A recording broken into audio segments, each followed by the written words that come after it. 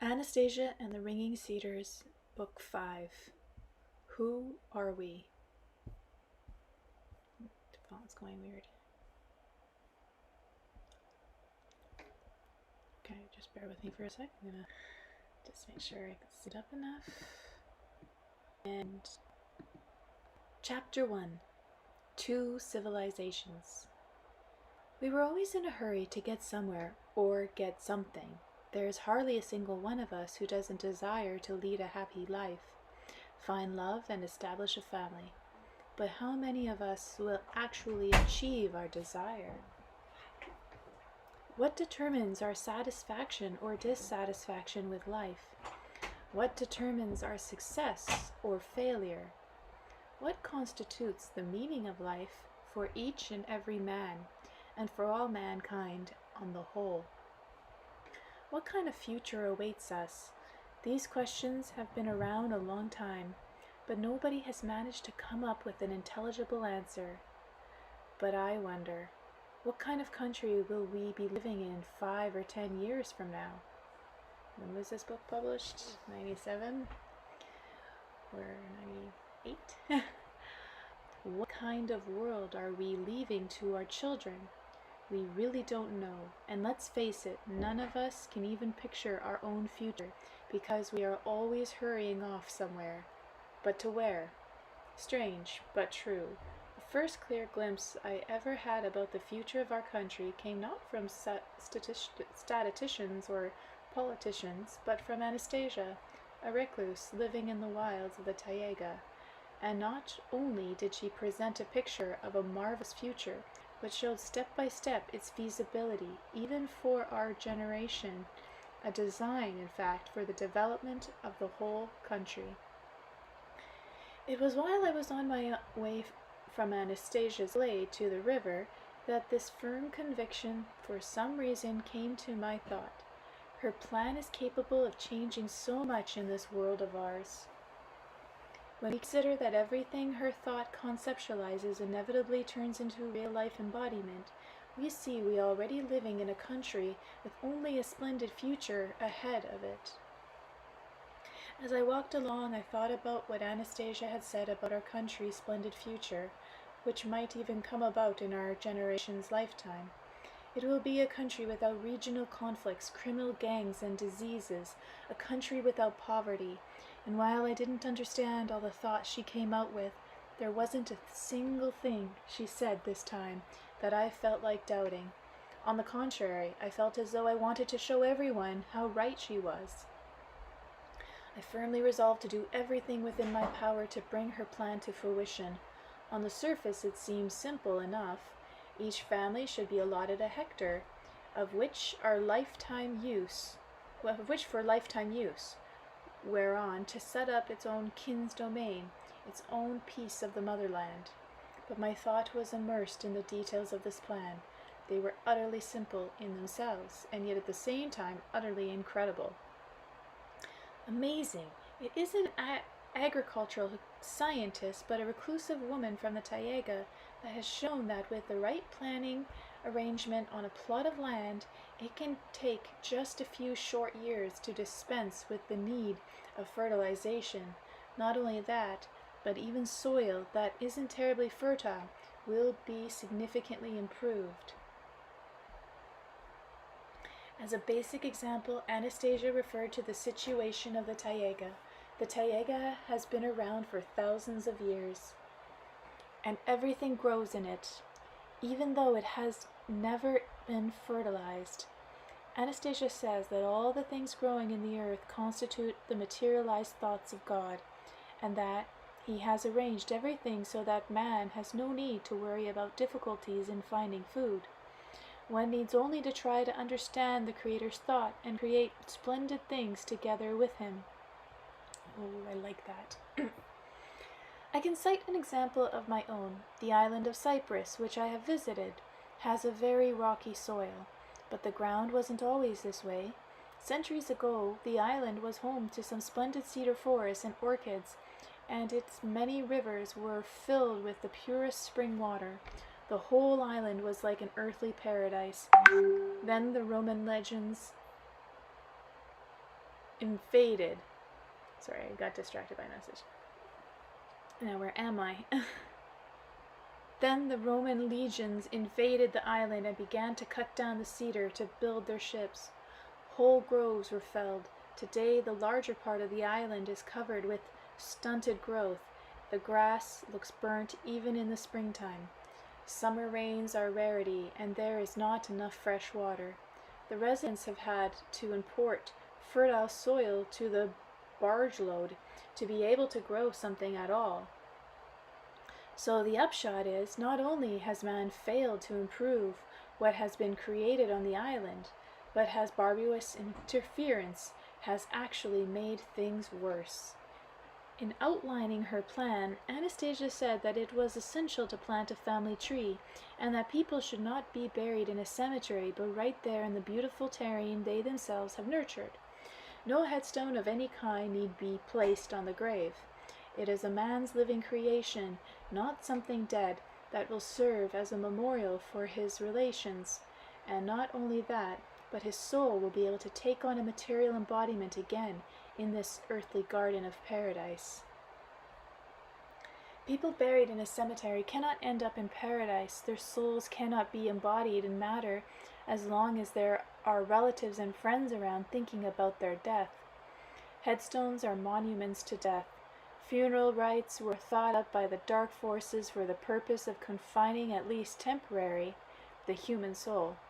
Our Father has never produced any kind of suffering or even grieving for his beloved children.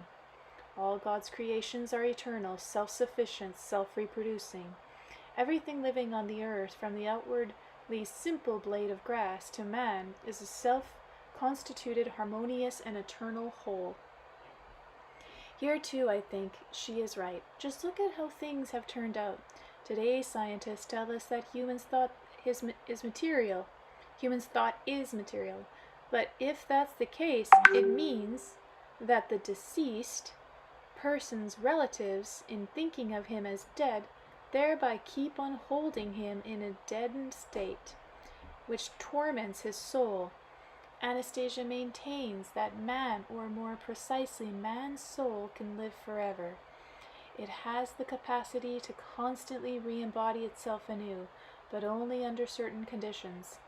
These conditions are brought about by a kin's domain, established according to Anastasia's design.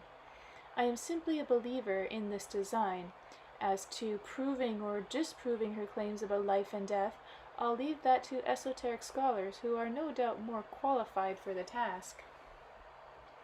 I say you're going to get a lot of opposition on that one, I observed to Anastasia, to which she only laughed and replied, "It will be all happen very simple now. Vladimir, man's thought is capable of materializing and changing the shape of objects, predetermined events, creating the future. So it works out that any opponent who tries to argue for the frailty of man's existence only ends up destroying themselves, for they will bring about their own decease by their very thoughts. Those who are able to comprehend their purpose and the meaning of infinity will start to live a happy life eternally, re-embodying themselves, for they themselves reproduce with their thoughts their own infinity of happiness." I liked her plan even better than I began to calculate the economical potential. I have become convinced that any man, with the help of a family domain he establishes according to Anastasia's design, can ensure a poverty-free life, existence for himself as well as for his children and grandchildren. It is not merely a question of providing one's children with good food to eat or a roof over their heads. Anastasia said that the fence around the domain must be made of living trees, and that at least a quarter of the hectare should be given over to forest. That means about 300 trees. They're quite likely to be cut down in, say, 80 to 100 years, yielding about 400 cubic meters of lumber. Even today's lumber, well dried and processed for finishing, fetches at least $100 per cubic meters, meaning a total income of $40,000. Of course, one shouldn't cut down the whole forest at once. just the number of mature trees that are needed at the time, and they immediately plant new ones in their place. The overall value of a kin's domain set up according to Anastasia's design may be estimated at $1 million or more, and any family can build one, even those who have an average income. The house can be quite modest to start with. The main treasure will be the plot of ground, accurately and aesthetically laid out. Even today, wealthy citizens are paying big money to firms specializing in landscape design. There are about 40 such firms in Moscow right now. They are always busy. For upwards of 1,500, they will take just the 100 square meter of ground around your house and turn it into a landscape designed with detailed accuracy and aesthetic beauty. It costs around 500 to plant a single conifer about 6 meters high, but people who want to live in a beautifully appointed surroundings are willing to pay big money for that. They end up paying it because it never enters their parents' head to establish family domain for their children. You don't need to be rich to do something like that. You need only to get your priorities straight. How can we raise our children properly if we ourselves don't grasp such simple things? Anastasia's right when she says that education begins with ourselves. I myself have had a strong desire to establish my own family domain, to take a hectare of land, build a house, and most importantly, to put in all sorts of plantings around it. I want to set up my piece of the motherland, just as Anastasia described, and I have it surrounded by other people's beautifully appointed plots. Anastasia and our son could establish themselves there too, or at least come visiting, and eventually our grandchildren and great-grandchildren. Maybe our great-grandchildren will want to work in the city, but they will still be able to come to their family domain to relax. And once a year, on the 23rd of July, the all-earth holiday, the whole extended family will gather at home. I shan't be around then myself, but the domain I set up will remain, and the trees and the garden it contains, I'll hollow out a little pond and put in some hatchlings so there'll be fish. The trees will be planted in the special arrangement outlined by Anastasia. Some things my descendants will like, others they may want to change, but either way, I shall be remembered. And I shall be buried in my own domain with the request that my grave not be marked in any way.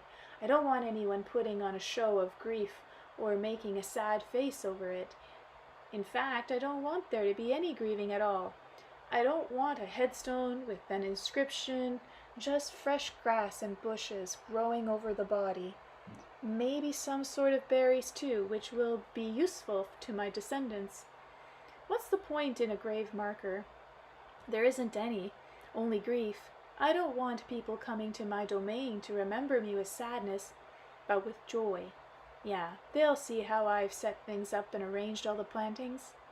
My thoughts kept intertwining in a kind of joyful anticipation of something grand.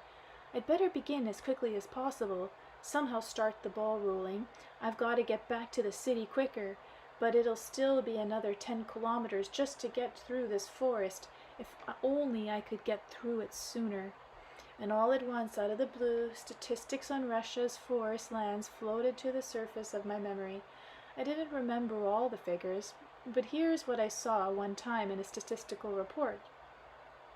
Forest constitutes the basic type of vegetation in Russia, covering 45% of its landmass.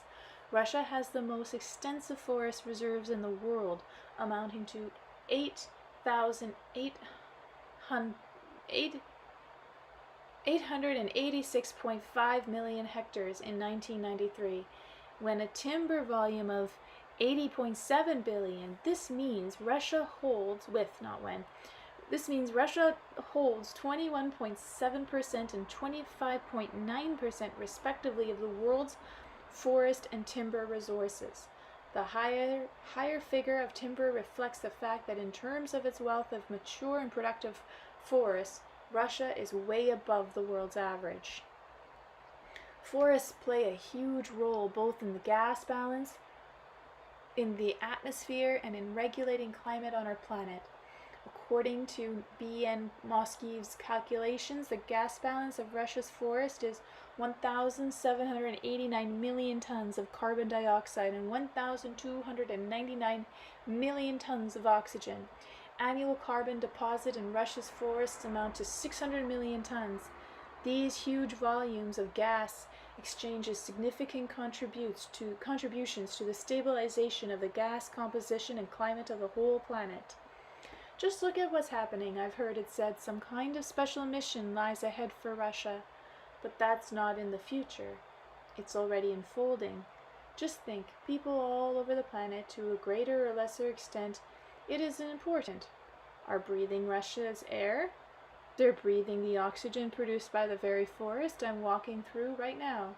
I wonder whether it's simply oxygen that this forest is supplying all life on the planet with, or maybe something even more important besides. My solitary walks through the taiga this time provoked no feeling of trepidation within me as it did before. It felt pretty much the same as walking through a safe park. In contrast to a park, of course, there are no laid-out pathways, and my journey was sometimes blocked by fallen trees or thick underbrush. But this time there was nothing that irritated me. Along the way I would pick up berries, raspberries, and currants, for example, and for the first time my attention was drawn to the tremendous variety in appearance even among the same kind of trees, and the vegetation too was arranged in so many different patterns. No two scenes were alike. For the first time I really examined the taiga, and it seemed a kinder place than before.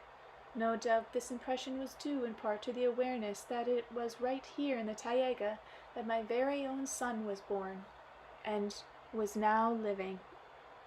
Then, of course, there's Anastasia. My encounter with this woman has changed my whole life. In the middle of this endless taiga is Anastasia's little glade, which she has no desire to leave for any length of time. She would never exchange it for even the fanciest apartment in town. At first glance, the glade appears to be just an other empty space. No house, no tent, no household facilities, and yet look at how she brightens with joy every time she approaches it. And now, on my third visit, I've caught a similar feeling, something like the sense of comfort one feels upon returning home after a difficult journey. Funny things have been taking place lately all over our world. It seems that for millennia now, human society has been struggling for the happiness and welfare of the individuals. But when you come right down to it, it turns out that this same individual, even though he lives at the very center of society, at the center of the most modern and civilized city, finds himself more and more often in a state of helplessness. He gets into a traffic accident, or gets robbed, or constantly falls into the grip of all sorts of aches and pains. He can't live without a drugstore nearby, or some dissatisfaction. He can't even explain to himself, provoke him into suicide. The suicide rates is increasing, particularly in civilized countries, with a high standard of living. Mothers from various regions of the country are seen on TV, pleading for help for their families threatened with starvation because they can't afford to feed their children. Yet here is Anastasia, living with a little boy, all alone in the taiga, in what can only be called another civilization. Not a single thing does she think from our society. She needs no police or home security forces to protect her. She gives the impression that nothing bad can possibly happen in this glade, in either her or her child. And it's true, we live in different civilizations, and she proposes to take the best of both these worlds, in which case the lifestyle of many people on the earth will change, and a new and joyous commonwealth of humanity will be born. This commonwealth will not only be interesting, it will be new and unusual. For example, Chapter 2.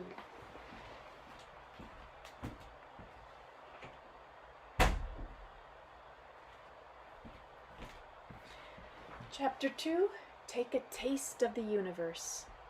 For a long time, it bothered me that Anastasia appeared so content to leave her nursing child all by himself. She would simply put him down on the grass under some bushes or next to the dozing she-bear or she-wolf. I was already convinced that not a single creature would touch him. On the contrary, they would defend him to the death. But for whom? If all the animals around were acting like nannies, then who would they need to protect him from? Still, it was unusual to leave a nursing baby all alone, and I tried to dissuade Anastasia, saying, "Just because the animals won't touch him, that doesn't mean that there are no other misfortunes out there that could befall him." To which she responded, "I cannot imagine, Vladimir, what misfortunes you have in mind. There are a lot of things that could happen to helpless children. Let's say he crawls up a hillock, for example, and then tumbles down, is twisting his ankle or his wrist. Any height of ground the baby could crawl on, up on his own, could not cause him any harm. But say he eats something harmful, he's still too young, everything goes into his mouth, so it won't be long before he poisons himself, and then who's going to be around to flush out his insides? There aren't any doctors in the neighborhood, and you don't even have an enema to flush out his intestines in case of emergency." Anastasia laughed. "What need is there for an enema, Vladimir? The intestines can be flushed out another way, and much more effectively than with an enema. How so? Would you like to try it? It will do you a world of good. I shall simply bring you a few little herbs." "Hold on, don't bother, I understand. You want to give me something to make my stomach upset." "Your stomach has been upset for a long time, Vladimir. The herb I have in mind will expel anything causing your stomach harm." "I get it. In case anything happens, you can give a herb to a young child and it will make him go to the bathroom. But why take things to such lengths when it comes to a baby?" "It will not go that far. Our son will eat nothing that is going to harm him. That children, especially those who are nursing, unaccustomed to the taste of their mother's milk, will never eat anything else in any significant quantity, and our son will only take a little taste of any berry or herb. If he finds it noxious or bitter, a substance that could harm him, he will spit it out himself. If he eats a little of it and then it affects his stomach, he will vomit it, and that will help him remember. He will try not to do it again, but he will come to know the whole earth, not from someone else's reports, but by tasting it on his own. Let us allow our son to taste the universe for himself." No doubt Anastasia is right.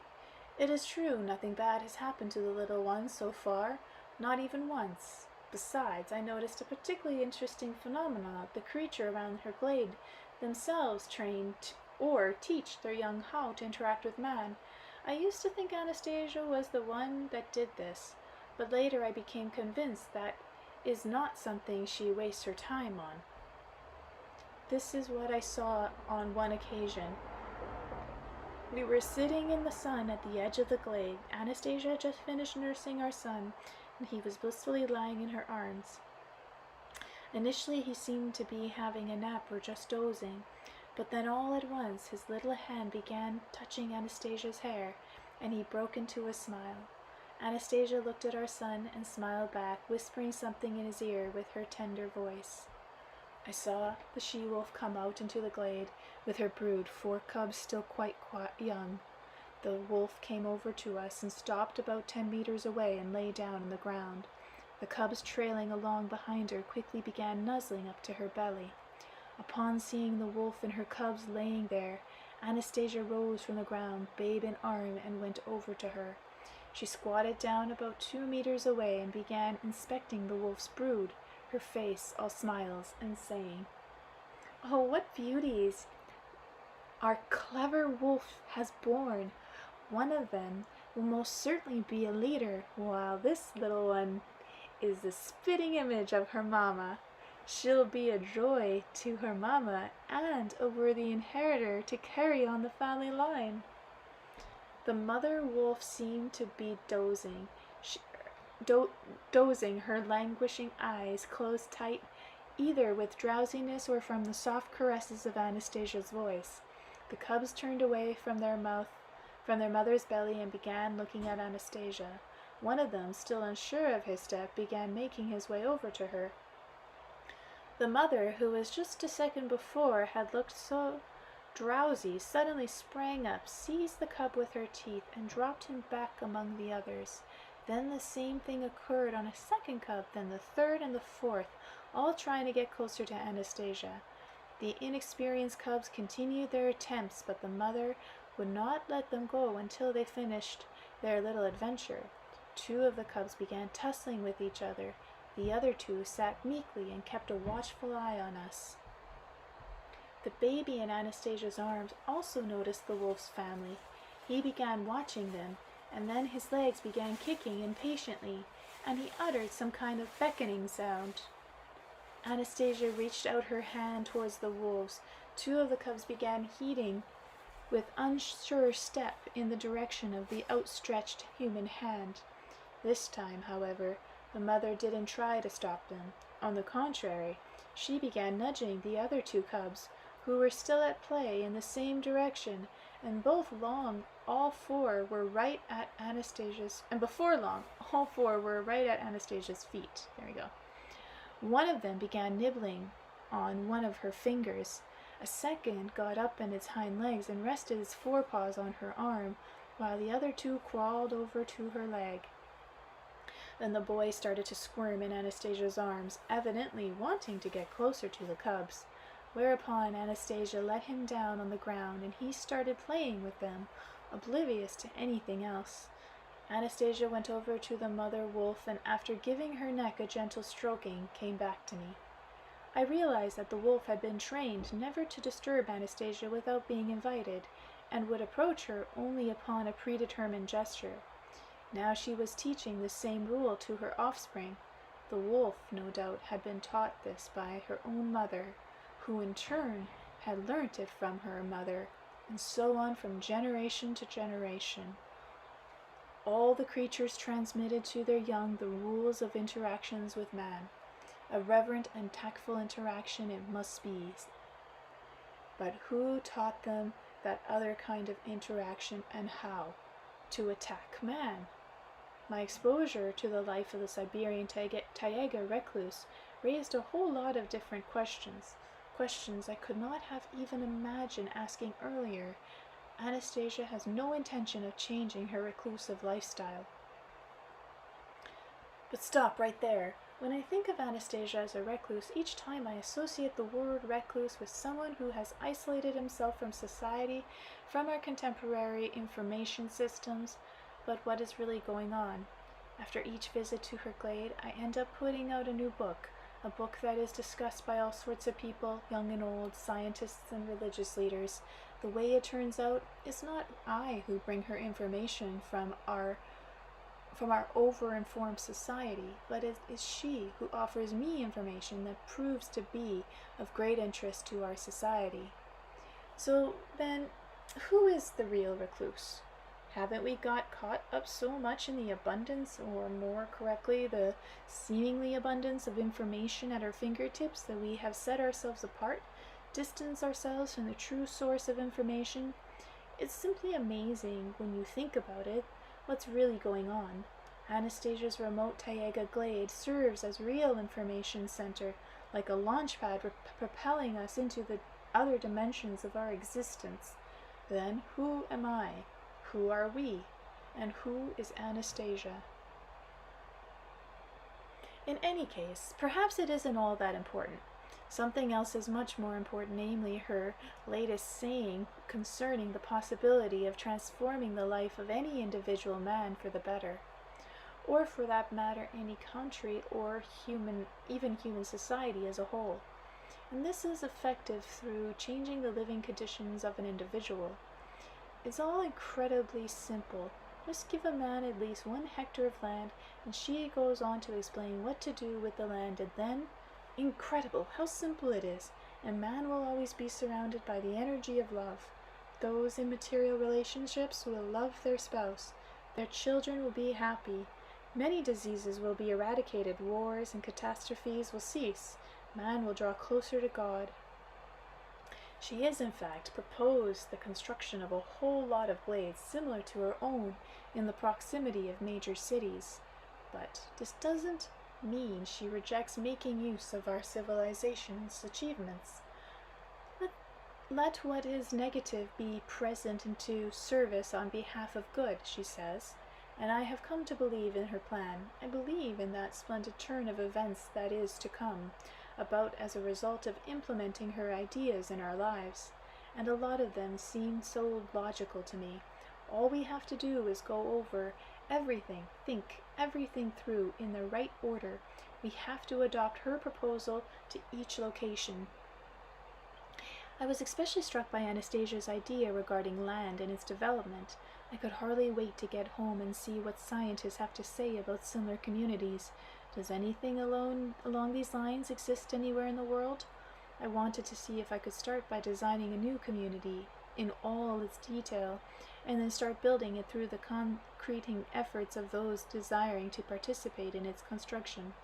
Naturally, neither I nor anyone else could undertake the responsibility for getting this marvelous community of the future going all on our own. It is something we need to do together. We shall have to examine all the information collectively and design our community, taking into account mistakes other people have made. Chapter 3. Dreams of Oroville. During the first months after returning from my visit with Anastasia, I set about making an intensive search and study of any information about eco-communities I could lay my hands on. Most of my sources told about experiments abroad. Altogether, I collected information on 86 communities in 19 countries: Belgium, Canada, Denmark, England, France, Germany, India, and others. But I wasn't particularly struck by any of the reports I had collected. No country could boast any kind of large-scale eco-movement, nor did I come across any communities capable of exercising a significant influence on the social situation in their respective countries. One of the largest and best-known communities that came to my notice is located in India. It goes by the name of Oroville. I'd like to elaborate a little on this one. Oroville was initiated in 1968 by the wife and the founder of Integral Yoga movement, Sri Aurobindo Megre Richard. It was thought that the community, once began, would eventually grow into a thriving city of 50,000 on lands allocated by the Indian government near Pondicherry, where Sri Aurobindo's ashram, a center of integral yoga adherents, had been operating since the 1940s. Oroville, or in the City of Dawn, was supposed to embody the idea of unity of people united by a common goal of building harmonious material world which in no way would find itself at odds with the world of the spirit. The community's charter, written by Megre Richard, states, Oroville will be a site of material and spiritual researchers for a living embodiment of an actual human unity. The idea of building a city whereon people will live in harmony with the world of nature and the harmony of the spirit and love was approved by the Indian government and personally by Indira Gandhi, as well as by UNESCO. It received financial support from the Indian government along with a large number of sponsors. Representatives of 121 nations and 23 Indian states attended the opening ceremonies, after which was this splendid city, no doubt the dream of a lot of people the world over who called themselves spiritual, began to take shape. However, following the death of Megre Richards in 1973, one of the Aurobindo's disciples of the name Satpuran spoke out strongly against the Oroville community, calling it nothing but a commercial enterprise. Sri Aurobindo's ashram, which controlled most of the enterprise finances, claimed authority over everything going on in the city, but the residents considered that their community belonged to the whole world and was not under the ashram's jurisdiction. A serious confrontation ensued between the spiritual leaders on both sides, a confrontation which was not confined to the ideological level but became more and more physical. In 1980, the Indian government was obliged to pass a decree removing Auroville from the country of Sri Aurobindo Society, and a permanent police detachment was assigned to the community. The Auroville situation led to a general crisis in Sri Aurobindo's movement and teachings. Today, Auroville has about 1,200 residents instead of 50,000 or more envisaged by its initiators. The whole region, including the local population, comprise 13 villages and 30,000 people. Quite possibly, the downfall of Auroville Dream was precipitated by the following situation. While any resident may obtain permission to buy land and build himself a house at his own expense, a legal title to the land on which the house stands belongs to the city. Thus it turns out that full confidence is placed in Auroville as a city, but is not according to any of its individual residents. Every resident lives in the state of dependency on the community as a whole, and yet the whole project was worked out by people who consider themselves highly spiritual. It seems that in the case of spirituality, there is another side of the coin to be considered. I am extremely disturbed and upset by the situation of Auroville today. While it has not provoked any doubt about Anastasia's project, I cannot say my mind is entirely free from negative thoughts. If things did not work out with the model's community in India, a country considered practically the leader in the spiritual understanding of human existence, especially with financial backing of the Indian government, UNESCO, and sponsored from a variety of countries, then how can Anastasia possibly foresee on her own all the pitfalls that lie ahead? Even if it isn't all on her own, and the masses of readers sharing her views try to make calculations, think everything through, and foresee the future, even then there is no guarantee such a concerted effort will succeed, as nobody has any experience along this line. If anyone knew where to find the foundations on which to build a happy life for both the individual and society as a whole, a happy society would have probably been built somewhere, but it doesn't exist anywhere in the world. The only experience we have is negative. Where can one find anything positive? In Russia? Replied Anastasia. Chapter 4. Harbingers of a New Civilization. The first shoot of a new and splendid future are to be found in Russia's Dashnik. These words sounded within me all by themselves. Anastasia was not around at the time. It took but a moment to recall the enthusiasm and joy with which she talked to me about Russian Dashniks 4 years ago. She believed that it was thanks to the Dashniks that global catastrophes on the earth was avoided in 1992. So it turns out that it was in Russia that this amazing movement began, a movement which has had a kindly influence on part of the earth. I remember her telling me, millions of pairs of human hands began touching the earth with love. With their hands, you understand, not a bunch of mechanical contraptions. Russians touched the ground, caressing on these little dashaplots, and the earth felt the touch of each individual hand. The earth may be big, but it is very, very sensitive, and the earth found the strength within itself to carry on. Back then, 4 years ago, I didn't take this saying seriously, but now, after learning of all the various attempts by people of different countries of the world to create spiritual ecological communities, I suddenly realized something with no noisy fanfare, appeals, advertising, or pompous ceremonies. The most mass-scale project has come to fruition right here in Russia. A project having significance for all humanity. When seen against the backdrop of all the various Russia-Dashnik communities, all the reports from various countries on the creation of eco-communities, they sound quite ludicrous. Judge for yourself. Here, spread out in front of me, is a pile of articles and collections of reports seriously discussing the questions of how many people should live in an eco-community. A population of no more than 150 is advised. Considerable attention is paid to the governing bodies of such communities and the spiritual leadership. but Russia's Dashna cooperatives have existed for years, sometimes comprising 30 families or more. Each cooperative is managed by one or two people, usually embodied retired from their regular job, if in fact you can call the chairman of Russia Dasha Cooperative a manager. He's actually more like a registrar or manager who simply carries out the wills of the majority. Russia does not have any centralized management system for its Dasha movement. However, according to data published by whatever his name is, the State Statistics Committee, in 1997, 14.7 million families had fruit-growing plots, while 7.6 million had vegetable plots.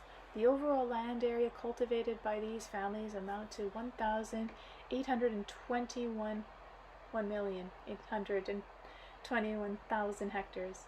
These households independently grew 90% of Russia's potatoes, 77% of its berries and fruit, and 73% of its vegetables. No doubt the theoreticians who have been designing eco-communities and eco-villages for years will protest that a Dasha cooperative is not the same as an eco-community, to which I wish to immediately respond, it is not the name but the content that is important. The overwhelming majority of Russian Dashna's cooperatives conform to eco-community guidelines. Not only that, with no thunderous declarations on spiritual self-improvement and the necessity of careful approach to nature, the Dashas have proved their spiritual growth not by words, but by their way of life. They have planted millions of trees. It is thanks to their labors on hundreds of thousands of hectares thought to be infertile and good for nothing, so-called marginal lands, that orchids are now flourishing. We keep hearing how in Russia part of the population is on the verge of starvation. We see strikes by teachers, then by miners, and our politicians are scratching their heads in their attempts to bring the country out of crisis after crisis. More than once during the Perestroika period, Russia was but a hair's breadth away from a massive social upheaval, but it didn't happen. And now let's try mentally deducting from just the past few years of our lives the 90% of potatoes, 77% of berries, and 73% of vegetable production, and substitute a heightened anxiety level on the part of millions of people. This is you. This you would have to do if you were going to exclude from the past few years the calming effect of the Dashas. You don't have to be a psychologist to see how Dashniks are calming by their contact with the vegetable plots they have planted. So if we take away that factor, what would we have been left with in 1992 or 1994 or 1997? In any of those years, a colossal social upheaval could have come about. What kind of results might such an upheaval have led on the planet chock full of deadly weapons? But no catastrophe on global scale was avoided. But no catastrophe occurred. Anastasia maintains that in 1992, a catastrophe on a global scale was avoided thanks only to Russia's Dashniks, and now, having read all the reports explaining the situation, I tend to agree with her. It's not so important anymore to know just what smart head in our nation's government came up with the idea of giving the green light in the Dasha movement in Russia. Still, the Soviet Union back then, or maybe it was Providence of itself that saw fit to accord this privilege specifically to Russia. What's important now is that the movement exists, and it is proof positive that there is indeed a possibility of achieving stability in human society. Maybe even that stability so many people on various continents having been trying without success to achieve for thousands of years. Anastasia says that the Dasha movement in Russia represents a momentous turning point in the development of human commonwealth. Dashniks are the harbingers of a splendid future which will come after them, she has said, thinking of the future communities she has sketched out, and I myself would very much like to live in one of those splendid communities, a community located in a flourishing country, whose name just happens to be Russia. Chapter 5. A Search for Evidence. Russia of the future, a splendid land in which many of today's generations will be able to live a happier life. Russia of the future, a land which will lead the human commonwealth of the whole planet to a happier life. I have seen this splendid country coming into bloom. She, Anastasia, showed me the future of our country, and it is absolutely unimportant and insignificant just how this fiery, untiring recluse, living alone in the Siberian taiga, is able to travel to other planets, or into the future, or into the past, or by what means or unseen threads she brings together the hearts of people living in different countries into a single exciting creative impulse. What is important is that this impulse exists. Does it really matter where she obtains such a colossal amount of all kinds of information and knowledge of our life? What matters immeasurably more is the result of this knowledge, the fact that people living in different countries, once put in touch with the information she possesses, are now planting cedar alleys, that people have started producing cedar nut oil, and that more and more songs and poems about what is beautiful in life are coming to light. This is simply amazing. She dreams about something, I write about it, and presto, it turns into reality, like a kind of fantasy. Yet this fantasy, after all, is embodied in real life for everyone to see. Now she has dreamt about a splendid country. Shall not that to come to pass? Of course it must, and we must help in any way we can. Governing over in my mind and analyzing everything Anastasia has said or shown has only made me more and more convinced of the reality of a splendid future. I believe in it. Even though I've begun to believe all Anastasia's words, there was still no way I could put together and publish a chapter in the future of Russia. It wasn't included in the previous book, Co-Creation, and the release of this present volume has been delayed more than once for the same reason. I wanted everything I wrote to look sufficiently real and convincing, so that not just I, but a whole lot of people could believe and set things in motion to create a splendid future. But there are certain things of Anastasia that have prevented me from being less than fully convincing. In Co-Creation, I published Anastasia's statement that what our whole natural environment compromises is precisely the materialized thoughts of God. If man is able to comprehend these, even in part, he will not need to spend so much effort in his search for food, fertilizing the ground, since the ground itself is capable of re-establishing its own fertility, or to waste energy on trying to fight noxious pests and weeds. His thoughts will be liberated from the problems of everyday living, and man will be able to get involved in tasks more suited to his existence. The co-creation with God of splendid words, I wanted her words to be believed by a majority of people, but how can people trust her if even the whole agriculture industry, both in Russia and abroad, cannot dispense with the fertilizing process? So many factories in various countries of the world are involved in the production of all sorts of chemicals for enriching the soil. On a number of occasions, I have put these questions to various agriculture scientists, but each time I've gotten pretty much the same condescending reply, namely that of course one could set up a paradise garden in a single hectare of land, but you would need to tend to this garden from morning till night, and you could not possibly expect a good harvest unless you added fertilizer to the soil and made use of toxic chemicals. Otherwise your harvest would be ruined by a whole bunch of pests. When I brought up Anastasia's argument that everything grows in the taiga without human assistance, the scientist countered, "Let's assume it grows, but if your recluse is to be believed, the taiga has been programmed directly by God. Man needs a lot more than that, what can grow in the taiga. For example, the taiga doesn't have any fruit orchards. That's because orchards need to be carried by man. Then they can't grow all by themselves." I made several visits to such stores as Everything for Your Garden, The Gardener, The Dashnik, and seen so many people buying different bags of chemicals. I watched these people and thought that they'll never believe what Anastasia says, and so there's no point in writing about the future of Russia. They simply won't believe in it. They won't believe in it because this future is first and foremost linked to the new conscious awareness, a different attitude to the earth and our environment. But there is not a single person today who could confirm what she said, not a single real-life example bearing out her words. On the contrary, everything contradicts her position, and the factories producing toxic pesticides continue to operate. There is a whole chain of stores selling fertilizers and chemicals, and a great many people are involved in agricultural research. The absence of significant evidence to back up Anastasia's statement had such a strong effect on me that I came to the point where I was no longer able to write anything at all. It was for that reason that I accepted an invitation to go to Innsbruck in Austria. A German publisher rang me and said that the director of a bioenergy institute by the name of Leonard, had invited me to speak on Anastasia at a gathering for the most prominent healers of Europe.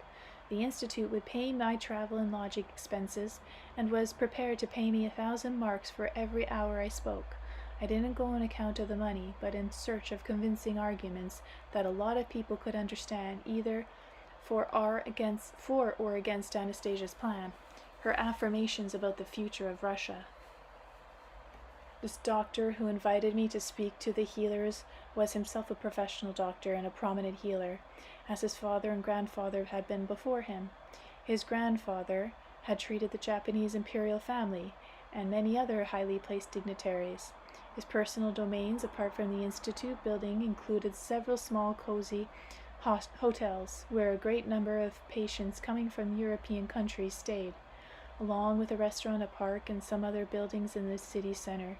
He was a millionaire, though in contrast to the image many Russians may have about the lifestyle of a Western millionaire, Leonard, as I found out, handles all the serious work involved in people's treatments himself. He personally treats every one of who coming to see him, which can mean as many as 50 patients a day. Indeed, his work day can sometimes stretch to 16 hours. Only occasionally he has entrusted his consultation task to a healer from Russia. I spoke to the gathering of healers at the Innsbruck, aware that they were interested first and foremost in Anastasia. I devoted the larger part of my presentation to her and ended up talking a little bit about her project in the secret hope that the audience would either confirm or discredit her ideas on the future of Russia. But they neither confirmed nor discredited them. They just kept constantly asking me for more details. That evening, the doctor threw a banquet in his restaurant. I would simply have called it a supper, even though everyone could order what they liked. They were all modest, giving preference to the salads. Nobody drank alcohol or smoked. I too refrained from ordering any alcoholic beverages, not because I was afraid of looking like the proverbial black sheep in their eyes. It was just that for some reason I didn't feel like having meat or alcoholic drinks. At the supper table, the talk again turned to Anastasia. A saying was born, though I don't remember who said it first. The splendid future of Russia is linked with the Siberian Anastasia. The phrase caught on and was in time repeated with various interpretations by healers from Italy, Germany, France, and other countries. I was waiting for specifics as to why and by what means the splendid scenario of the future would unfold, but nobody could offer any specific evidence. The healers were relying on some kind of intuition, whereas I needed proof.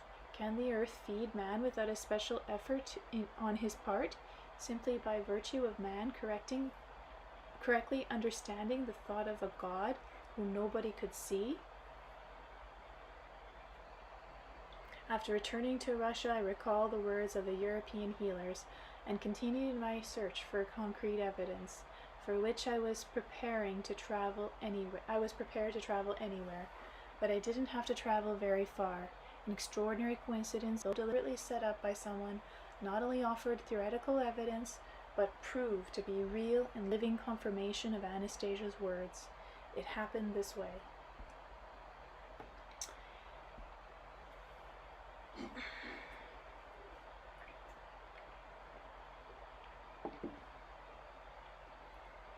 Chapter 6. A Garden for Eternity. I set off on a day trip to the country along the employees of Anastasia's Cultural Foundation of Vladimir.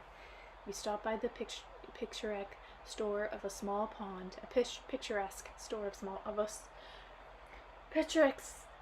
picturesque shore of a small pond. The woman went about preparing a variety of salads for lunch while the men attended to building a fire. I stood at the edge of the pond, gazing at the water, and lost myself in thought. I was in a pretty gloomy mood. All at once, Veronica, a resident of a nearby village, came up to me and said, "Vladimir, just about 7 kilometers from here, in the middle of this field, there are 2 former manorial estates. There's nothing left of the buildings, but the fruit orchard have been preserved. Nobody looks after them, but they still bring forth fruit year after year. They give a lot more fruit than the village orchids, which are tended to and fertilized. In 1976, there was an extremely cold winter in these parts, and a lot of people lost their orchards and were forced to plant new ones. But these 2 out among the fields weren't touched by the cold at all, and not a single tree was lost." "Why didn't the cold touch them?" I asked. "Maybe they were a special variety of cold resistant?" "Just the usual variety, but the way everything was set up on this former estate, the way they did it on just a single hectare of land, wow, is pretty much the way Anastasia described it in her books. 200 years ago, people planted Siberian cedar all around it, along the local oak trees. Another thing, the hay from the grass that grows there is a lot richer. It keeps for a long time. If you like, we could see right now the place. It's just a dirt trail through the fields, but your Jeep can make it." I couldn't believe my ears. "How? Who? A gift like this, and just at the right place at the right time. Are such coincidences really coincidences after all?" Let's go, I said. The trail ran across the fields belonging to former state farms. I said fields, though they are really more like hay fields or meadows, all overgrown with tall grass. They really cut back their growing areas here, I observed. Veronica's husband, the farm company, doesn't have enough money for fertilizer. Anyway, the ground's getting a rest. And not just the ground, the birds have started singing again this year. You didn't hear much such happy twitter before. What are they so happy about? Maybe 'cause there are no chemicals in the fields now? Before the revolution, there were villagers here in this meadow. My grandmother told me about them. But there's no trace left of them now. Look, there it is, on to the right of the trail, a former estate. In the distance I could see all trees growing densely together. They appeared to cover about a hectare of ground. This place seemed simply like a green isle of forest, all surrounded by fields and meadows. As we drew closer, I could see it amongst the dense grove of 200-year-old oak trees and bushes, an entrance leading to a woodland oasis inside. We went in through the entrance, and there we were inside. Just imagine, there inside were ancient apple trees with gnarled trunks spreading their branches out into space. Branches literally dripping with fruit. They hadn't been dug around. They were just growing amidst the grass. They hadn't been sprayed for insects. But these old apple trees were bearing fruit, and their fruit showed no sign of worm infestation. Some of the trees, real oldies with branches and breaking under the weight of the fruit, real oldies, quite possibly this was the last year for bearing fruit.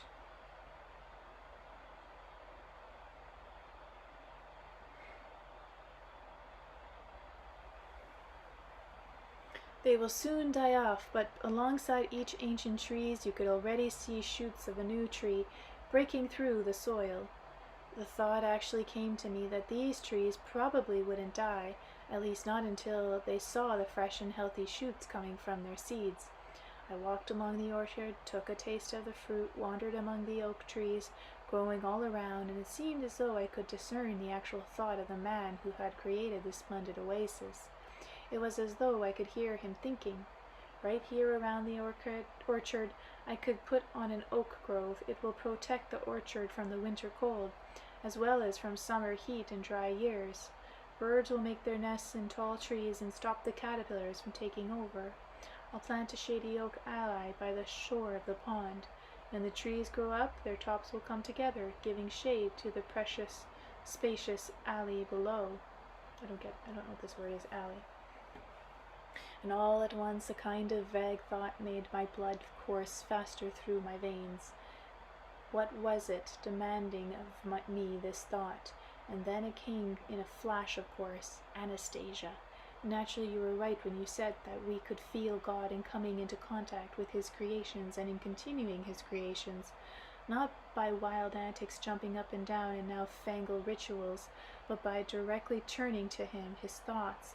It is surely possible to understand his wishes and our own purpose in life. Here I am, standing beneath an oak tree on the shore of a man-made pond, and I can literally read the thoughts of the man behind this living creation, and he, this man, this Russian who lived here 200 years ago, no doubt felt more than others the thoughts of the Creator, which enabled him to bring about this paradise creation, his own garden, his own family nest. He may have died, this Russian, but his orchard has remained, and is still bringing forth fruit and feeding the children of the neighboring villages, who came here every autumn in delight of the fruits. Some people gather them up and sell them, and you, my fine Russian fellow, no doubt wanted your grandchildren and great-grandchildren to live here. Of course you did. I can tell that because you didn't put up just a mansion with a limited lifespan, but something that will last for eternity. But where are your grandchildren and your great-grandchildren today? Your family domain has been abandoned. It's all grown over with grasses, and your pond is drying up. But your alley, for some reason, didn't get overgrown with wild grasses. In fact, the grass beneath it is like a carpet.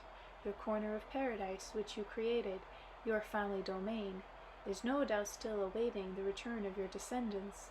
Decades go by, even centuries, but it is still waiting. So where are they? Who are they now? Whom do they serve? Whom do they worship? Who chases away from them? Who chases them away from here? We did have a revolution. Maybe that's the blame for everything. Of course it is. Our only revolution is made by people when some sort of qualitative change takes place in the consciousness of the majority. What happened in the minds of your contemporaries, my fine Russian fellow, that your family domain has gone to waste? The local old-timers told me how the aging Russian land owner headed off a bloodbath in his domain when a group of evolutionary-inclined residents from 2 nearby villages pumped up on local beer and marching on en masse to pillage his family domain. The old landowner came out to meet them with a basket of apples, only to be slain by a bullet from a double-barreled gun. He had known already the night before that they were planning to pillage his house, and he had persuaded his grandson, a Russian officer, to leave the domain. The grandson, a frontline veteran, decorated with St. George Cross, fled, together with his comrades in arms, with frontline Mosin rifles slung over their shoulders. Their open wagons also carried a trusty battle-worn machine gun. He probably went into immigration, and now his grandchildren of his own growing up. Your descendants, my fine Russian fellows, are growing up in other land, while in Russia, in your kin's domain, the leaves of the trees in your orchard are rustling in the breeze. Every year your old apple trees are bringing forth fruit, astounding all the residents around with luxurious harvest. There isn't even a trace of your house left. All the outbuildings have been torn down, but the orchard lives in the spite of everything, no doubt in the hope that your descendants will return to taste the best apples in the whole wide world. Yet your descendants are still not coming. Why have things turned out like this, and who is making us seek our own happiness in expense of others, just like us? Who is making us breathe air filled with noxious gases and dust instead of floral pollen and beneficial ethers? Who is making us drink water deadened by gases? Who? Who are we today? Why do not your descendants come back, my fine Russian fellow, back to their family nest? In the second domain, the apples were even tastier than in the first. Around this orchard had been planted beautiful Siberian cedars. Local residents informed me that there had even been more cedars earlier. Now only 23 of them were left. During the days following the revolution, when they still had a day labor system, they said people have paid for their work with cedar nuts. Now the nuts were there too, to be collected by anyone who wanted to. The only thing was sometimes they would beat the trees very hard with logs to make the cones fall to the ground. 23 Siberian cedars planted in the hands of man 200 years ago still stood there, all in a row, like soldiers protecting their splendid orchard from freezing winds and harmful pests. There had been more of them, but one by one they perished, since in Siberia the cedars were always surrounded by tall pines. A single cedar by itself could not withstand the blasts of wind at its root system is not all that extensive. Cedars are nourished not only through the roots, but also absorb the surrounding space through their tops. That is why the pines or young cedar protects them, whereas here the cedars were all standing in a row. They lasted the first 150 years, but then after their tops expanded, they began falling, one after the other.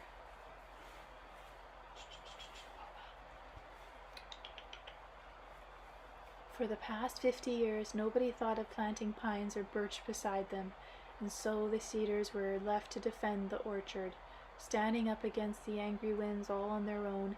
It was probably just last year that one of them began falling, but came to rest again the top of the one next to it on the row.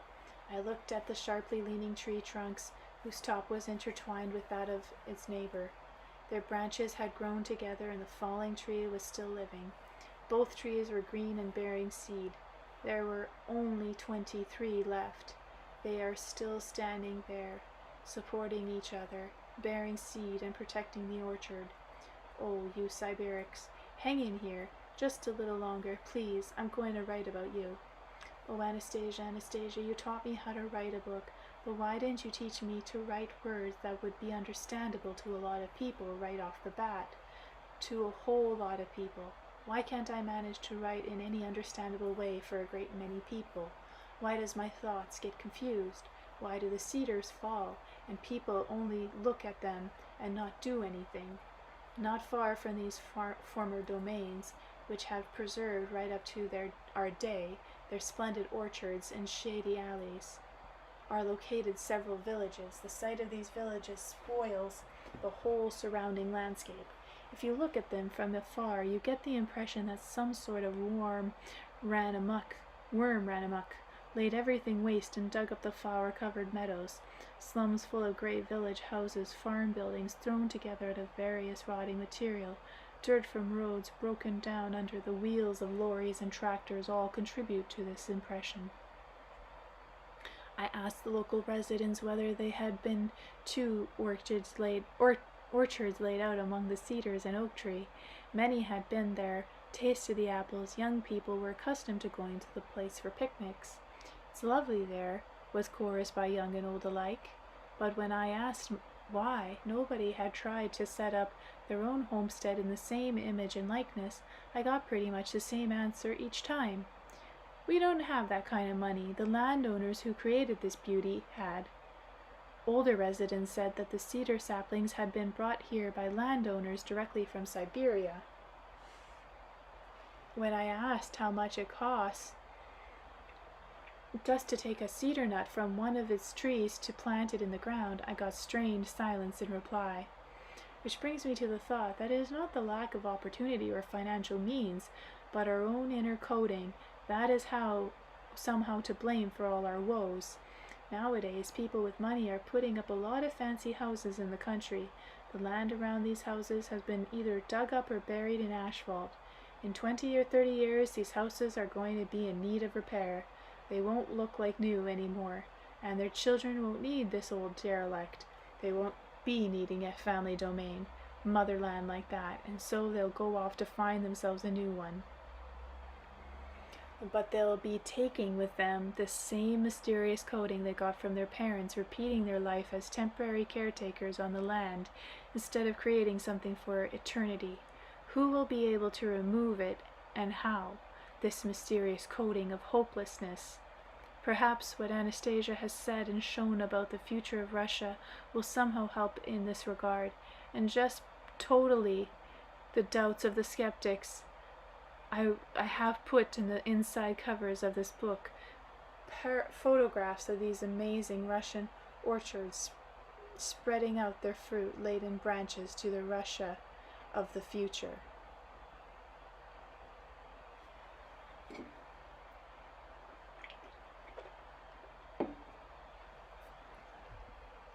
Chapter 7.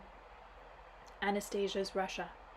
As Anastasia was telling me about the communities of the future, which would be comprised of family domains, I asked her, Anastasia, please show me the Russia of the future. I know you can. Yes, I can. What place in the future would you like to see, Vladimir? Well, how about Moscow? Would you like to go to the future alone, Vladimir, or together with me? I'd be a lot better with you. You can explain anything I see and don't understand. The touch of Anastasia's warm hand at once induced a sleepy state, and I started to see. Anastasia showed me the future of Russia the same way she showed me life on another planet. At some point, scientists will probably understand just how she does this, but the means she's used are quite irrelevant in this case.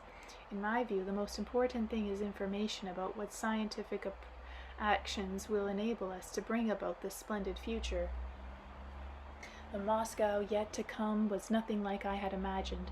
The city had not expanded its geographic boundaries. There were no skyscrapers as I might have expected. The walls of the older houses were decorated in cheerful colors, and many were painted with pictures.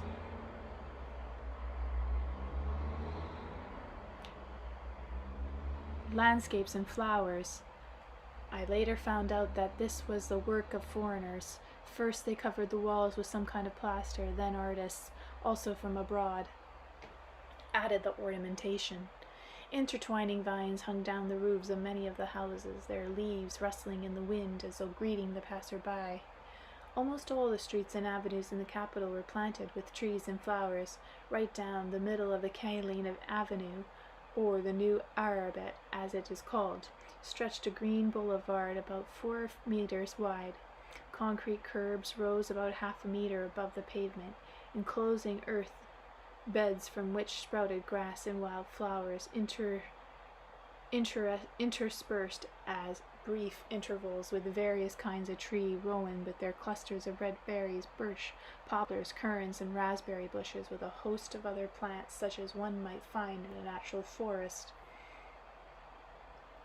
There were similar boulevard strips down the center of many of Moscow avenues and broad streets, and on reduced traffic portions of these streets there didn't seem to be very many motor cars, mainly buses carrying passengers who did not look at all Russian in their appearance. The same could be said of many of the pedestrians on the sidewalks. I wondered for a moment whether Moscow had been occupied by a technically more developed country, but Anastasia reassured me, saying that the people I was seeing here were not occupiers, but simple foreign tourists. And what draws them to Moscow? I asked. The atmosphere of a grand creation, refreshing air and water, came the reply. Look and see how many people are standing along the banks of Moscow River and collecting water in containers on strings they let down from the high embankments, and drinking the river water with great delight. But how can they drink water straight from the river without boiling it first? Look and see, Vladimir, how pure and transparent the water is in Moscow. This river, it contains living water, not water deadened by gases like the kind sold in bottles throughout the world. It must be a fantasy, something impossible to believe. a fantasy, but when you were little, would you and your friends have believed it if someone told you that before long people would be selling water in bottles? You're right. When I was young, nobody would have believed that. But how was it possible to make water so pure in such a big city as Moscow? Stop polluting it. Stop throwing harmful waste into it. Stop littering the riverbanks. It was that simple? Exactly. Nothing fantasy-like. It was actually all quite simple. Today the Moscow River is protected even from the runoff water flowing over the pavement, and it is closed to dirty ships. They used to consider the Ganges in India sacred, but now the whole world adores the Moscow River, and as water they adore the people who restored the water to its pristine vitality, and people come here from many countries to see this marvelous marvel, taste the water, and find healing. And where are all the local residents? Why are there so few passenger cars on the streets? There are only about 1.5 million Muscovites actually living in the capital now, though the number of tourists from various countries can be more than 6 times that figure, replied Anastasia. And then she added, there are fewer cars because the remaining residents have managed to arrange their day on a more rational basis, reducing their need to move around. Their work is usually close by, close enough to walk, and the tourists get around using just the metro and the buses. And what happens to all other Muscovites? They live and work in their splendid family domains. Then who works in the plants and factories? Who looks after tourists? And Anastasia told me the following. As the year 2000, according to the accepted Earth calendar of the time, was drawing to a close, the Russian leadership was still in the process of determining the country's path of future development. The majority of Russian citizens were not particularly inspired by the path the so-called prosperous countries of the West were taking. Russians had already tried the food products from these countries, but did not have much of taste for them. It turned out that the development of what was termed technical progress in these countries came hand in glove with various disease of both body and soul. Crime and drugs became increasingly rampant, and women were less and less inclined towards childbearing. Russians were not attracted to the conditions in which the people of the developed nations lived, neither did they wish to revert to the old social order, but they had not yet seen any new path. An increasing mood of depression took hold of the country, affecting the whole society in a very great numbers. Russia's population was aging and dying. At the beginning of the new millennium, of the initiative of the Russian president, a decree was signed granting free and unconditionally to each willing family 1 hectare of land whereupon to establish a family domain. The decree allotted the land of the family for lifetime use, with the right to pass in on their heirs. Any produce grown in this domain would not be subject to taxation of any kind. Russian parliamentarians supported the President initiative, and the Russian constitution was amended accordingly. The primary aim of the decree in the eyes of the President, the country guaranteeing a minimum income level to needy families and solving the refugee problem. But what subsequently happened was something none of them could have fully imagined.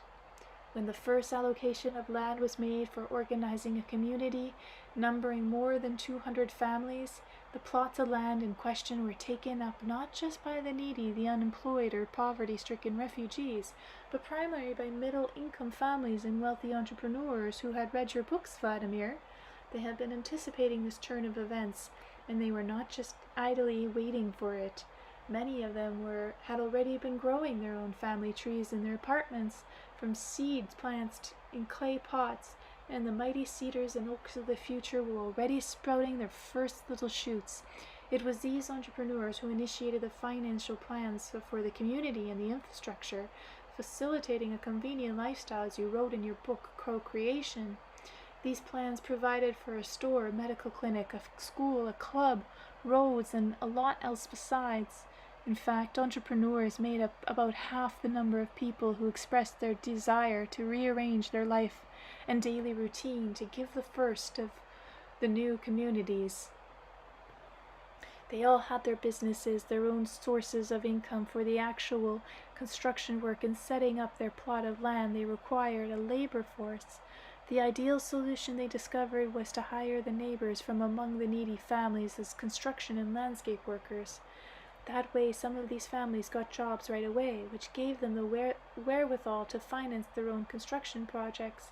The entrepreneurs, realizing that nobody could prove to be more meticulous and efficient workers than those who were planning to live in the community themselves, and so external specialists would be hired only where such could not be found among the future community residents. Only the establishment of the future orchards and forests, the planting of the family tree and living fence, was something each family endeavored to do on their own. Most of them did not yet have enough experience or knowledge as to how best to establish their plot, and as a result, among the future residents, the elderly people who did have this knowledge commanded considerable respect. The principal focus was not on temporary structures or even houses per se, but on the development of landscaping. In each case, the actual buildings people were going to live in were considered just one small part of a larger living house of God. Within 5 years, houses for permanent residence had been built in all the lots.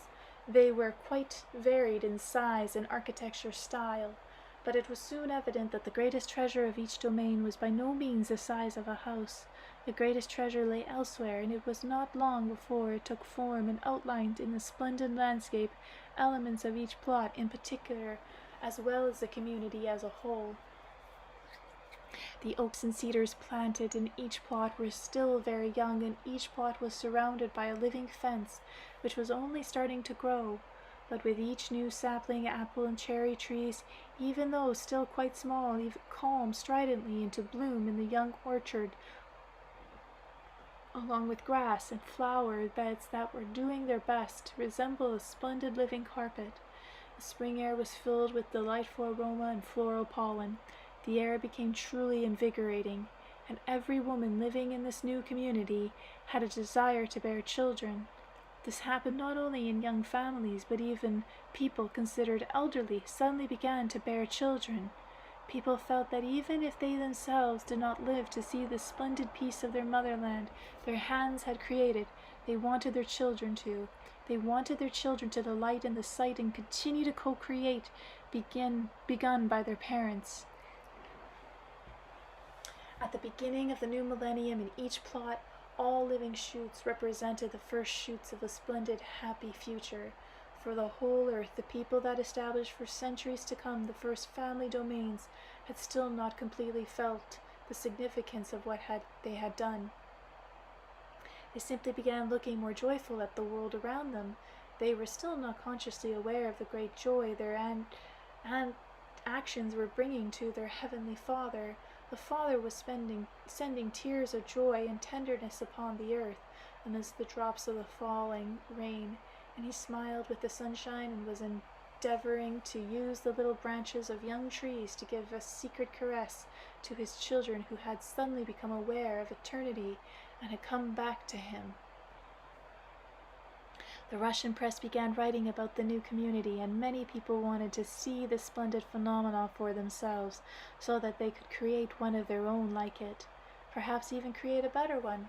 Millions of Russian families were seized with the inspired desire for a splendid co-creation. Communities similar to the first one sprang up simultaneously in various regions of the country. An entire movement began, not unlike our contemporary Dasha movement. Within 9 years after the first decree was signed, allowing people to establish their lives independently and make their lives happy, more than 30 million families had become involved in creating their own kin's domain and their own piece of the motherland.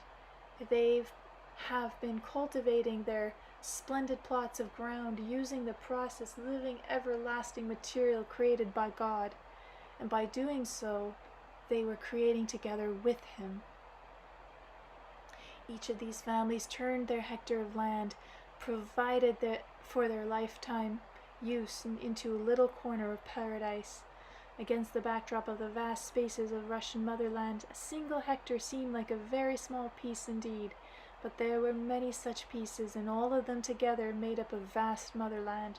Through these pieces, all created by loving hands, the whole motherland flourished like a garden in paradise. This was their Russia.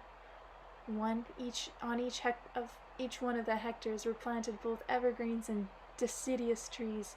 People were already aware how the trees themselves would fertilize the ground, and balance in soil composition would be maintained by the grasses growing all around, and nobody had it even crossed their mind to use chemical fertilizers or toxic chemicals. The quality of Russian air and water improved and became healthy giving. The food shortage problem was completely resolved. Oh, we had a food shortage problem in the future.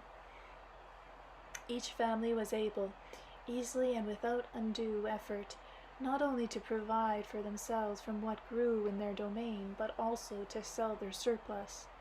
Every Russian family with its own domain started to become rich and free, and Russians as a whole began to grow into the most rich and powerful state in comparison with other countries in the world. Okay, we're at chapter 8. I don't know if I'm going to do it. I'm quite tired. Just going to see how long it is. Oh, it's pretty long. Long enough for my liking. Ooh. I'm not sure how many pages that is. Okay. Yeah, too long. I'll stop here then.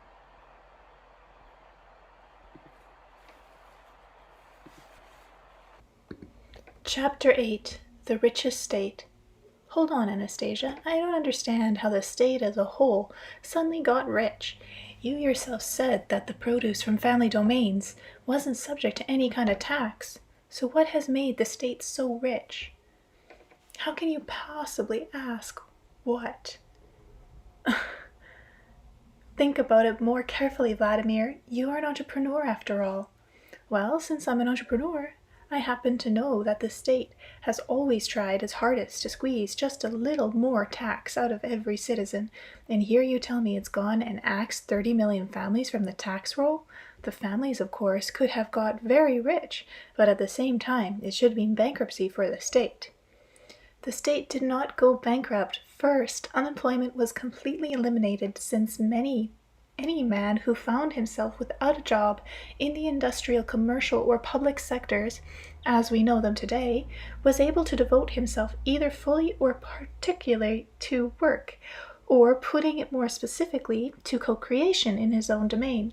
The total elimination of unemployment freed up significant financial resources.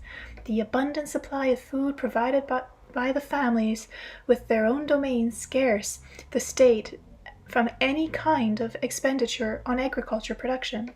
But more importantly, thanks to the vast number of families who established their domains in accordance with the divine plan, the Russian state received an income significantly higher than it realizes today from the sale releases today from the sale of oil, gas, and other resources traditionally regarded as its basic source of income. What could possibly bring in more income than oil, gas, and arms sales? A great deal, Vladimir. For example, water, air, ethers, loveliness, contact with the energy of co-creation, the contemplation of pleasant things. It's still not completely clear, Anastasia. Couldn't you put it in more specific terms? Where did the money come from? I shall try my best. The extraordinary changes taking place in Russia attracted the attention of many people all over the globe. The world press began writing about the major changes in lifestyle most Russians are experiencing. This became a burning issue for a good deal of the world's population. A huge flood of tourists began pouring into Russia. There were so many that wanted to come, it was impossible to accept them all, and many had to wait their turn, even as long as several years. The Russian government was forced to limit the length of stays by foreign tourists, since many of them, especially the elderly, were attempting to stay months and even years here. The Russian government collecting huge levies from each foreigner entering the country, but this by no means reduces the number of those applying to come. But why did they want to visit here in person if they could see it all on TV? You did say the world press was enlightening people about life in the new Russia. People all over the world wanted more. They wanted to breathe Russia's air, which had become so health-giving. They wanted to drink its living water, to take a taste of fruits unlike any other in the world, to talk to the people who were stepping forward into God's millennium, and thereby both slake their souls' thirst and heal their suffering bodies. And what unusual kinds of fruits appeared? What were they called? The same as they were called before, only the quality was completely different. You already know, Vladimir, how much better tomatoes and cucumbers taste when they are grown in the open air, under the direct rays of the sun, in comparison to hothouses varieties. While fruits and vegetables grown in soil free from harmful chemicals are even tastier and more healthful, and they have even greater healing properties when grown in the company of different kinds of herbs and trees. The mood and attitude of the grower also plays a role, and the ethers contained in the fruit also have tremendous benefit for man. What do you mean by ethers? Ethers are fragrances. A fragrance you detect signifies the presence of an ether which feeds not only the body, but also the invisible essence of a man. Still not clear. Are we talking about the brain, perhaps? One could say that ethers strengthen mental energy and feed the soul. Such fruits were grown only in Russia, and the greatest benefit is realized when used by man on the day they were picked, and that is why so many people have come to Russia from all over the world to taste these fruits, among other things. Produce from the family domains very quickly took over the market, squeezing not only important fruits and vegetables, but also those that were still growing in the ordinary large acreage field. People began to appreciate the feel, the different essence and the quality of the produce. Pepsi-Cola and the other soft drinks so popular today were replaced by fruit beverages made from natural berries, and even the most sophisticated and expensive liquor in today's society could not compete with the sweet wines prepared from the natural berries right in the domains.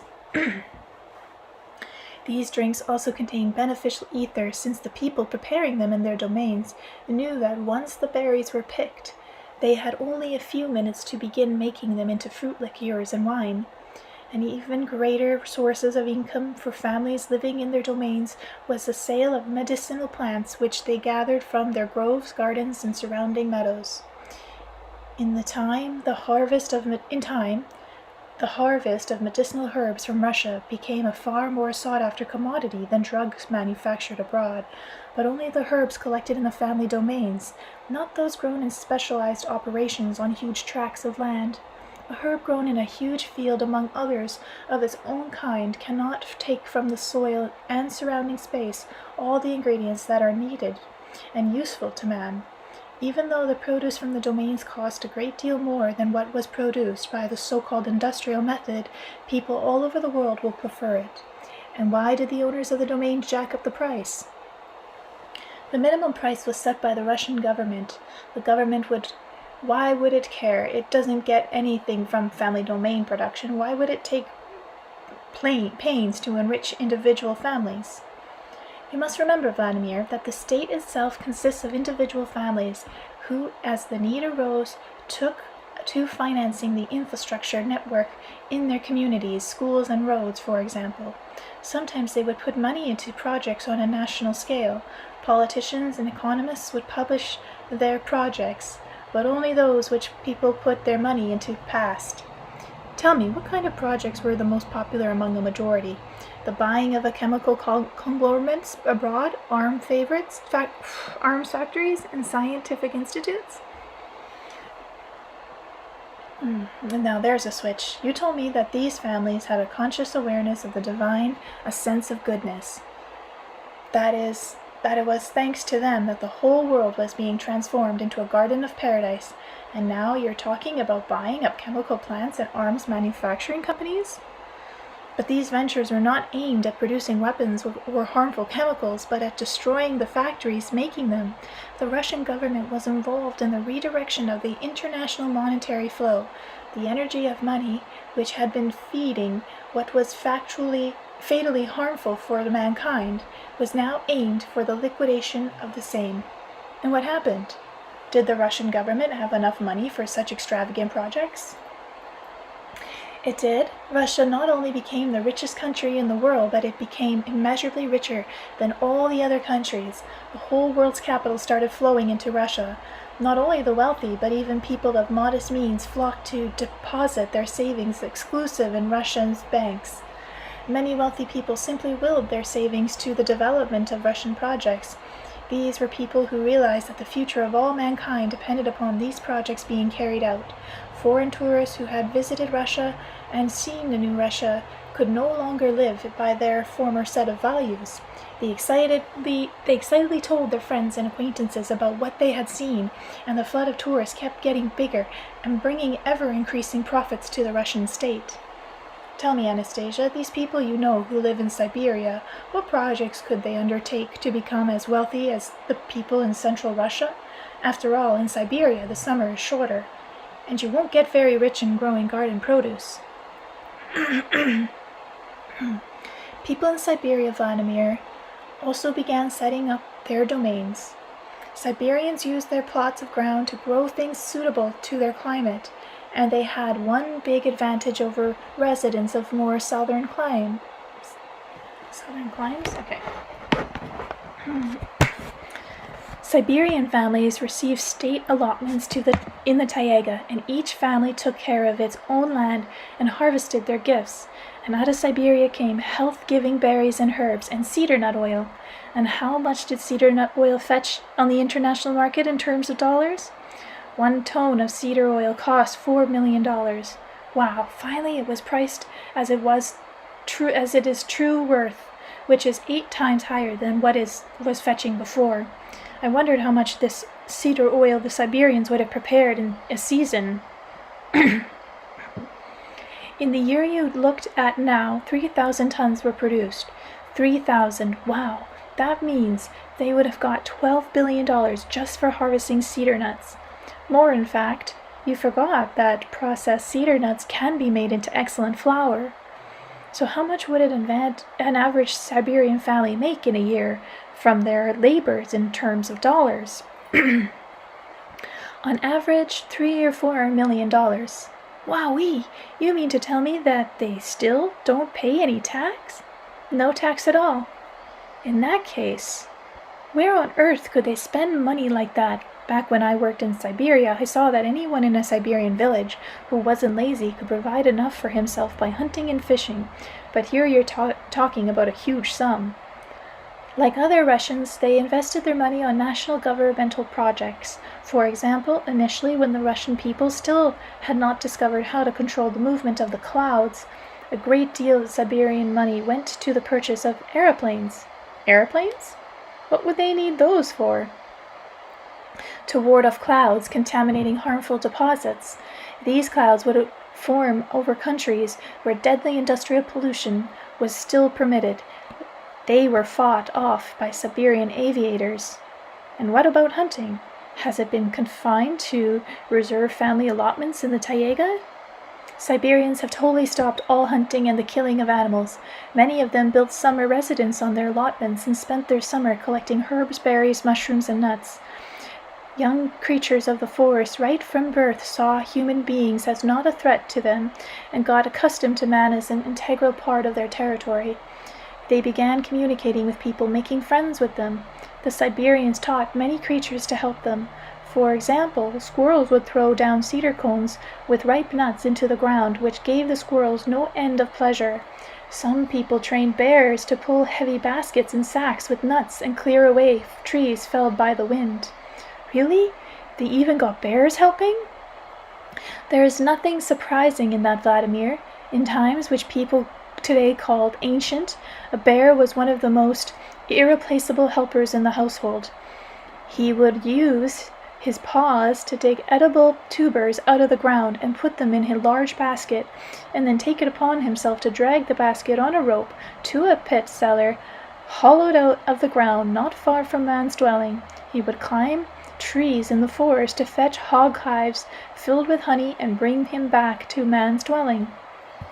He would take man's children into the forest to gather raspberry trees, as well as do a lot of other things for the household. Wow, the bear replaced both the tractor and the plow, and brought home things to eat, minded the children, and all winter long he slept, needing no maintenance or repairs, and when spring came, he would return to man's dwelling once more, and man would treat him to the fruits of the previous autumn. I see what's going on.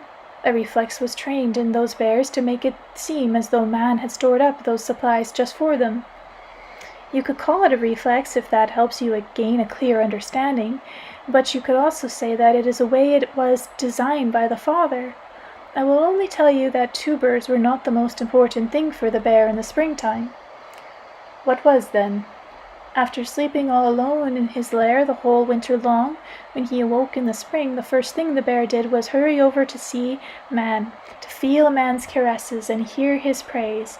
All the creatures need man's caresses. If dogs and cats are any example, you're right. But what about the other creatures in the taiga? What did they do? Gradually all the other taiga dwellers found themselves a niche too, and the highest reward for these tamed residents of the territory was a tender word or gesture, or petting or scratching for those who had done an exceptionally good job. But they could get jealous of each other sometimes if one of them seemed to win a special favor from man. They could even have a quarrel over this.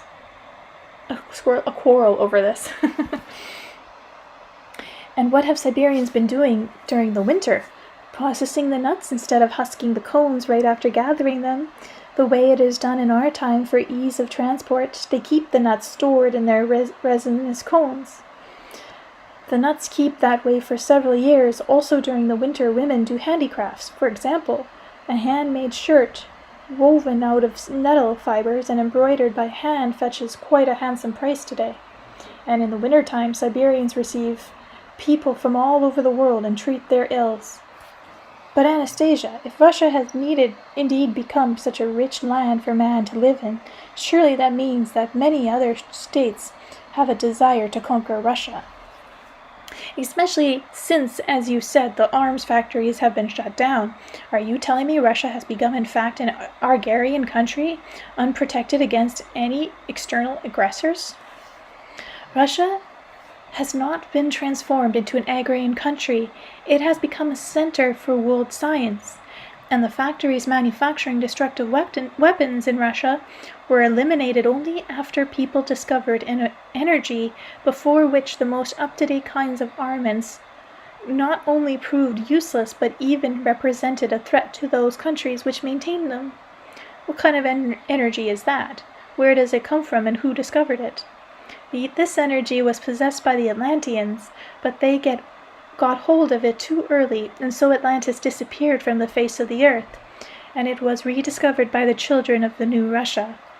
Children? You better run all this by me in a proper order, Anastasia. Very well. Chapter 9. Good shall prevail on the earth. In one of the Russian domains lived a happy family, a husband, a wife, and 2 children, a boy, Konstantin, who was 8, and a little 5-year-old girl named Dasha. Their father was considered one of the most talented computer programmers in Russia. His study at home contained several state-of-the-art computer on which he compiled programs for a government military agency. Sometimes he would linger at his computer well into the evening hour, completely absorbed in his work. The other members of the family, accustomed to gathering in the evenings, headed for his study, where each bruised themselves with their own activities. Busied. Sorry, guys. The wife sat in a comfortable armchair and sewed. Their son read or drew sketches of the landscape of the new settlement. Only 5-year-old Dasha would not always find herself in an activity to her liking, in which case she would curl up in a chair with a good view of everyone else and spend a long time carefully observing each member of the family. Occasionally she would close her eyes and her face would show a whole range of emotions. On what seemed to be a fairly routine evening, the family had gathered in the father's study as usual, each one busy in their own way. The study door was open, which meant that they could hear the cuckooing of an old-fashioned mechanical cuckoo clock on the wall of the children's room next door. Usually it would sound off only during the daytime hours, but now it was already evening, so the father glanced up from his work and stared at the door while the other family members gave an astonished look in the same direction, all except for little Dasha, who simply sat in her chair, her eyes closed, apparently oblivious to everything. A smile, first barely noticeable, even quite evident, crept across her lips. All at once the clock cuckooed a second time, as though someone standing in the children's room had moved the hand forward to announce the next hour. Ivan, the father of the household, was called, turned his swivel chair in his son's direction, and said, "Costa, please go see if you can fix the clock, or at least stop it. We've had it for a long time. That's a gift from grandfather. Strange how it got broken like that. Strange. See if you can do something about it, Costa." The children were always obedient, not out of fear of punishment. In fact, they were never punished. Costa and Dasha loved and respected their parents. They got the highest pleasure out of doing something together or carrying out their parents' wishes. Upon hearing his father's request, Costa at once rose from his seat, but to his mother and father's surprise, did not head for the children's room. Oh my gosh, can't read. Instead, he just stood and stared at his younger sister sitting in the armchair with her eyes closed. Then once again they heard a cuckooing from the next room, but Costa still stood there and stared, his eyes fixed on his sister. Galina, their mother, looked concerned at her son, who remained rooted to the spot, and all at once she got up and cried out in fright, "Costa, Costa, what's the matter with you?" The 8-year-old boy turned to his mother, wondering what she was frightened about, and replied, "Everything's fine with me, Mama. I want to do as Papa asked, but I can't." "Why not? Are you unable to move? Or unable to go to your room?" "I can move," replied Costa, waving his arms about and stamping his feet in the spot to prove it. "But there's no point in going to our room. She's here, and she's stronger." "Who's here? Who's stronger?" Mother started getting more and more upset. "Dasha," Costa replied, pointing to his younger sister sitting in the armchair, her eyes closed and with a smile on her face. "She's the one who's been moving the hands forward. I tried to put them back in place, but I can't do it when she—" "What are you talking about, Costa?" Mother interrupted. "You and Dasha are both here with us. I can see you. How can you two be here at the same time and move the clock hands in the other room?" Okay. Just a little break.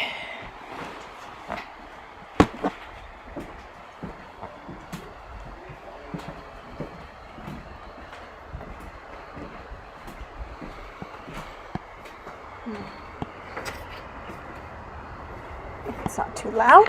Oh, it's not. Bear with me. "Well, yes, we're here," answered Costa, "but our thoughts are in the other room, where the clock is. Only her thought is stronger. That's why the clock keeps cuckooing. Her thought is speeding up the hands. She's been playing a lot of tricks like that lately. I told her not to. I knew it might upset you, but Dasha doesn't care. All she has to do is fall into a state of contemplation, and she starts thinking up something."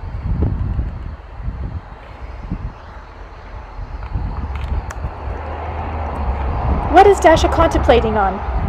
Ivan broke into the conversation, and Costa, "Why didn't you say anything about this earlier? You yourself can see how she's contemplating. The clock hands aren't important. She's just amusing herself. I can move the hands too when nobody's interfering, only I can't contemplate like that. Of contemplation like that, there's no way anyone can counteract her thoughts." "What is she contemplating on? Do you know, Costa?" "Sorry, why don't you ask her yourself? I'll stop her contemplation before she thinks up anything else." Costa went over to the chair where his sister was sitting in and said distinctly in a louder than normal voice, "Dasha, stop thinking. If you don't stop, I shan't speak to you for a whole day, and besides, you frighten Mama."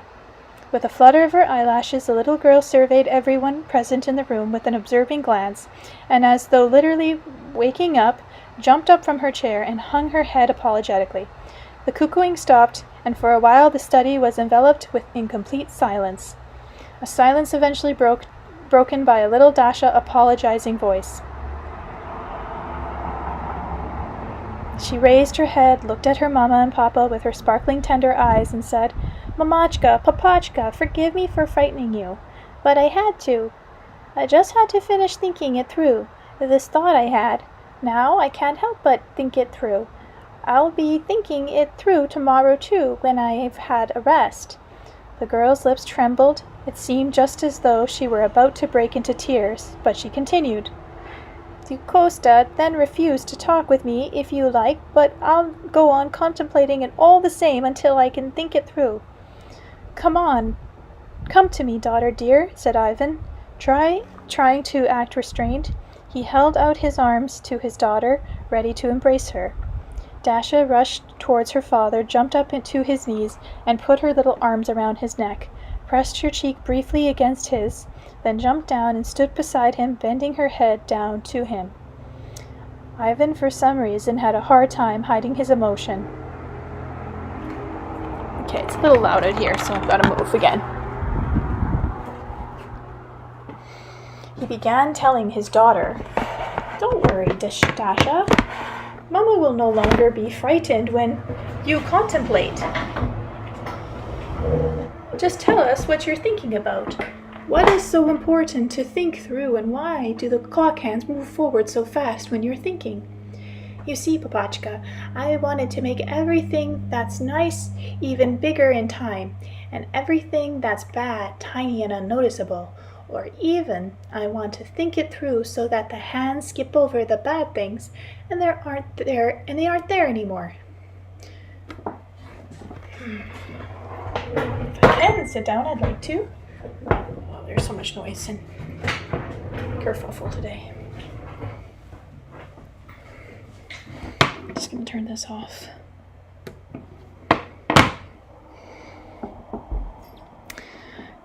It doesn't depend on the hands, Papachka, I realize that.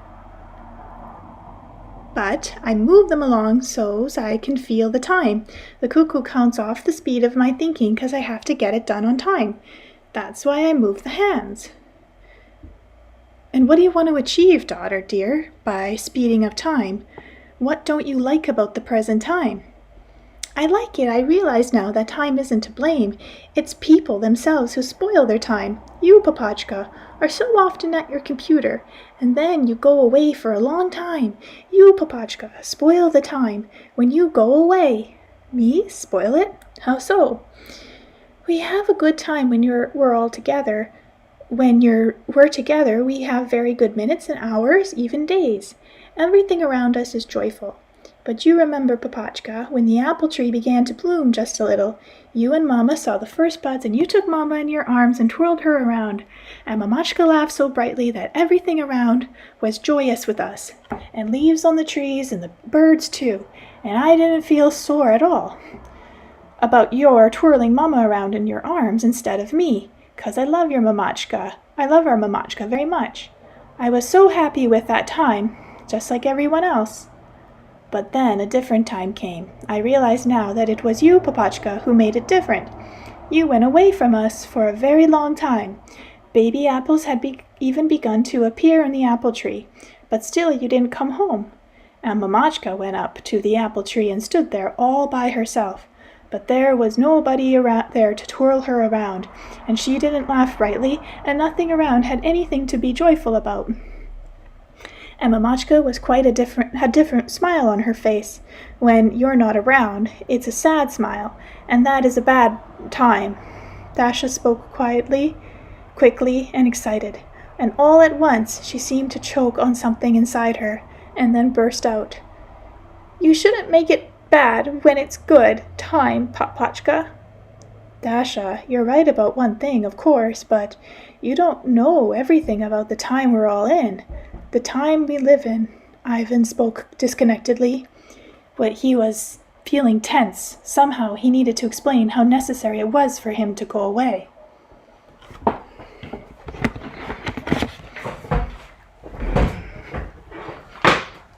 have to move again.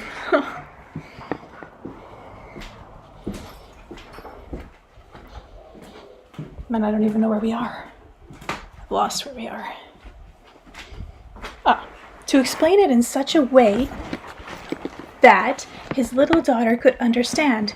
Finding no better alternative, he began to tell her about his work, showing her rocket models, schematics on the computer. You see, Dasha, of course it's good for us here, and it's good for those who live in our neighborhood too, but there are other places, other countries in the world, and they've got a lot of weapons, all sorts of them, to protect our splendid garden and the gardens of the houses of your friends. Sometimes Papa has to go away. Our country must also have a lot of up-to-date weapons to defend itself. But recently, Dasha, you see recently, in another country, not ours, they came up with a new kind of weapon. For the time being, it is stronger than ours. Look here on the screen, Dasha.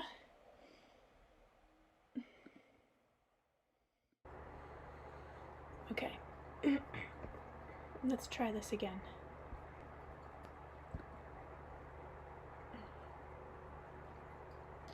And Ivan gave a tap on the keyboard, and the image of a strange kind of missile appeared on the screen. Look, Dasha, this is a large missile, and it holds 56 smaller missiles. The large rocket takes off at a man's command and heads for its assigned target to destroy everything living there. This missile is very hard to shoot down.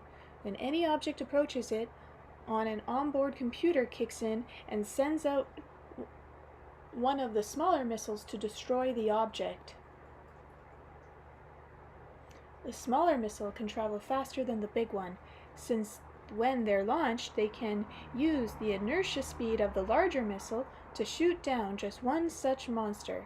We need to send 57 missiles out against it. The country producing this is so-called Casquette missiles has only 3 working models at the moment. They have been carefully concealed in various places in shafts deep underground, but it only takes a single radio-transmitted command to launch them. A small group of terrorists are already blackmailing a number of countries, threatening to wreak havoc on them. So you see, Dasha, I have to decode the program of the Casquette missiles on board computer. Ivan got up and walked around the room. He continued talking rapidly, getting more and more absorbed in his thoughts about the program, seemingly oblivious to his little girl standing beside the computer. Ivan quickly went over to the monitor, showing the external images of the missile, gave a tap on the keyboard, and the screen showed a schematics of a missile fuel supply system, then one of the targeting radar devices, and then once more an overall image. Even as he was switching the screen images, Ivan was no longer paying any attention to his dear little daughter. He kept reasoning out loud. They have obviously equipped each of the smaller missiles with a targeted radar device. Of course, that would apply to every single one, but there can't be any difference in the programmees. The programs have to be identical. And all at once, one of the other computer emitted an alarm sound demanding immediate attention. Ivan quickly turned to the respective monitor and froze in his seat. The screen showed a blinking text message. Emergency alert. Emergency alert. Ivan gave a quick tap on the keyboard and an image of a man in a military uniform appeared on the screen. What's happened, Ivan? Asked him. 3 unusual explosions have been recorded, responded the man. The whole defense complex has been put on emergency alert. Explosions of laser magnitude are continuing. There's been an earthquake in Africa. Nobody offered any explanation. According to International Information Exchange Network, all military blocks on the planet have been ordered to high alert. Still no determinations where the attack originated from. The explosions are continuing and we're trying to shed light on the situation. All personnel have been ordered to set about analyzing the situation. The officer on the screen spoke in a clipped military fashion. At the end, his voice was already betraying signs of concern. Explosions continuing. Ivan's explosions continuing. I'm signing off. The officer's image disappeared from the screen. Ivan, however, continued to stare at the darkened monitor, intensely absorbed in thought. Slowly and pensively, he turned in the direction of his chair, where Dasha was still standing as before. And all at once an incredible conjure made him shudder. He saw how this little daughter, her eyes screwed up and unblinking, was staring at the screen showing the image of the modern missiles. Suddenly her little body gave a start. Then, letting out a sigh of relief, she hit the enter button on the keyboard. When the image of the new missile appeared, she screwed up her eyes again and began staring intently at the monitor. Ivan stood as though paralyzed, incapable of budging from the spot, feverishly asking himself, though only in his thoughts, the same question over and over again. Could she have set off the explosions? Set them off by her thought? Because she doesn't like the bombs? Did she blow them up? Could that be true? How? He wanted to stop his daughter and called out to her, but he did not have the strength to speak very loudly and could only whisper, Dasha? Dasha, my dear daughter, stop it. Kosta, who had observed the whole scene, quickly got up from his seat, ran over to his sister, gave her a little pat on her bottom, and began talking at a rapid pace. Now, Dasha, you've gone and upset Papa this time. Now I shan't speak to you for 2 whole days. 1 day for Mama, the other for Papa. Do you hear? Do you hear what I'm saying? You're frightening them. Gradually emerging from her state of concentration, Dasha appeared to her brother and let her face resume its normal appearance as she looked him pleadingly and apologetically in the eye. Kosta noticed Dasha's eyes were filled with tears. Putting his hands on her shoulder, he spoke to her with a less severe tone than before. Okay, I got carried away about not talking to you, but you'll have to tie your own hair ribbons in the morning. You're not so little anymore, you know. And telling her not to think about crying, he embraced her tenderly. The little girl nuzzled her face up against her brother's chest, her shoulders trembling as she sorrowfully repeated,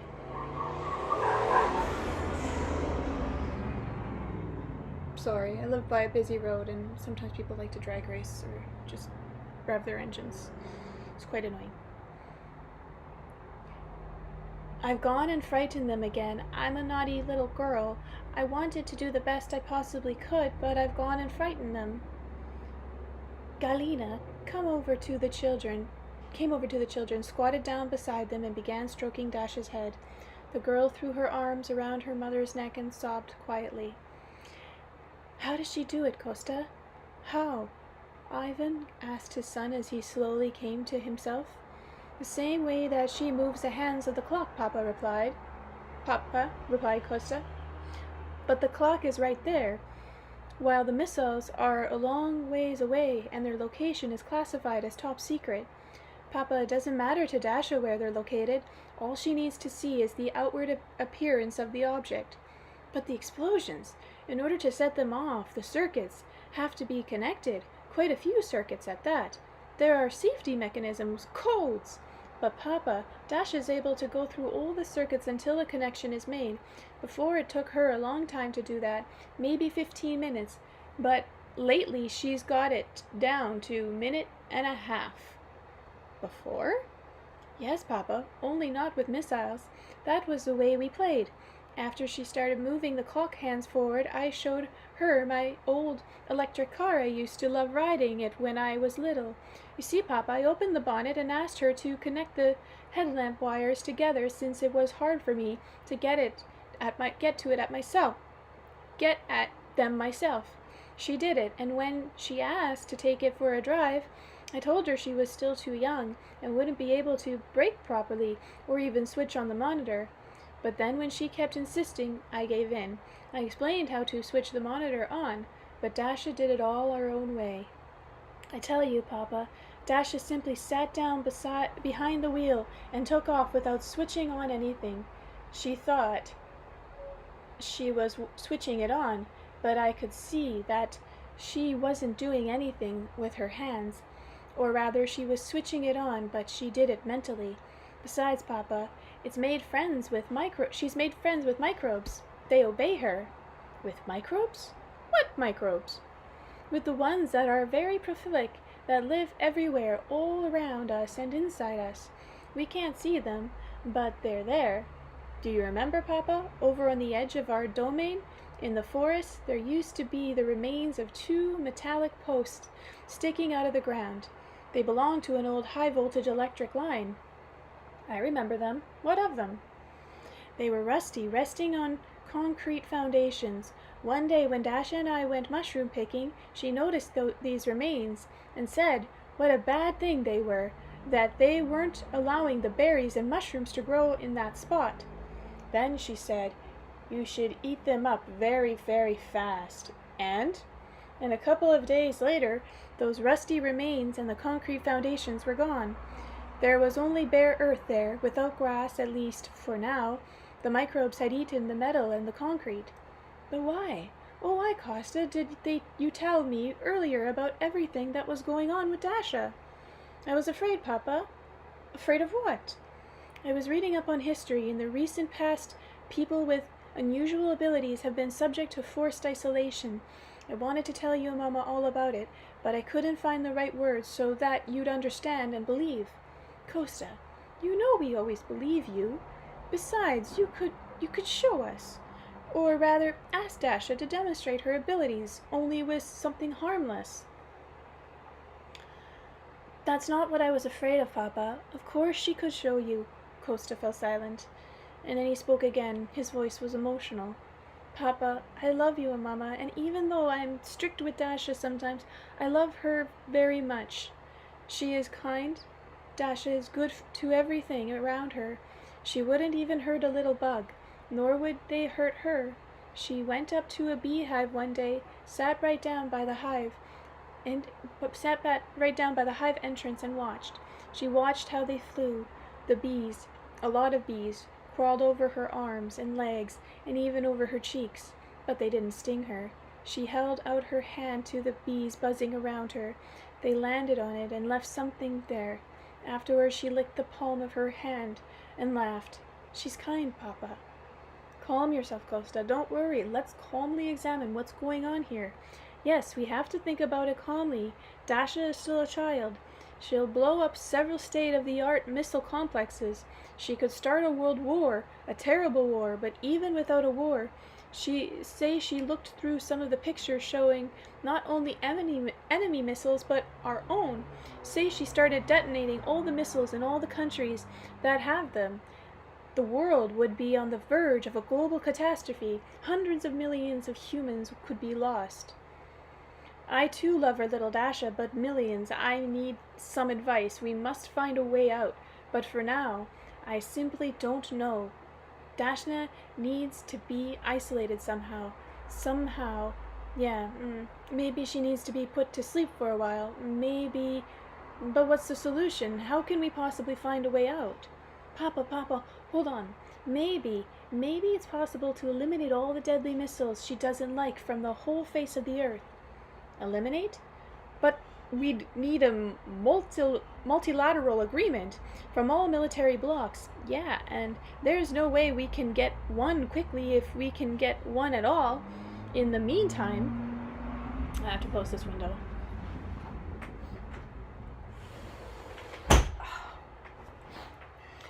Ivan gave a sudden start and rushed over to his computer where the monitors still showed the image of a missile, which Dasha was prevented from destroying. He switched off the monitor, then sat down at his communications computer and began to transmit the following text. To headquarters. The following memo should be transmitted at once to all military blocs and international news media. The series of missile complex explosions was caused by bacteria capable of connecting circuits. These bacteria are controllable. It will be unnecessary to destroy all images of any living ammunition. All images, from the most minute bullets to the most modern missile complex. The location of the explodable objects is immaterial to the controller of the bacteria, who only needs to see its shape in an image. Ivan looked at Dasha, who by this time was smiling and having a lively conversation with her mama. He then added the following text. The location of the installation controlling the explosion is unknown. Finally, Ivan encoded the transmission and dispatched it to headquarters. The next morning, there was an emergency meeting of Russia's Security Council. A security detachment was posted to stand guard around the community where Ivan domain was situated. The security personnel dressed as road repair workers so as not to draw attention to themselves.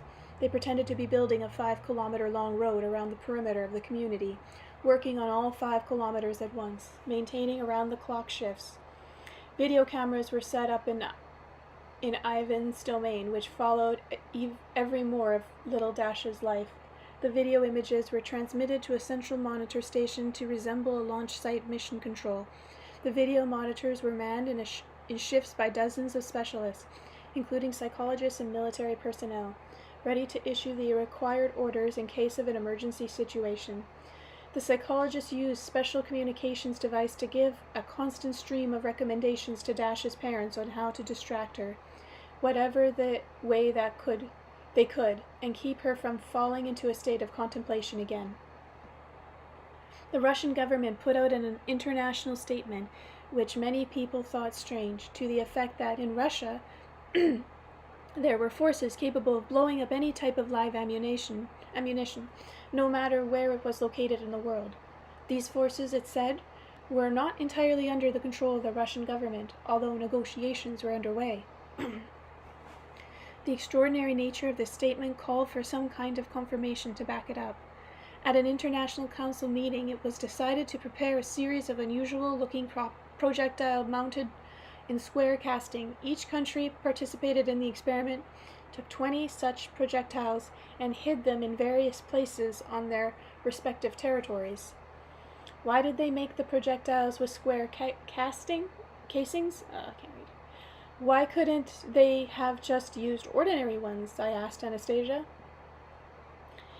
They were afraid, Vladimir, that not only all the existing projectiles in the world might explode, but that all the bullets in police and army pistols might get blown up as well, wherever there were guns with live ammunition. Yes, of course. And how did the square projectile experiment go? Calling his daughter to his study, Ivan showed her a photo of a square projectile and asked her to blow them up. Dasha took a look at the photo and said, "I love you very much, Papachka, but there is no way I can do that what you ask." "Why?" asked Ivan in amazement. "Because it won't work with me." "What do you mean, Dasha? It worked before. You blew up a whole series of modern missiles, and now it won't work?" "You know, back when I was really upset, Papachka, I didn't want you to go away or spend so many hours in front of your computer. When you're at your computer, you don't talk with anyone and you're not doing anything that's interesting. But now, well, you're with us all the time. You've become very good, Papa, and I can't make any more explosions." At this point, Ivan realized that Dasha was unable to blow up the square projectile because she didn't understand the purpose of the explosion, what it was for. Ivan started nervously pacing back and forth, feverishly searching for possible solutions and trying to convince Dasha to do something. But even as he was talking to his daughter, it seemed as though he were mainly reasoning out for himself. "It won't work. No, it won't. Pity. Wars have been around for thousands of years, while wars have ended between some centuries. Others have begun fighting. Millions of people have perished, and they are still perishing today. Tremendous resources being wasted on armaments, and here finally is an opportunity to stop this endless disaster scenario. But alas." Ivan looked at Dasha sitting in the chair. His daughter's face was composed. She watched with interest as he walked about the room, constantly talking, but she was not fascinated by what he was actually saying. She did not have a full comprehension of what wars meant, what resources her father was talking about, and who was wasting them. She was immersed in her own thoughts. Why is Papa so agitated, walking back and forth amidst these computers which don't show any affection and don't give us any energy? Why doesn't he want to go out into the garden where the trees are in bloom and the birds are singing, where every blade of grass and every branch of a tree caresses a whole body with something invisible? That's where Mama and Costa are right now. I only wish Papa would finish his boring conversation and the two of us could go together to the garden. Mama and Costa will be so happy to see us. Mama will smile, and Costa promised yesterday he would tell me about how to touch a faraway star by putting your hand on a stone or a flower. Costa always keeps his promises. Dashinka, are you bored listening to me? You don't understand that what I've been saying, you're thinking about something else. I've been thinking, Papachka, why are we here and not in the garden where they're waiting for us? Ivan realized that he had to speak to his daughter sincerely and in specific terms, so he took a different tack. Dashinka, when you blew up the missile by looking at their image, they wanted you to test that ability once more, or rather to show the whole world Russia's ability to destroy all ammunition on the planet. Then there won't be any point in making it any more. It would be senseless and dangerous. As for the ammunition already existing, the people themselves will destroy it. The global disarmament will begin. The square projectile were made especially so that you could show your ability without killing anyone. Blow them up, Dashenka. I can't do that anymore, Papachka. Why? Earlier you could. Now you can't? I promised myself I would never blow up anything again, and now that I've promised that, I don't have the ability to do it anymore. You can't? But why did you make such a promise to yourself? Kostas showed me some pictures from books of his, pictures of parts of bodies strewn all over after an explosion. He showed me how people are frightened by explosions, how trees fall and die from explosions, and so I promised myself. Dashenka, does that mean you'll never be able to now? Just once more, just once. You see these square projectiles? Ivan again held out the photo of a square projectile for his daughter to see. They were specifically made for this experiment and are hidden away in secluded places in various countries. There are no people around or anywhere near them. Everyone's waiting to see whether they'll explode or not. Blow them up, daughter, dear. That won't be breaking your promise. Nobody will perish. On the contrary. Dasha again looked at the photo indifferently and calmly replied, Even if I go back on my promise, these projectiles still won't explode, Papachka. But why not? Because you've been talking for so very long, Papachka. When I first looked at the photo, I couldn't stand those horrid things right off. They're ugly, you know. And now what, Dashenka, what?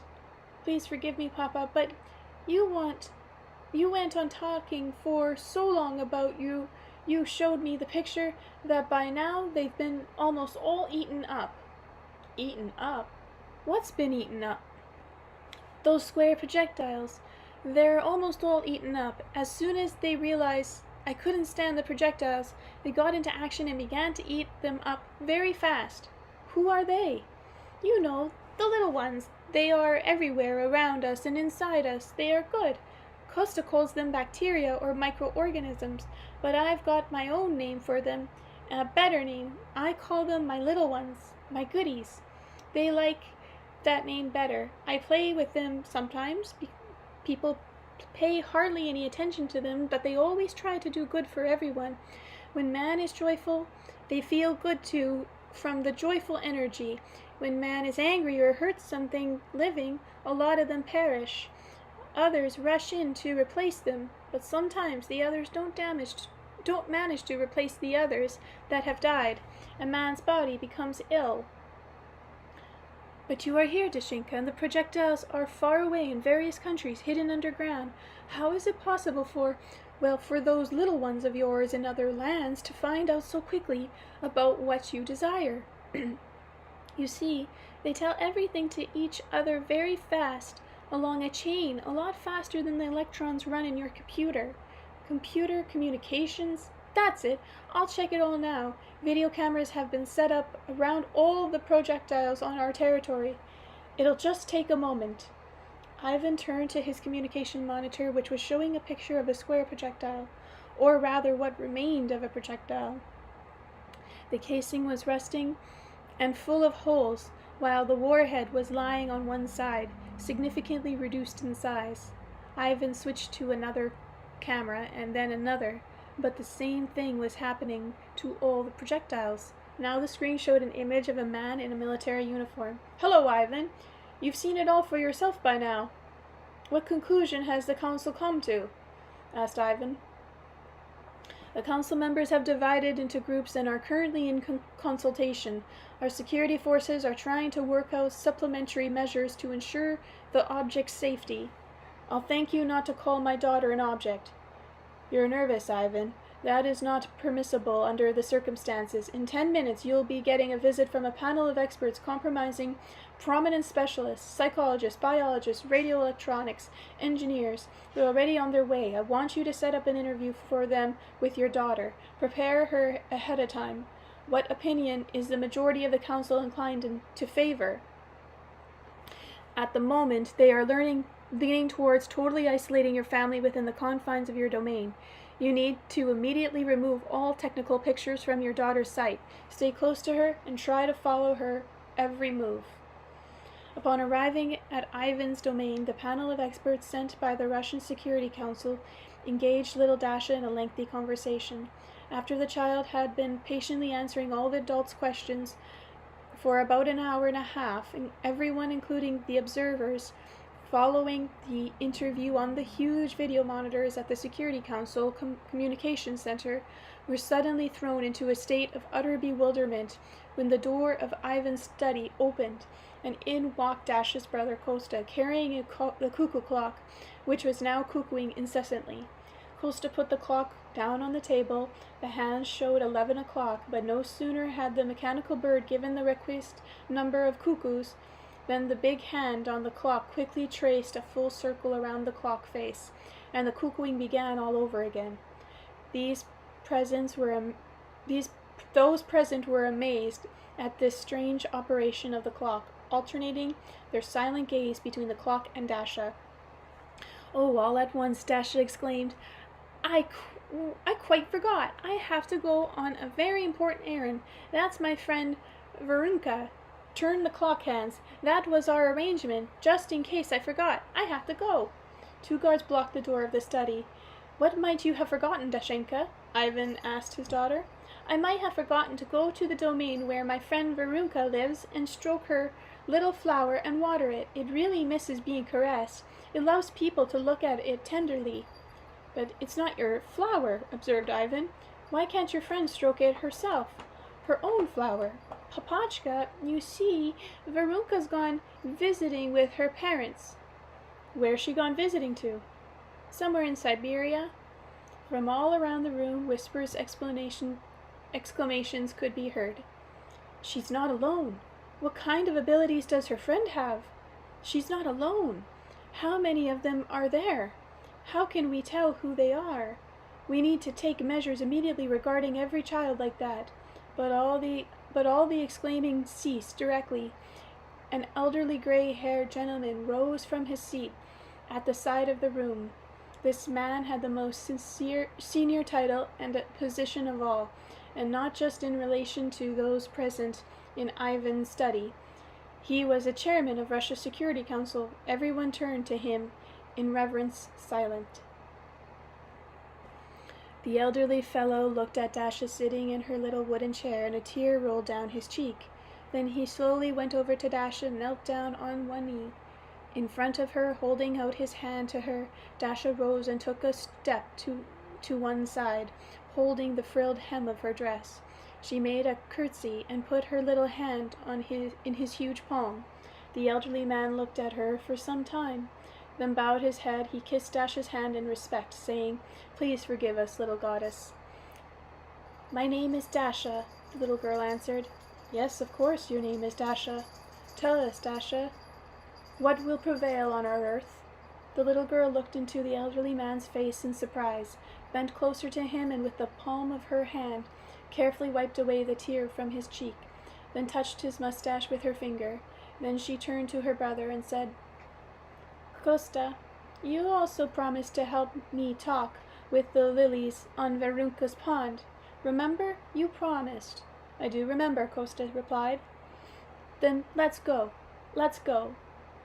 In the doorway, having already passed by the guards, which had stepped aside as she approached, Dasha turned in the direction of the elderly fellow still standing on one knee, smiled at him, and stated confidently, "On the earth shall prevail. Good shall prevail." 6 hours later, speaking before an expanded session of Russian Security Council, the elderly chairman said, "Everything in the world is relative to our generation. Those in the new generation may seem to us to be like gods. It is not up to them to align themselves with us, but for us to align ourselves with them. The entire military might of the planet, with its unique technological achievements, has proved itself powerless before a single little girl of the new generation. And our job, our duty, our obligation to the new generation is simply to clear away the garbage. We must make every effort to rid the earth of any kind of armaments. Our technological achievements and discoveries embodied in the most modern and, it seemed to us, unique military complexes proved nothing more than useless scrap in the face of the new generation. We must clear it away." Oh, that was an intense chapter. Chapter 10, The Disarmament Race. An international congress was held, with delegates from the Security Council of the military blocs of various countries and continents to work out a plan for the emergency conversion of military hardware and ammunition. Scientists from different parts of the world exchanged their expertise.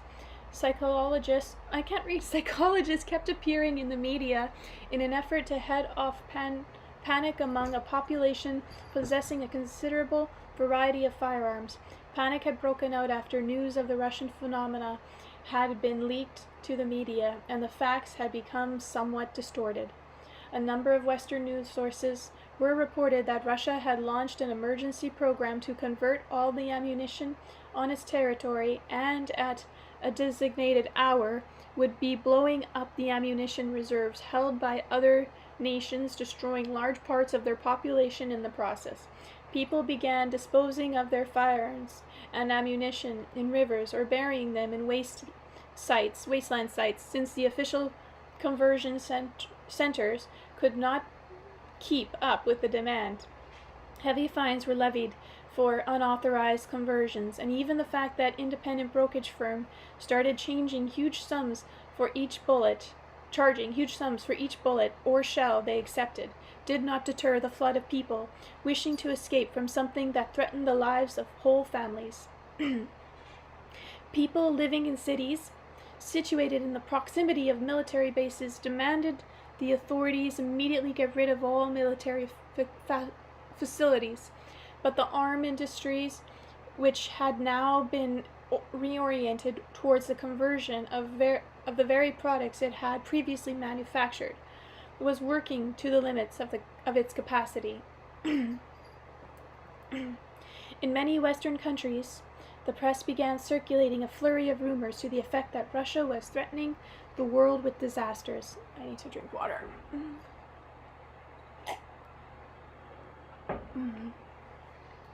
The world was not in a position to free itself from its accumulation of armaments so quickly, and even though conversion plants were operating at full tilt, it was impossible for them to destroy in a few months a stock of arms that had been accumulated over decades.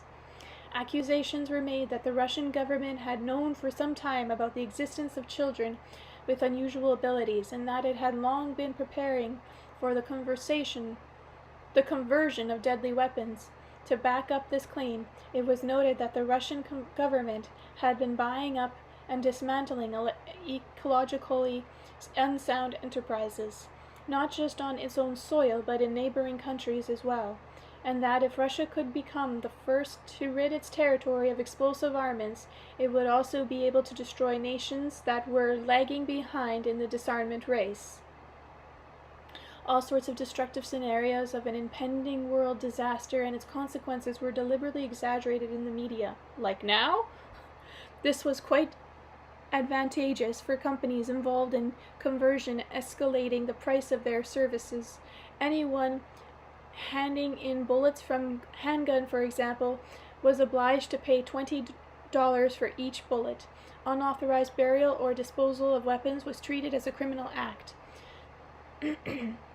Another source of panic was the lack of proposals for any real defense against the abilities which had come into light in certain Russian children. The Russian president then took what seemed to all to be a desperate and ill-conceived action. He decided to go live before the world's TV cameras in the company of children with extraordinary abilities, and on the appointed day and hour, practically the whole planet gathered in front of their TV sets to hear what the Russian president had to say. In advance of the broadcast, many factories stopped stores, closed streets, and emptied. All eyes were focused on Russia. The president wanted to calm people's fears and show the whole world that the newly emerged generation of young Russians were not bloodthirsty monsters, but kind, ordinary children whom there was no reason to fear.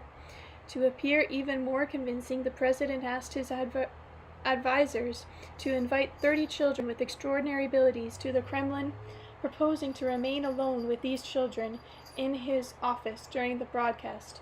All this was carried out as he requested. Boy, this reminds me of X-Men. They're always there, just repressed. Now their abilities can come out. And what did the Russian president have to say to the world? I asked Anastasia. If you like, you can watch this scene for yourself and listen to what he said, Vladimir. I'd like that very much. So take a look and see. The Russian president stood on a small podium next to his desk. On either side of the podium sat children of varying ages from about 3 to 10 years old. On the opposite side of the room were arraying a group of correspondents and a flock of TV cameras. The president began speaking. Ladies and gentlemen, my fellow citizens, I have specially invited these children to meet you. As you can see, I am with them here alone, with no bodyguards or psychologists or parents. These children are not monsters, as some Western medias are attempting to portray them. You can see for yourselves that these are just ordinary children. There are no signs of aggressiveness in the faces or actions. Some of their abilities we regard as unusual, but are they really? It is quite possible that the abilities that have begun to reveal themselves in the rising generations are entirely normal for the human individual. Our own creations, on the other hand, may turn out to be inimical to human existence. The human commonwealth has created a communication system and a military potential capable of fomenting global disaster. Peaceful negotiations between states possessing the greatest military potential have gone on for centuries, yet the arms races has still not ceased. Today we have a real opportunity to do away with this endless destructive process. Today the countries in the most advantageous positions are those that do not have a concentration of deadly weapons on their territories. We tend to think of such situations as unnatural, but let us ponder the question of why, on the other hand, the production of life-destroying weapons, which now threaten whole nations, have never seemed natural to a human commonwealth, and why such convictions is so deeply rooted in our consciousness.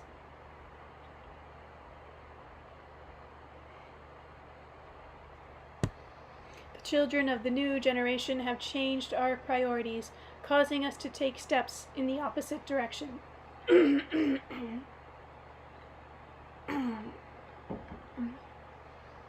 Namely, discernment. The fear and panic and feverish activities surrounding this process are largely due to misrepresentation of the facts.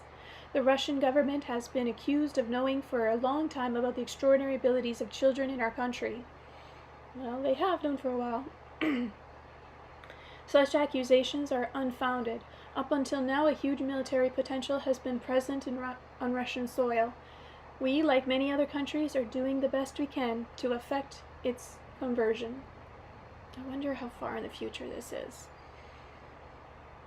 The Russian government has been accused of not taking sufficient measures to identify all children with extraordinary abilities and to isolate them. In other words, to force them into a state of narcosis until the disarmament process is complete. But that is a step the Russian government is not about to undertake. The children of Russia are equal citizens of our country, and let us not overlook the question of why people might desire to isolate those who reject murderous weapons instead of those who manufacture them. The Russian government is taking measures to prevent spontaneous emotional outbursts in the children that might possibly transmit a signal and blow up any kind of armaments they didn't like. All Russian television channels have completely banned films showing murderous weapons. All toy guns have been destroyed. Parents are constantly minding their children in a bid to head off any negative reactions. Russia. The president broke off his speech abruptly. A tow-headed boy of about 5 rose from his seat and approached one of the video camera tripods. At first he was just examining the screws on the tripod, but when he touched them with his hand, the camera operator stepped back in fright and hid behind the row of correspondents. The president rushed over to the boy, took him by the hand, and led him to the chair where he had been meekly sitting before, admonishing him along the way. "Would you please sit there quietly until I finish?" But he could not continue with his speech. 2 boys about 3 or 4 years of age were now standing at the communications console, fiddling with the equipment. The children, who had been sitting quietly right from the start of the president's speech, were now wandering all over the office, each one looking into whatever they liked. Only the older children, and there were a few in number, still sat quietly in their seats, their eyes focused on the correspondents and the TV cameras. One of them was a little girl with ribbons in her braids. I realized right off who it was. It was Dasha, the one who had blown up the missile complexes. She was not behaving childishly, but attentively and intelligently sizing up the situation, observing the reactions of the correspondents. Interesting, so she's not telling him this. She's somehow showing him this. I wonder if it's with her ray, orb, or putting him in a certain kind of state of mind. It's better than TV, that's for sure. People all over the world with their eyes glued on their TV sets caught a glimpse of the rather distraught face of the Russian president. He surveyed the children now dispersed around the room. Seeing 2 boys fiddling with the government communication console, he glanced over at the door, on the other side, which his assistants, along with the parents and the invited children, were waiting, but he did not call on anyone for help. Excusing himself from the interruptions, he rushed over to the boys, who were already in the process of pulling one of the telephones off the desk, seized them one under each arm, and told them, "Look, these are not toys." One of the boys looked over and saw his chum hanging from the president's other arm and burst out laughing. The second boy managed to reach out and give a tug on the president's necktie, uttering the word, "Toys!" "That's what you think? But they are not toys," the president responded. "Toys!" the smiling lad cheerfully repeated. The president noticed several other youngsters, evidently attracted by the sound and flashing colors lights, approaching the console and start fingering the telephone receivers. After setting the 2 fidgeters down on the floor, he rushed over to the console, pressed one of the buttons, and said, "Cut all communications to my office immediately." Next, he quickly laid out on his desk a number of blank sheets of paper.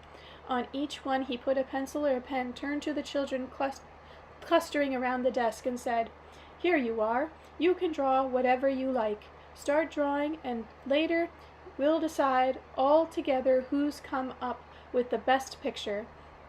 All the children gathered around the desk and began taking paper and pen or pencil in hand to those who were not tall enough to reach the desk. The president offered chairs, either seating or standing, the littlest ones on the chairs. Satisfied that he had succeeded in occupying the children's attention with drawing, the president once more went over to the podium, smiling at the television viewers, took a deep breath, and was about to go on with his speech, but to no avail. A little boy came up to him and began tugging on his trousers. "What is it? What do you want?" "Pee," said the boy. "What?" "Pee. Pee, pee." "You mean you want to go to the bathroom?" And once more the president's gaze turned toward the door leading out of his office. The door opened, and immediately 2 of his assistant's bodyguards rushed towards him. One of the men, who had a somber and rather tense expression on his face, bent down and took the little boy's hand. But the boy, still clinging to the president's trousers leg, wiggled free, shaking his hand loose from the grip of the somber-looking man, attempted to take him out of the office. He held up his hand to the other man approaching, a gesture of protest that caught them completely off guard. Once more the boy raised his head, looking up at the president from below. Tugging on his trouser leg, he repeated the word "pee" and began to crouch down just a little.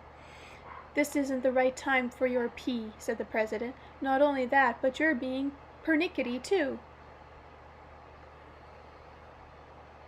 Actually, it's persnickety. I know this word. It's Polish and Ukrainian. At that point, the president picked up the boy in his arms, excused himself to the media representatives, and headed out to the office, saying in passage, "We'll be right back." In hundreds of millions of homes, people watched as the TV cameras switched back and forth between the children, playing, drawing, and chatting with each other. And more than often than not, the now deserted presidential podium. And then little Dasha rose from her seat, dragging a chair over to the podium. She climbed up on it, looked at the correspondents, and then directly into the lens of the TV camera focused on her. She straightened the ribbons in her braids and began to speak. "My name is Dasha, and our Uncle President, he's a good chap. He'll be back in a moment. He'll come back and tell you everything. He's just a little anxious right now, but he'll be able to tell everyone how life is going to be good everywhere you look on the earth, and that nobody need be afraid of us. My brother Costa told me how people are afraid of us children because I blew up some big new missiles, but it wasn't that I wanted to blow them up. I just wanted my papa not to go away for such a long time, and for him not to think so much about these missiles, or look at them so much. He should look at Mama instead. She's much better than any missile, and she likes it when Papa looks at her and talks with her. But when he goes away for a long time or looks at the missiles, Mama said, and I don't want Mama to be sad." Mama's sad. "Costa, my brother, is very clever and intelligent, and Costa told me that I've frightened a lot of people. I shan't blow up anything else. It's quite boring, really. There are other things to do that are much more important and interesting. They bring joy to everyone. You take care of dismantling the missiles yourselves. See to it that nobody ever blows them up. And please, don't be afraid of us. Do not come visit us. All of you will... Okay, do come visit us, all of you. We'll give you living water to drink. My mama told me how people here used to live.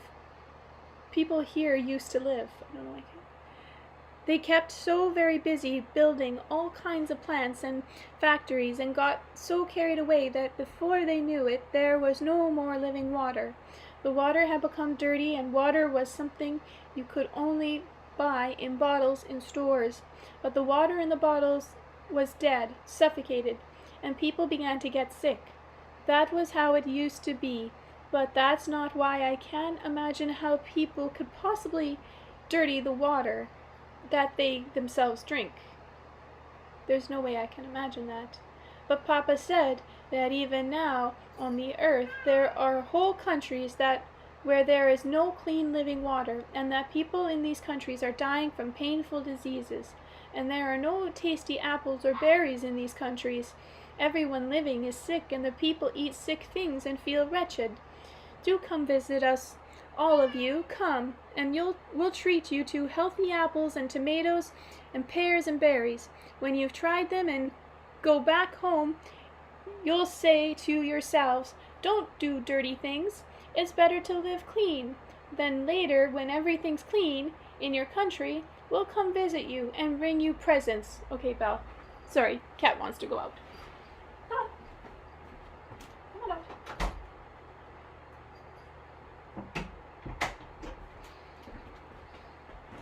The president, who by this time had come back, still holding the little boy in his arms, stood in the doorway and listened to Dasha's speech. When she finished, he walked over to the podium with the little one still comfortably nestled in his arms.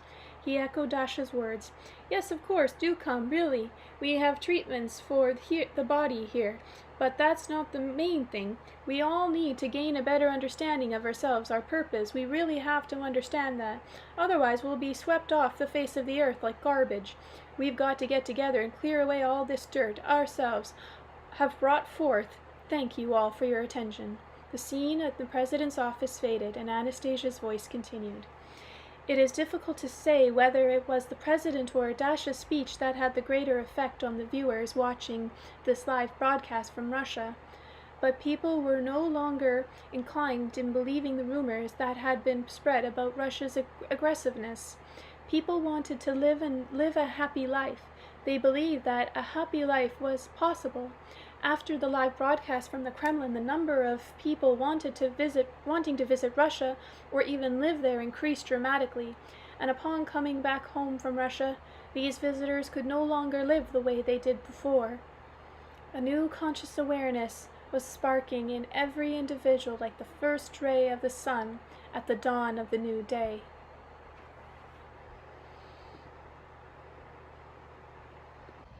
Chapter 11. Science and Pseudoscience. Anastasia, how have Russians managed to cope with such a huge influx of visitors? It must have been quite a challenge for them. I can just imagine living with your family in your kin's domain with a whole bunch of gawkers staring at you from the other side of the fence. The tourists and the foreigners coming to Russia for treatment. Vladimir... Okay, so the tourists and foreigners come to Russia for treatment, Vladimir, have been housed in the cities and the flats vacated by Russians. They get produce from the domains delivered to them, but tourists are not allowed to go to the domains themselves. Only a few have managed to visit the place where the new Russians reside. Sorry, I sneezed.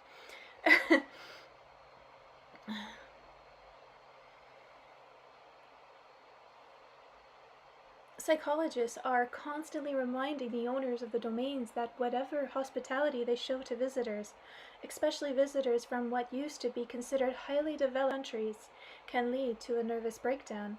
The psychologists are correct. About 40% of foreigners who did visit the domains returned home only to fall into a state of depression borderline on suicide. How so? Why? You yourself said, Anastasia, that everything in the domain is perfect, the surrounding countryside, the food, the way family members help each other. That is true, but for my foreign visitors, what they saw turned out to be too perfect. Imagine, if you can, Vladimir, an elderly person who has lived most of their life in a large city, someone who has tried as hard as they could to earn as much as they could, just to be, so they thought, no worse off than others. In return for this, money they received, a roof over their heads, clothing to wear, a car to drive, and food to eat. And here is the person sitting in the furnished flat with a car in the garage and food in the fridge. Well, I'm imagining it, and so far everything seems normal. What next? What's next, Vladimir, is a question you should be able to answer yourself. Next, well, maybe this person will take a trip somewhere. Maybe they'll buy some new furniture or a new car, and then, I haven't the foggiest. And then this person dies. He dies forever at least for millions of Earth years. His second self, his soul, cannot regain the earthly plane of being.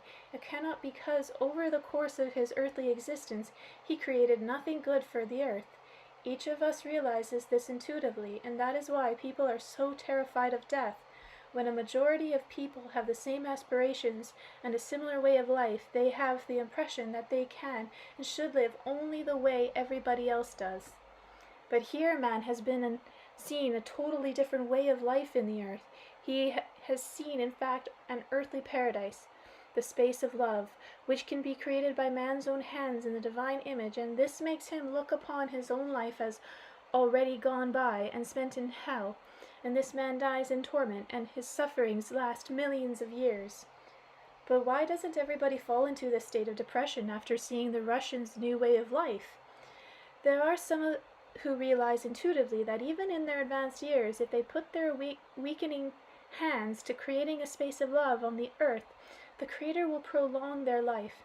and after straightening up and with a smile brightening their face, they go and give a hand to young people.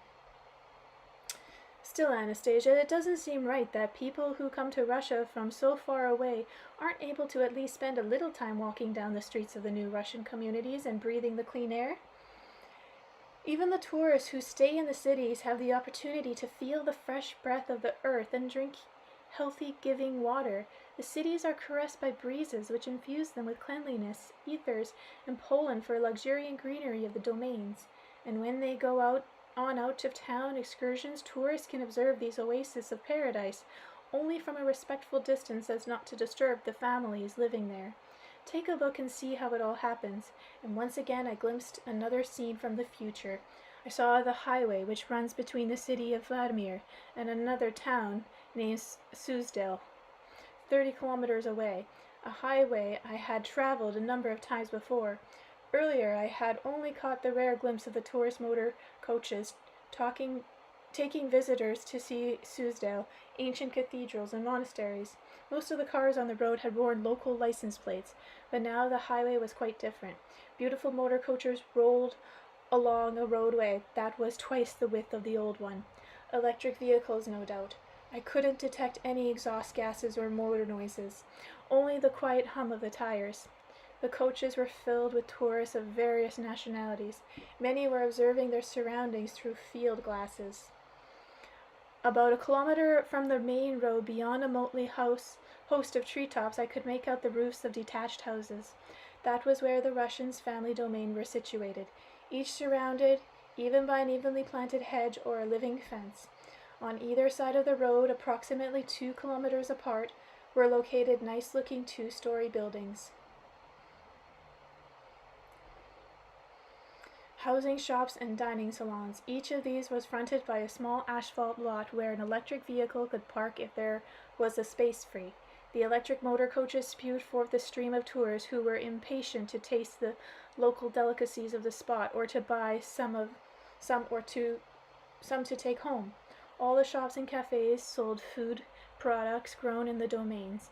They also had handmade Russian shirts, towels, wood carvings, and many other things that made by skilled craftspeople. Anastasia explained that visitors were eager to buy these handicrafts because they knew that the shirt embroidered by the kind hands of happy women is immensely more valuable than something off of a mechanized conveyor belt. If you look down from above at what was behind the strip of forest visible from the highway, you would be able to glimpse shady alleys and domains outlined by living fences.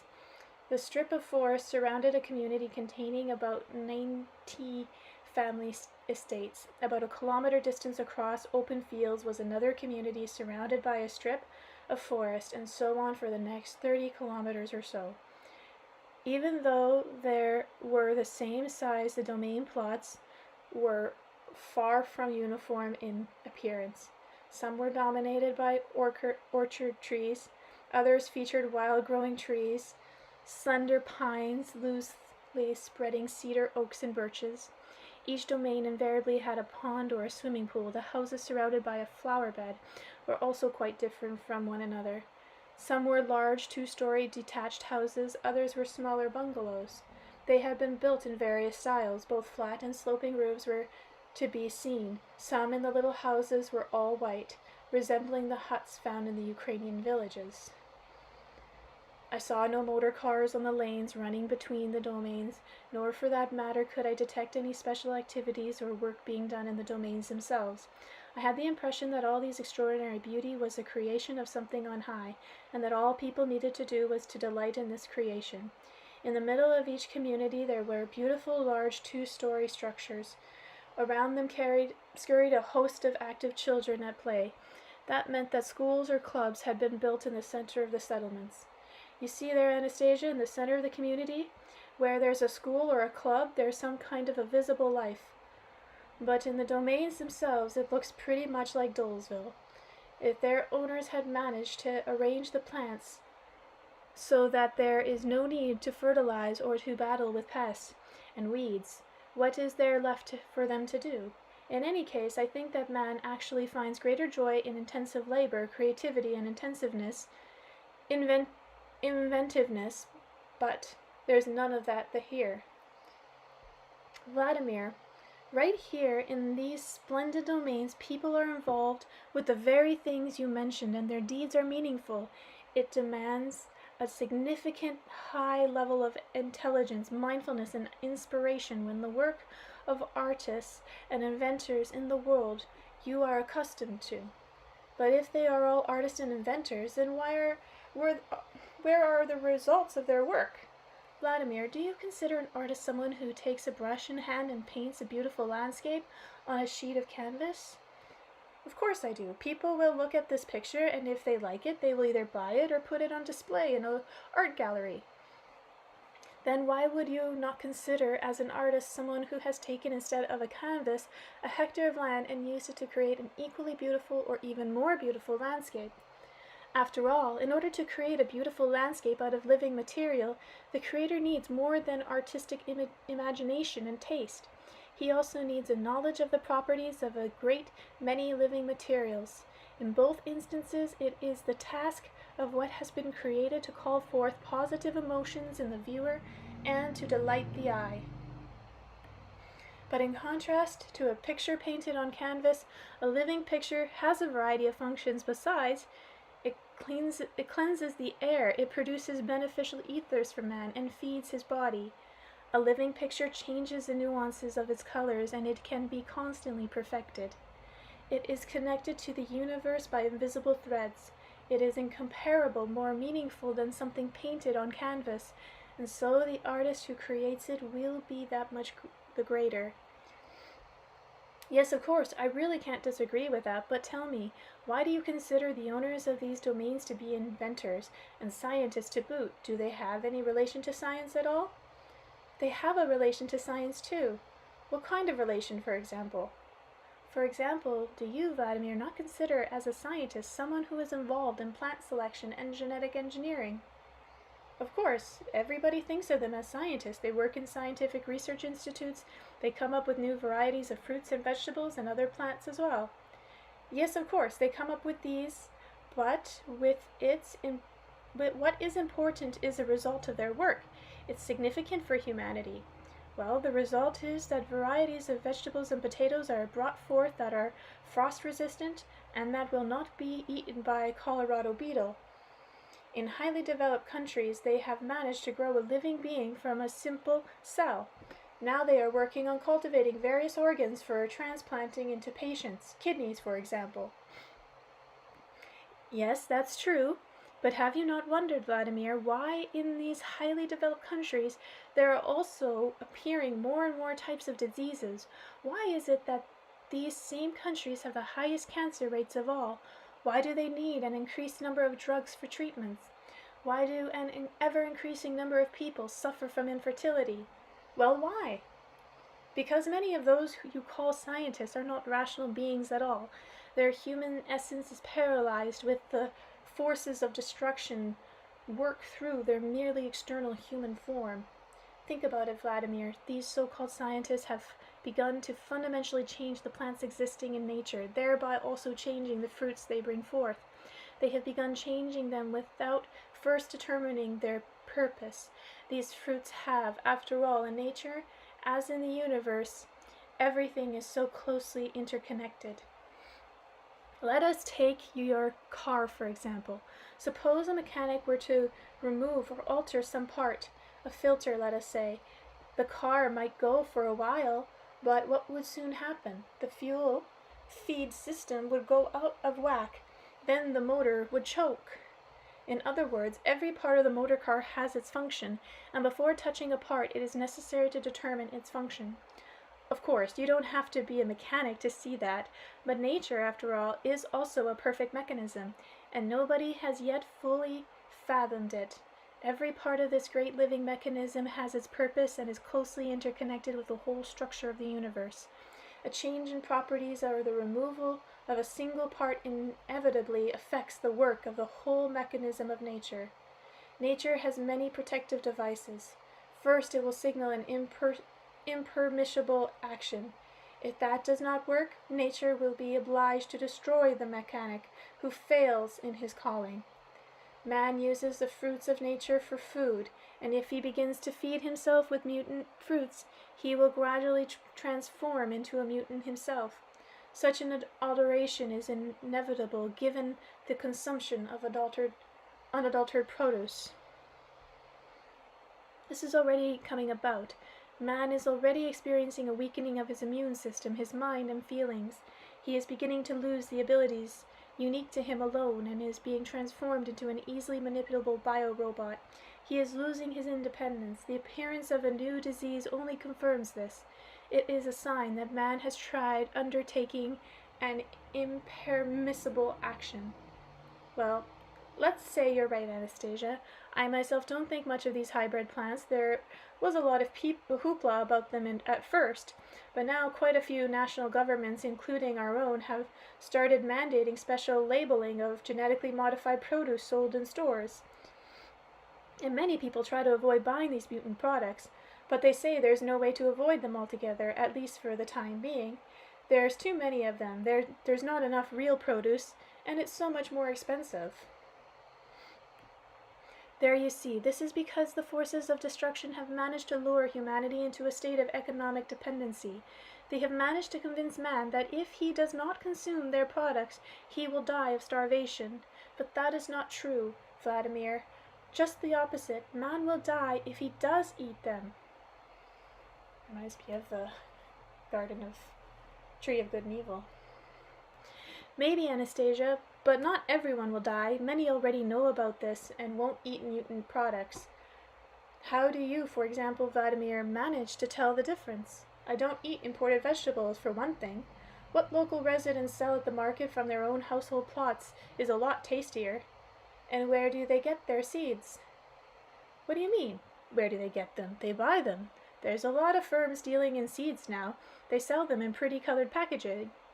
So, does that mean that people buying seeds according to the information on the package without knowing for absolute certain how accurate that information is? You mean to say that even the seeds they buy may be mutant?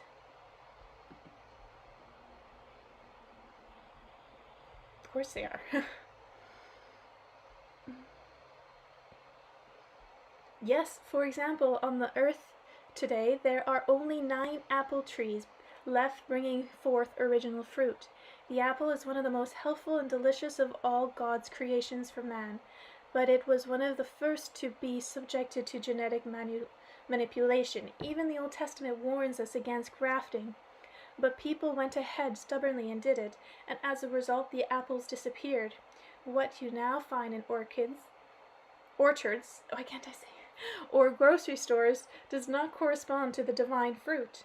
Those that violate and destroy the original purity of God's creation you call scientists, but what can we call those who are restoring the functioning of all the parts of nature's mechanisms?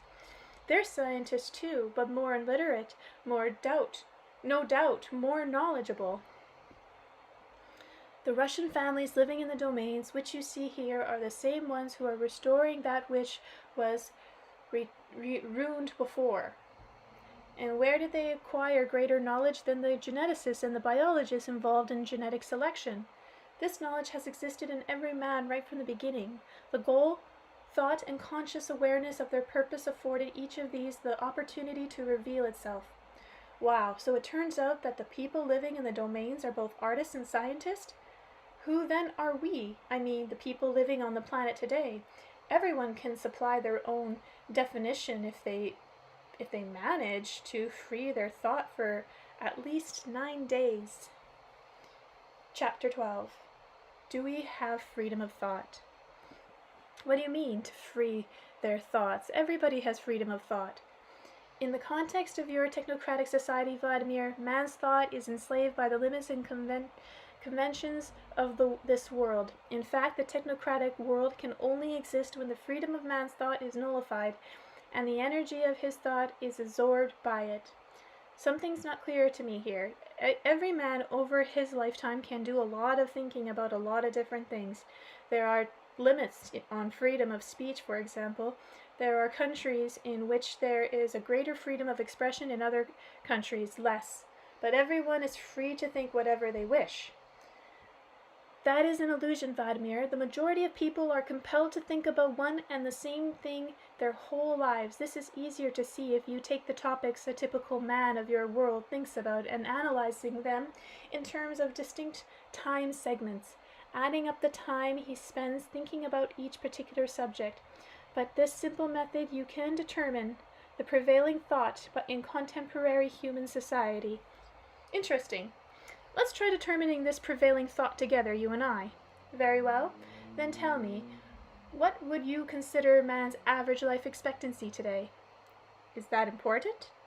Not all that important given the uniformity of man's thinking, but we need some sort of figure of our subsequent calculations. Okay, in our time, let's say man lives about 80 years. So a man is born, or to put it more accurately, he has attained the material plane of his being. Let's just say he is born. It's easier to understand. Alright, even as an infant, he is looking at the world which is waiting for him to get to know it. Clothing, housing, and food are provided for him by his parents, but the parents also attempt, either consciously or subconsciously, through their behavior to impart to him their thoughts and the way they see the world around them. The visible process of getting to know that what life is all about lasts approximately 18 years, and over the whole course of these years, the technocratic world attempts to impress the young man's thoughts with his own importance. Then over the remaining 62 years of his life, let us assume that man himself can control the tendencies of his own thought. Indeed he can, but you were saying there's something trying to enslave his thought.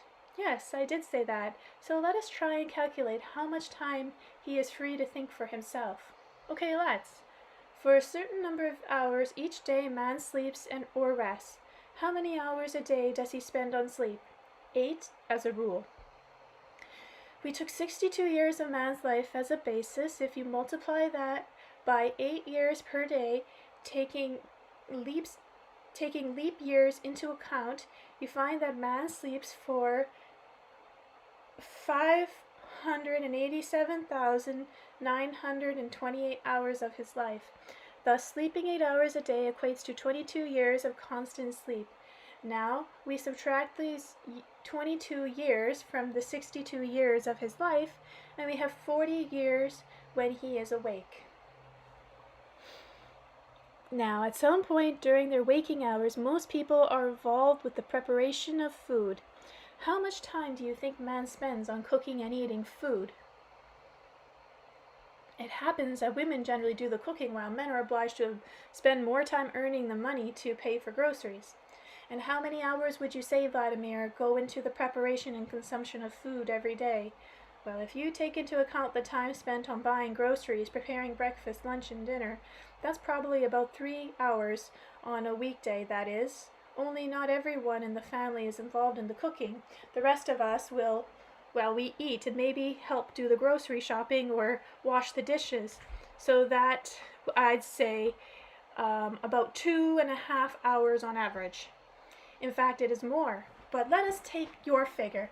2.5 hours per day, multiplied that by a number of days a man lives, and it comes to 61,242.5 hours, or 25,517 days, or 17 years. Subtract this number from the 40, and there are 33 left. Now, in order to be able to obtain food, clothing, and housing, a man dwelling in the technocratic world is obliged to perform one of the functions essential to this world, namely work. And I should like to draw your attention, Vladimir, to this fact. Man is obliged to work or engage in some business not because he really likes it, but for the sake of the technocratic world itself. Otherwise, man will be deprived of what is vitally important to him. How much time do most people spend each day on work?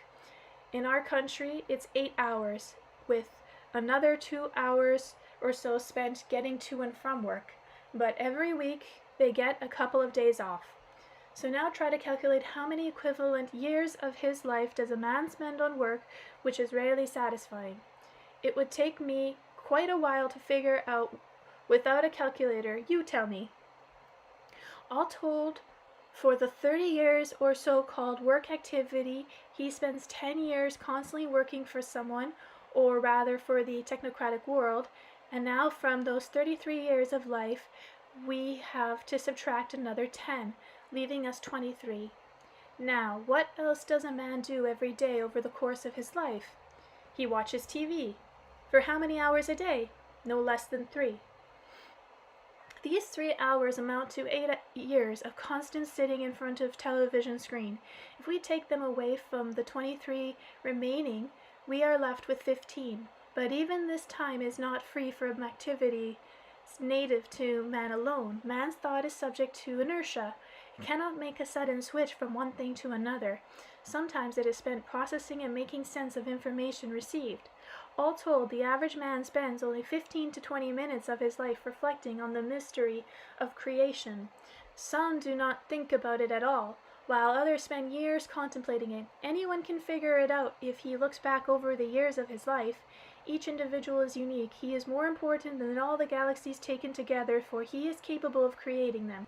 But each man is a particle of the human commonwealth, which may be regarded as an entirety, as a single organism, a single essence, and once humanity has fallen into the trap of technocratic dependence, this great essence of the universe becomes closed within itself. It loses genuine freedom and becomes dependent on the same time, activating mechanism of self-destruction. Another way of life quite distinct from your world's everyday norm is lived by people in the communities of the future. Their thought is both free and humane. It has merged into a single aspiration, and it is leading humanity out of its dead end. The galaxies quiver in joyful anticipation when they see the human dream merging into a single whole. Creation will soon witness a new birth and a new co-creation. Their human thought will materialize a beautiful new planet. Wow, how grandiose you describe. Grandiloquently you describe these community dwellers, but outwardly they are just ordinary people. Even their outward appearance is distinctive. It is imbued with the radiance of great energy. Look more closely. Here comes a grandmother and her grandson riding along. Chapter 13. Equestrian from the Future.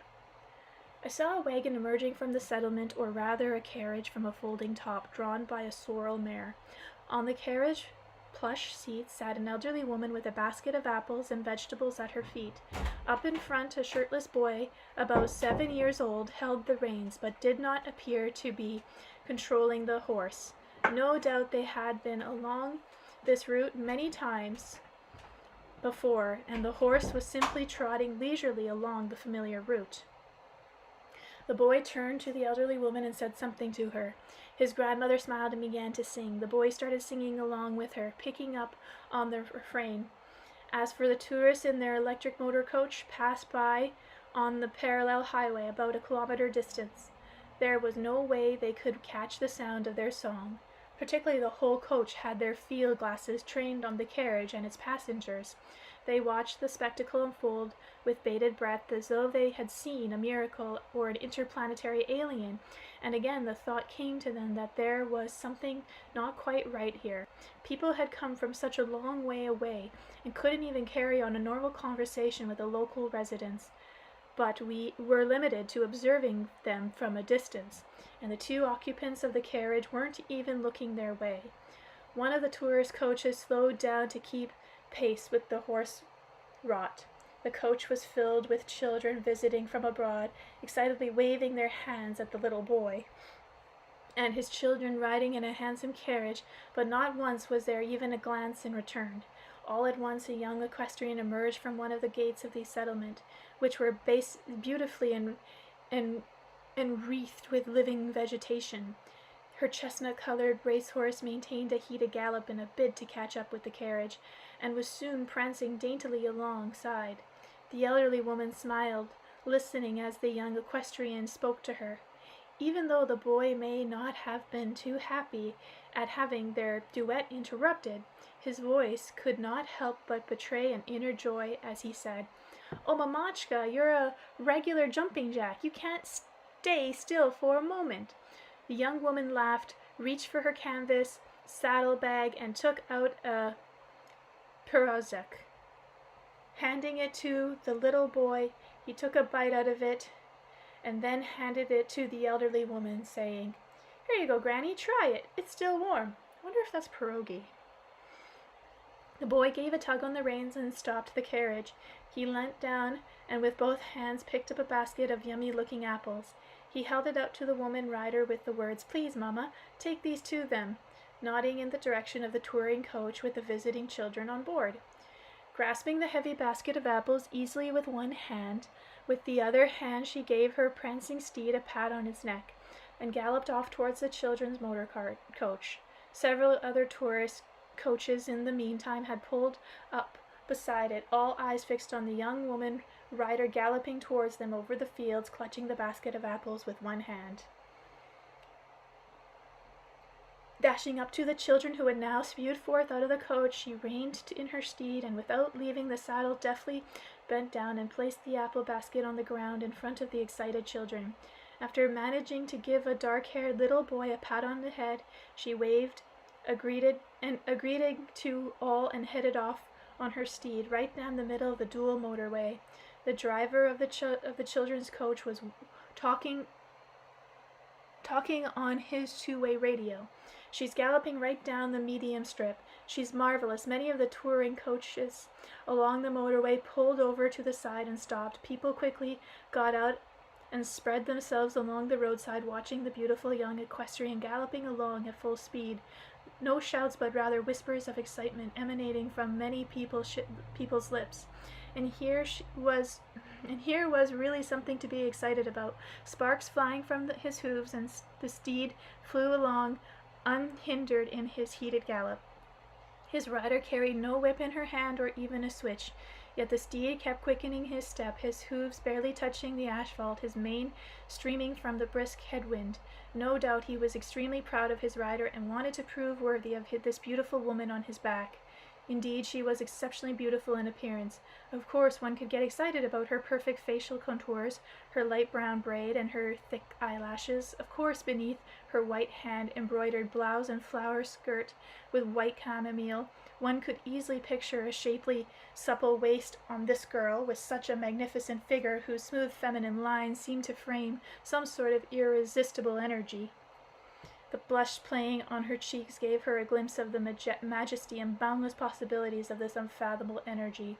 Young equestrian, usually healthy-looking appearance, she looked like a girl in her late teens, quite distinguished her from that of the people standing by the side of the road. She sat upright on her frisky steed, with not a trace of tension in her body. She wasn't holding on to the pommel of her saddle or even the reins, and her legs were thrown over one side of the horse rump without a stirrup on either foot.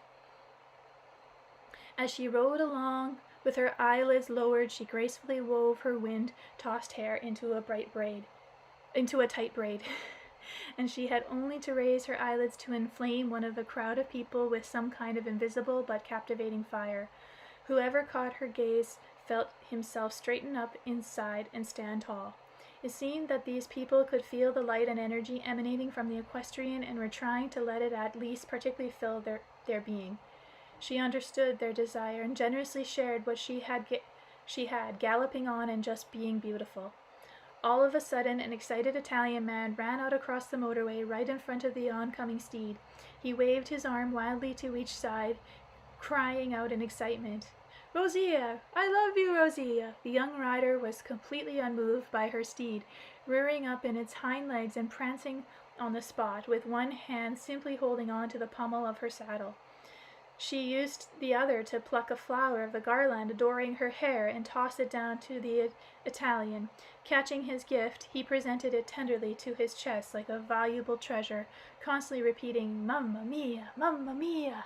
But the beautiful equestrian was no longer paying attention to the impetuous Italian. She had only to touch the reins, and the horse broke into a lightly prancing walk and headed over to the people standing on the roadside. As the crowd parted, the young equestrian gave a sprightly leap down from her steed, coming face to face with a woman of European appearance who was holding a baby girl fast asleep in her arms.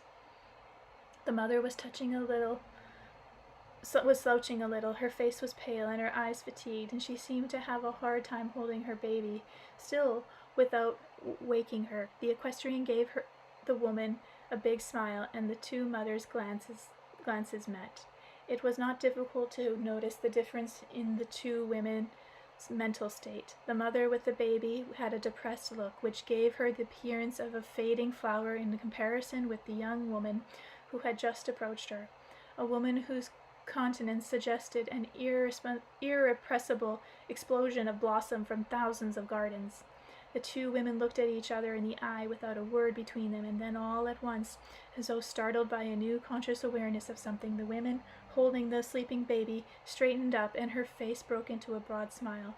With a graceful, very feminine movement of her hands, the Russian woman took the beautiful garland from her own head and placed it on the head of the mother, holding the baby, though they still didn't say a single word to each other. Once more the beautiful equestrian deftly mounted her steed, which had been standing meekly at her side, and headed off. For some reason the people all gave her a round of applause. A now smiling slender woman, whose baby daughter had by this time awakened with a smile of her own on her little face, kept watching as the figure of her new-found friend receded into the distance. As for the impetuous Italian, he was running after her, holding an expensive watch he had taken off his wrist, calling out to her, "A souvenir, mamma mia!" But by this time the beautiful rider was already far away. The adventuresome racehorse turned off the highway in front of a patio deck out with long tables, where another group of tourists was sitting drinking kvass and berry drinks. They were also sampling other delicacies. Waiters kept bringing to them out of a building replete with Russian carvings. Another building was in the finishing stages of construction next door. Two people were attaching to one of the windows the new building, probably a shop of a dining salon, a beautiful carved wood nashalik. Upon hearing the hoofbeats, one of the men turned in the direction of the approaching rider, said something to his fellow workers, and jumped down from the scaffolding. Reining in her horse, the impetuous equestrian sprang down to the ground and quickly unfastened her canvas bag from the saddle, ran over to the man, and gently handed it to him. "Prozorki, with apple filling, just the way you like them. They're still warm. You're my little jumping jack, Ekaterina-ka," the man said tenderly, whereupon he reached into the bag, took out a pirozhka, and bit into it. His face withered with pleasure. With pleasure. Okay. The tourists sitting at the table stopped their eating and drinking, admiring the young lovers. There stood their pair face to face, the man working on the building and the beautiful young equestrian just dismounted from her fiery steed, as though they were not already married with children, but a courting couple fervently in love. And here was this beautiful woman who had just ridden 15 kilometers, who seemed so invincible and as free as the wind under the excited gaze of the tourist, calmly standing in front of her beloved, first looking him in the eye, then lowering her eyelids in embarrassment. All at once the man stopped eating and said, "Ekaterinushka, look, a wet spot has broken out in your blouse. That means it's time to feed Vaneshka." She covered the little wet spot on her milk-filled breast with the palm of her hand and answered, somewhat embarrassed, "I'll manage it. He's still sleeping. I'll take care of everything. Better hurry. I'll be home soon, too. We're just finishing up here. Do you think you'd like what we've done? Do you like what we've done?" She took a look at the window frame by the decorative carved nashaliks. "Yes, very much. But there's something else I wanted to tell you." "Go on." She came up close to her husband and stood on tiptoes as if to whisper something in his ear. He leaned over to listen, but she just gave him a quick kiss on his cheek. Then, without even turning around, she sprang into the saddle and her steed, and standing alongside her, her happy trilling laughter mingled with the hoofbeats. Then it was off to home she galloped. This time not along the asphalt motorway, but across the grass of the open fields. As before, the tourists could not take their eyes off her so long as she remained in sight. What was so special about this young woman, mother with two young children, riding across the open fields on her adventurous steed? Yes, she was beautiful. Yes, one could feel her overflowing energy. Yes, she was kind. But why couldn't anyone take their eyes off her as she rode away? Perhaps it was more than just a woman riding a horse across a field. Perhaps it was happiness incarnate, hurrying home to feed an infant and later welcoming her beloved husband. And people couldn't help but admire happiness hurrying back to her home. Chapter 14. City of the Neva. And have such changes been taking place in St. Petersburg too, as well as Moscow? I asked Anastasia. Events happened somewhat differently in the city in Neva, she replied. There it was the children who, even before the adults, felt the need of doing something themselves about creating a different kind of future.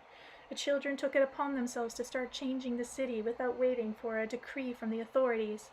Wow, children again? And how did it all start? At the corner where the Nevsky Prospekt, crossing the Fontanka embankment, some workers had dug a trench. An 11-year-old boy accidentally fell into it and injured his leg. While he was recuperating, he spent a long time sitting at the window of his flat at number 25 Fontanka embankment. But his apartment window looked out not onto the river, but onto an interior courtyard. The view included a shabby brick wall and a rusty spot covering the roof of the house it was attached to. One day the boy asked his father, "Papa, isn't our city supposed to be the best in the country?" "Of course," the father replied. "It's the one of the best in the world." "And why is it the best?" "What do you mean, why? It's got a lot of different kinds of monuments and museums, and the architecture in the city center is world famous." "But we live in a city center too, and all we can see from our window is a shabby wall and a rusty roof of the building next door." "A wall, yes, well, we didn't do so well with the view. Are we the only ones? Maybe a few others, but anyways." The boy took a snapshot of the view from his apartment window, and when he was able to go to school again, he showed the photo to his chums. Then all the children in his class took snapshots from their windows and compared the photos. The overall picture was not very pretty. The boy and his chums went to see the editors of one of the local papers and asked the same question he had earlier asked his father.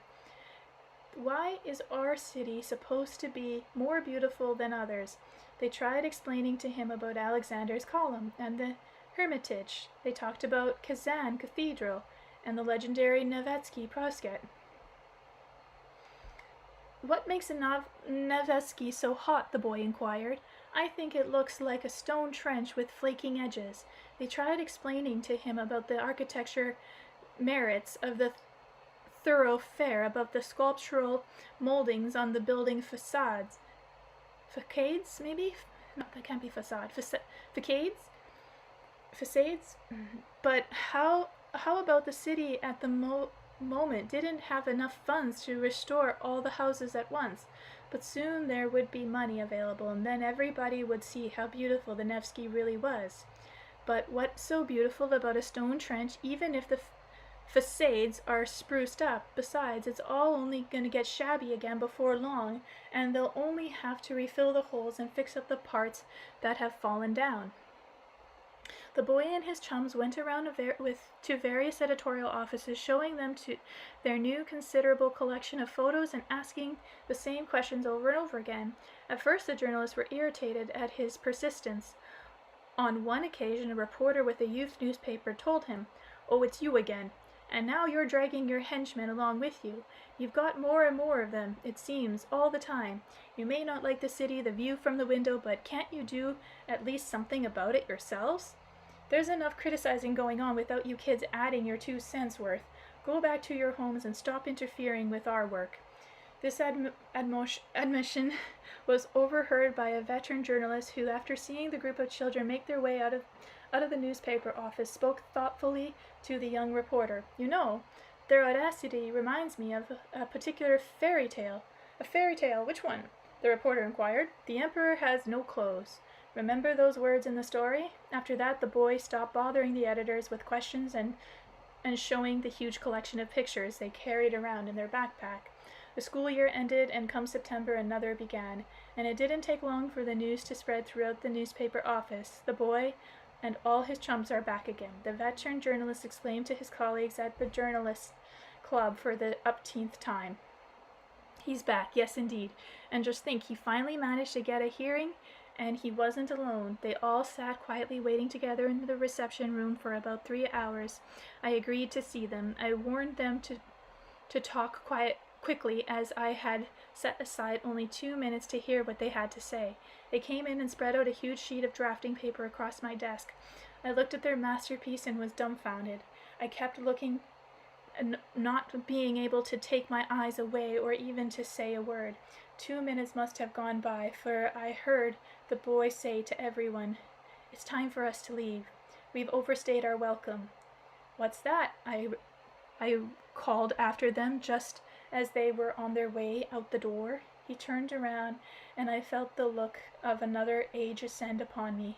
"Yes, indeed, there's a lot we still have to think through to make sense of." "Yes, indeed. Well, did he say anything?" asked a colleague.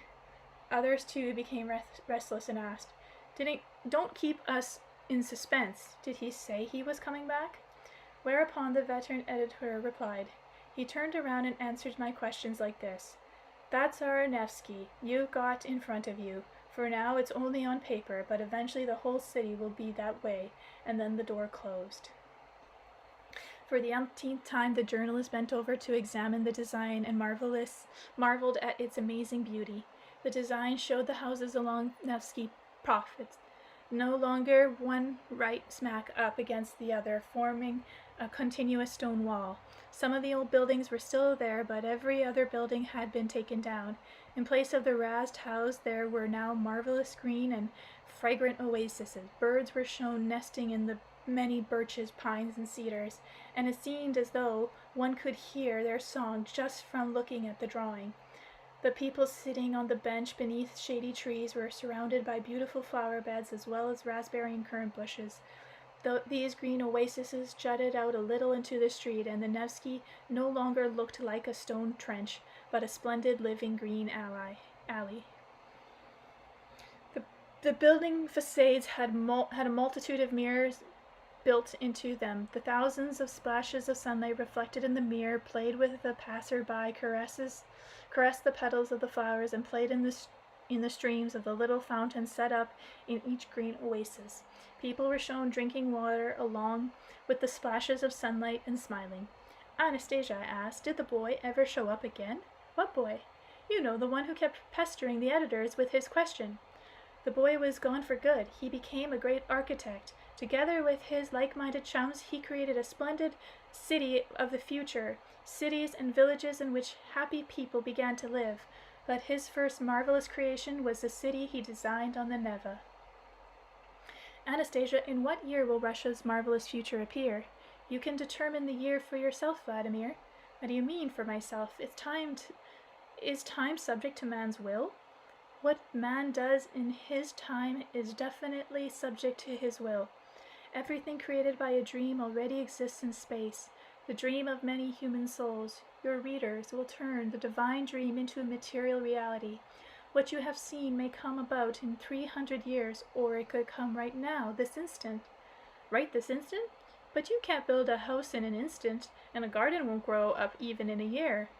"But if you are right, where you are living at the moment, even if it is just a tiny flat, plant a seed in a little clay pot of earth from which may grow a shoot of a family tree.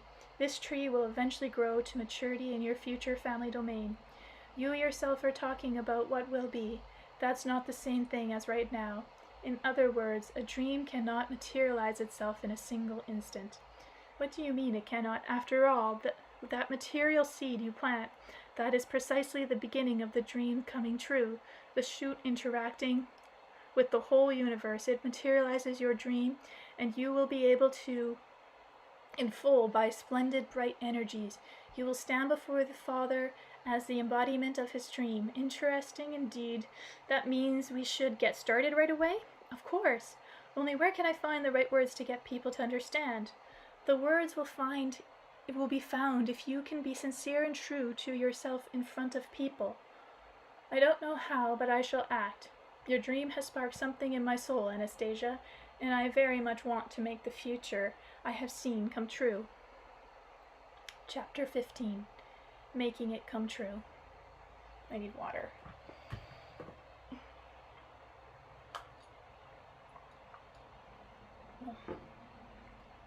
First of all, I had to determine whether there were any people willing to get involved in the building of an eco-community and then to work in it. I asked Anastasia Foundation for Culture and Assistance, or to creatively based in Vladimir, to circulate information on the building of an eco-village according to Anastasia's design. A scant 2 months later, 139 people had responded, declaring their interest in building the future community, including Russians who had immigrated abroad. Once this book is out, telling people about the future of Russia and giving information on Russians' new lifestyle, that number may well rise 100 or 1,000-fold and be spread over a number of regions of the country. Hence, the organizational work of building the community should be able to start in different regions at the same time. In regard to this, Anastasia Foundation, which is an information clearinghouse, has reviewed the existing laws on the subject and suggests that any readers sharing Anastasia's views proceed as follows. First, start with your own region by organizing a spearhead group that could eventually be given legal status in accord with prevailing legislation. Some regions possibly already have readers' clubs or community organizations bringing Anastasia readers together, which could get the project off the ground there. But if you don't happen to know of anything like that in your region, you can get in touch with the Anastasia Foundation, which receives a lot of correspondence on this and can provide you with addresses. Overall, I have a lot of faith in entrepreneurs. They have more experience in organizational matters, and so even if community organizations are already set up in some areas, you should still try and get in touch with entrepreneurs. You should appoint an authorized representative, at least temporary or on the trial basis. Someone who can act on your behalf in dealing with the authorities, submitting applications for land allotments, calling meetings when required. Provide a small honorarium for your chairperson. The representative role can be filled either by actual person or a corporate body. In the latter case, you might want to appoint, for example, a well-known construction company, which could be subsequently enjoy priority rights in the awarding of contracts for erecting single-family houses, as well as infrastructure buildings, such as a majority contract will be extremely profitable for the construction company, and so it may agree to take on the job of applying for land use permits and compiling budget estimates.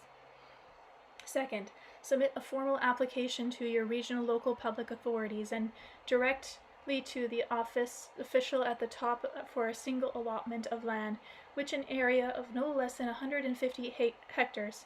The size of the allotment will depend on how many interested participants you will have, as well as what kind of local resources are available.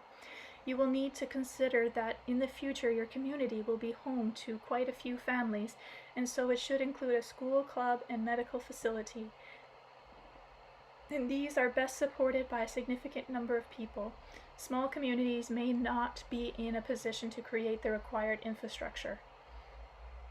Third, in applying for an allotment, you should contact land surveyor, architects, and builders to draft blueprints for the settlement. Another important reason for this is that you will need to find out the depth of the water table under the allotment, with a view of drilling wells to supply each house with running water, to determine what depth house foundations should be, as well as the feasibility of constructing a small pond in each domain. Drawing up a good overall plan for the community is also important, and determining the location of the future schools and play areas, as well as where the access roads should go. The Anastasia Foundation has already commissioned competent specialists to work out a plan model, and if it is completed before your launch, your spearhead group, you can consult with the foundation. It will cost you less, but then you will have to adapt the model to your own locale, introduce your own modifications, and share them with your other other spearhead groups. Successful proposals which have the greatest appeal will be adopted by other groups, and eventually we shall jointly put together a master design. Fourth, after completing the design of the settlement, and this is something not only specialists but also future residents can participate in, you will receive a detailed set of schematics, including an overall plan heightening the individual plots of at least 1 hectare each. Every participant should be formally assigned a plot of land, perhaps by drawing straws. Land use entitlement should be formalized with the appropriate legal document drawn up in the name of the individual owner rather than the organization, as was the case in the Oroville community in India. And so here you are, standing on your own plot, on your very own hectare of land. This is your kin's domain, the place where your descendants will be born and will live. They will fondly remember its founder, their family patriarch, and they may even rebuke him for certain mistakes in planning out the place. Right at the moment, the design of everything to be situated on the assigned plot is completely up to you. Where will you place your family tree? An oak or cedar, for example, which will keep on growing for as long as 550 years and may be looked upon by the 9th generation of your descendants as they remember you. Where will you decide to dig a pond to plant an orchard and a small grove of woodland trees, build your house and set up your flower beds? What kind of living fence will you create around the perimeter of your kin's domain? Maybe the one Anastasia described, or maybe it will come out even more fanciful and functional than the one depicted in previous books. It can be started even now, even before you get the official document, even before a spearhead group is organized among the people who share your vision. You can start the building process in your thoughts, pondering what will go in each corner of your future kin's domain. You should remember that the house you build, even one of fairly solid construction, will last about 100 years and then fall into disrepair. The living structures you set up, on the other hand, will only become better and stronger, thriving more and more as the ages pass. They will convey your living thoughts to your descendants for centuries and perhaps even for millennia to come. You can start building right away, and not just in your thoughts. Even now you can plant the seeds of your future majestic family trees in a clay pot on the windowsill. Of course, you can also buy grown saplings ready for transplant at the specialized nursery, or dig up young shoots in the forest without damaging the growth around, especially in places where the forest growth needs thinning out. That is possible, of course, but I think Anastasia is correct here. It's better to grow the saplings on your own, especially when it comes to your future family tree. A sapling from a commercial nursery is like a baby from an orphanage. Besides, you need to grow not only saplings, but several different ones. And before planting the seed in the pot of earth, you need to infuse the little seed with information about yourself. I realize that support on a national level may be needed to overcome bureaucratic obstacles on certain regions, or if not support, then at least an absence of opposition. Appropriate changes in legislative policies are required.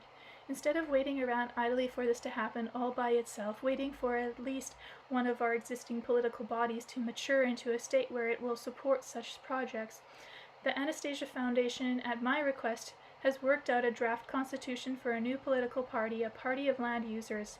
This germinating social movement has been called co-creation, or sovereignty. Its platform, which still has to be discussed and finalized, come down to one central theme, as I see it. The state should grant to every willing family 1 hectare of land for a lifetime use, for the purpose of establishing their own family domain. And they did it. This movement is still young and nobody is really in control of it at the moment, but I think that in time we shall see literate politicians coming on board who are capable of working out a relationship to the new movement on the level of federal policy making. For the time being, the Co-Creation Party functions mainly as an information clearinghouse. A legal department will get started as soon as sufficient funds become available. For now, the party's administrative affairs are being handled by the Anastasia Foundation for Culture and Assistance to Creativity. The regional spearhead groups set up to organize new communities will be quite successful after they gain the support. of local public authorities. This should happen once the authorities see the substantive benefits which will accrue to their region, and these can be pinpointed right now. They do exist, and they are indeed substantive. Try to get a discussion of the project going in the local press and see if you can get specialists, ecologists, economists, and socialists to weigh in on the specific influence the project will have on your region. In an effort to do my part to help, at least in some way, in getting a land allotted for the purpose of setting up Kin's Domain, I have decided to publish in this book an open letter to the President of Russia. Chapter 16. Open Letter. To Vladimir Putin, Resident of the Russian Federation. From Vladimir Megre, Citizen of the Russian Federation. Dear Vladimir,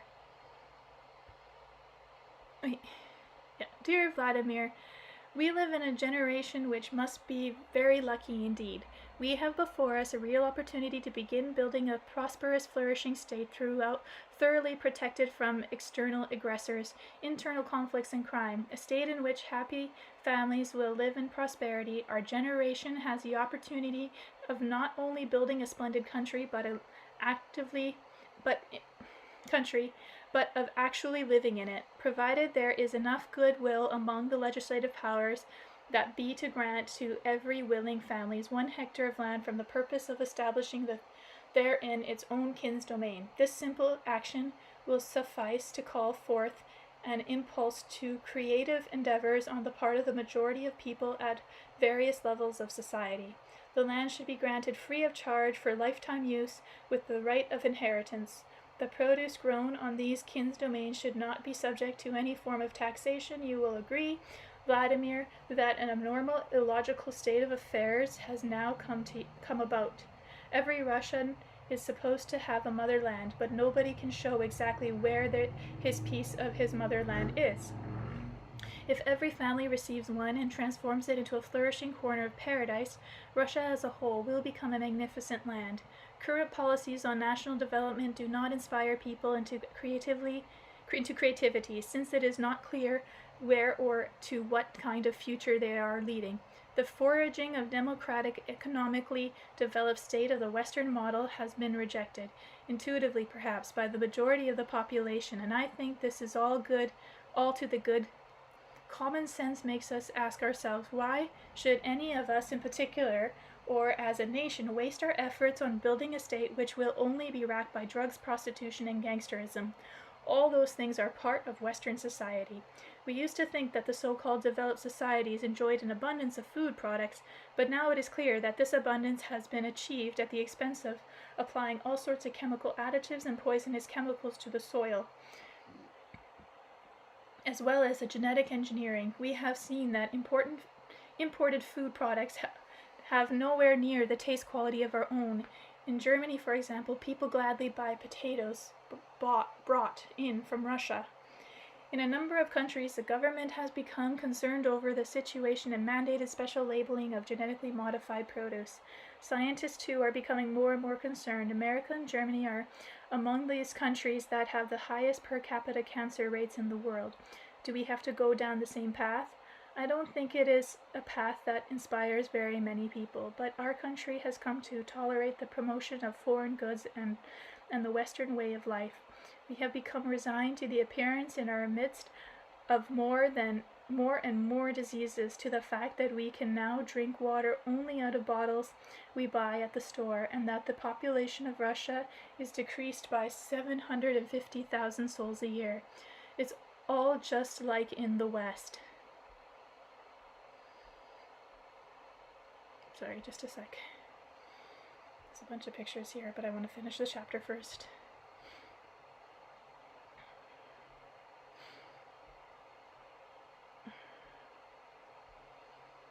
After all, the birth rate has fallen in highly developed countries too.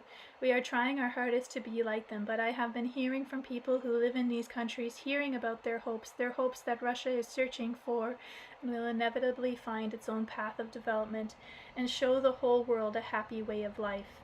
Mr. President, you no doubt have received various proposals for the future development of our country.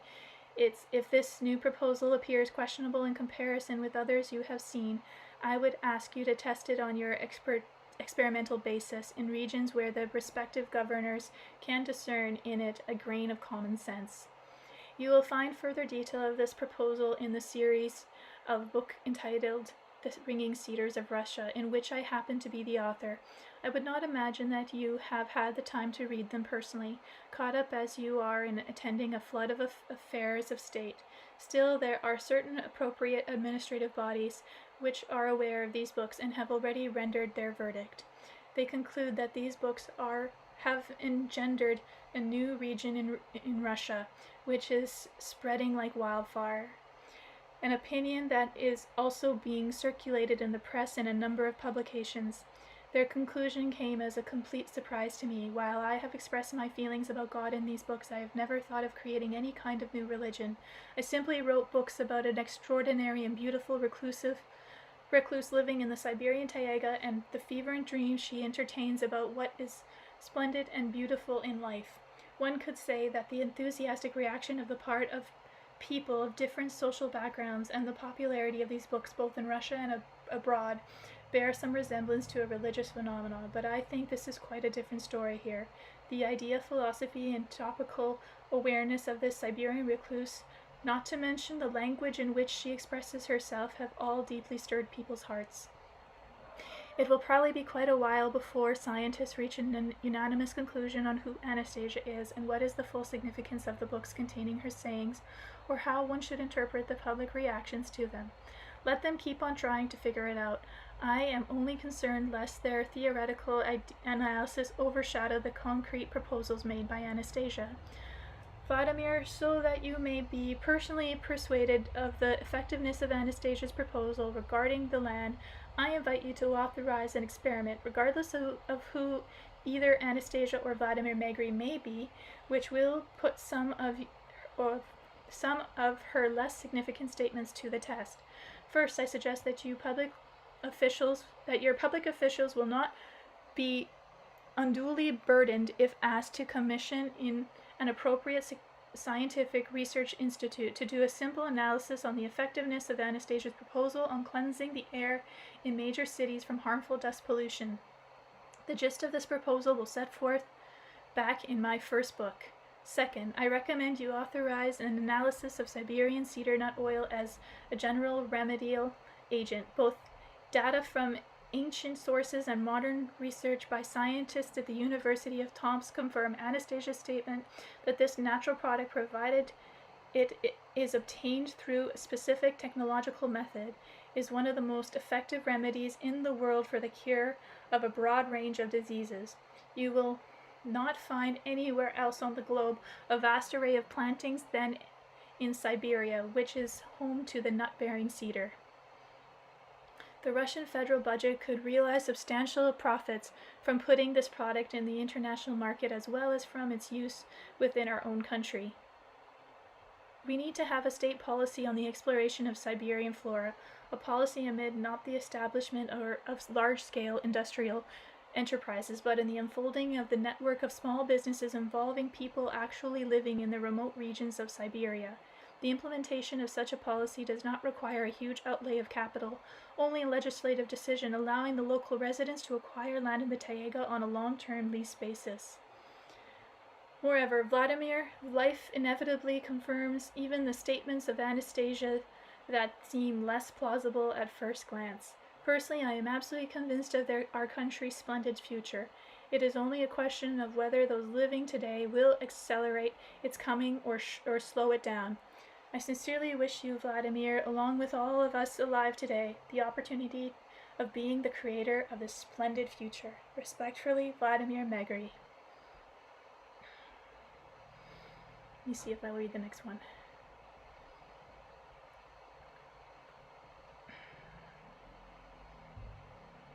It's kind of long.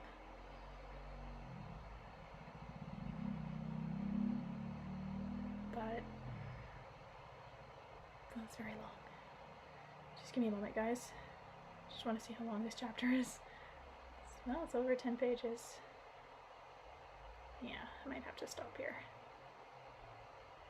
This will be a lot of work. Chapter 17. questions and answers. Anastasia's design intrigued me. I wanted to think and talk about it on a daily basis. I wanted to stand up for it all at all costs, defend it against ridicule, and dispel the doubts of the skeptics.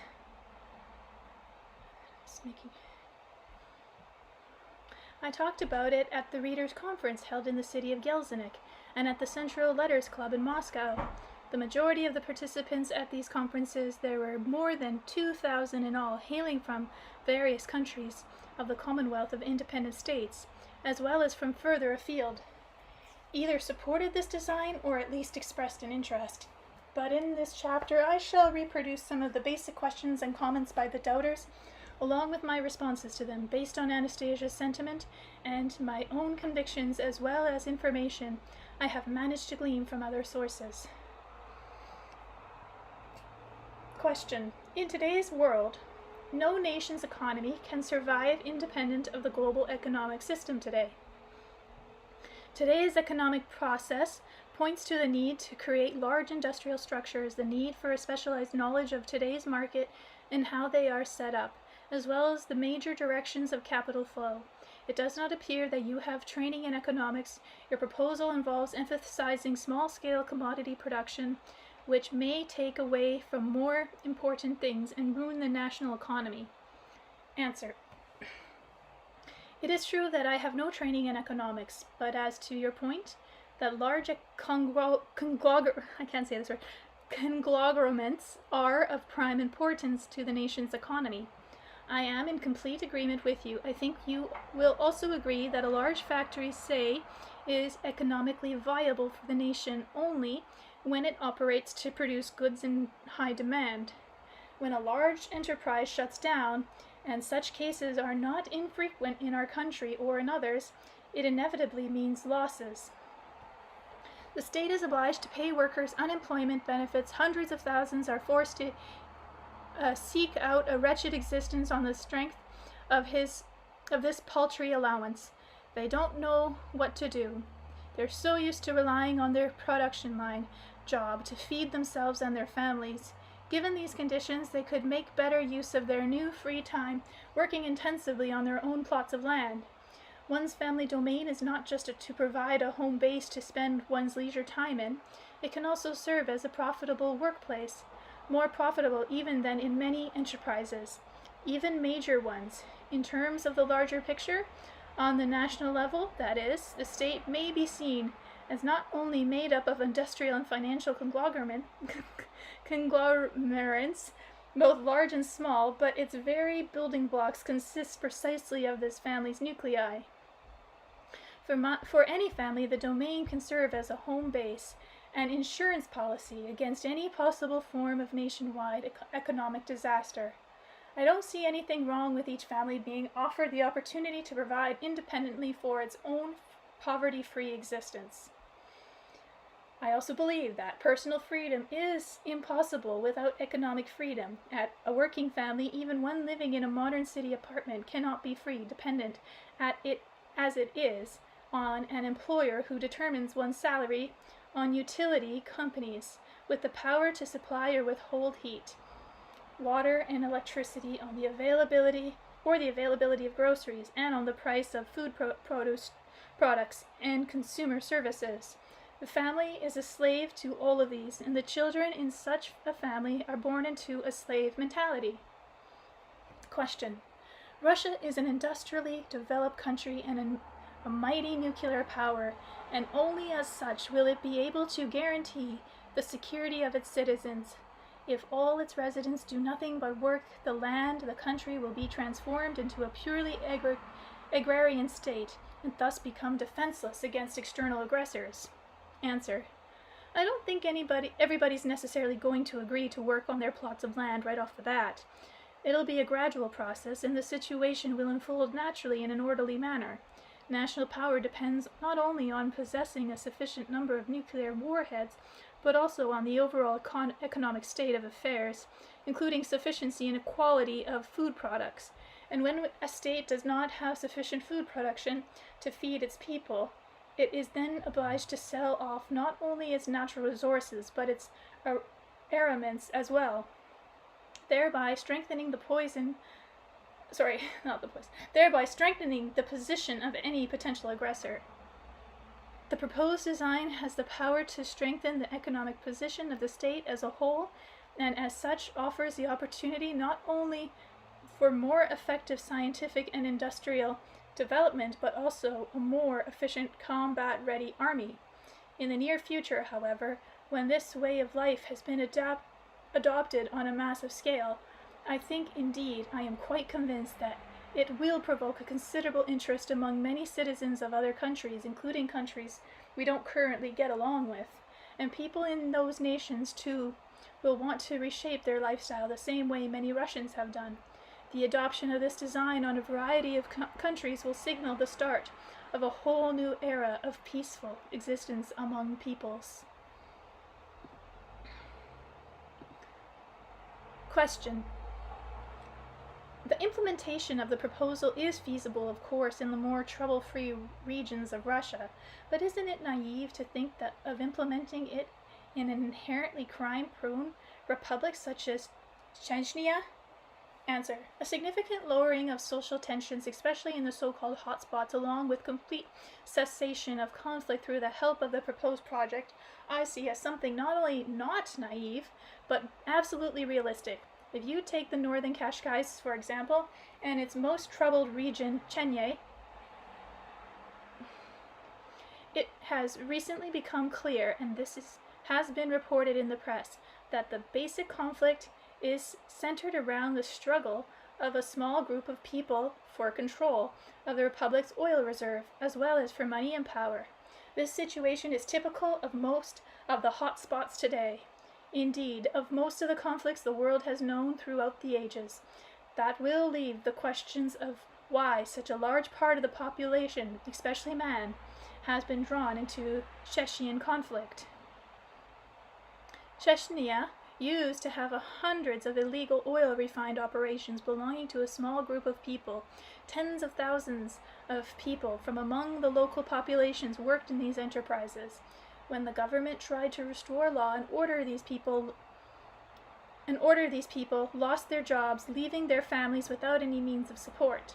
The principal aim of this class of people in joining the militants was to try and protect the jobs and the welfare of their families, minimal though it was. Besides, their participation in the rebel forces wasn't exactly volunteer work. They ended up earning quite a bit more than the unemployment benefits they had been getting. Consequently, for the majority of the ordinary fighters, taking part in the armed gangs was simply a job, no different from being a politician or a Russian army officer, only better paid. As a result, many of these foot soldiers don't see much in the way of hope for their families' welfare in military operations if military operations were to cease. How can we possibly do away with unemployment in Chechnya if we can't completely do away with it even in a single region closer to home, especially one that is comparatively well off? Let's say the government pours colossal resources into Chechnya and starts setting up all sorts of enterprises that are guarantee a job for everybody who wants one. But then another problem arises, the size of the paycheck offered. Say you offer a special raise for the Chechnyan population, then all of Russia will be working to support the Chechnyas, since the only way a raise can be implemented is on the backs of the Russian taxpayers as a whole. Even then, not all the money will reach its intended target, since the problem of getting allocated funds through to those who actually need them has not been resolved. In sum, we'd be faced with the same situation we have today, only with a significant increase in expenditures. The Chechnyan Republic is a region favorable to agriculture production. Now let's suppose a law granting land for family domains is already in effect. Suppose that the state is able to protect the family domains from any kind of encroachment. So a Chechnyan family receives land for its kin's domain where everything they produce belongs exclusively to them and their future descendants, guaranteeing them a poverty-free existence and a life not ruled by bombs and not as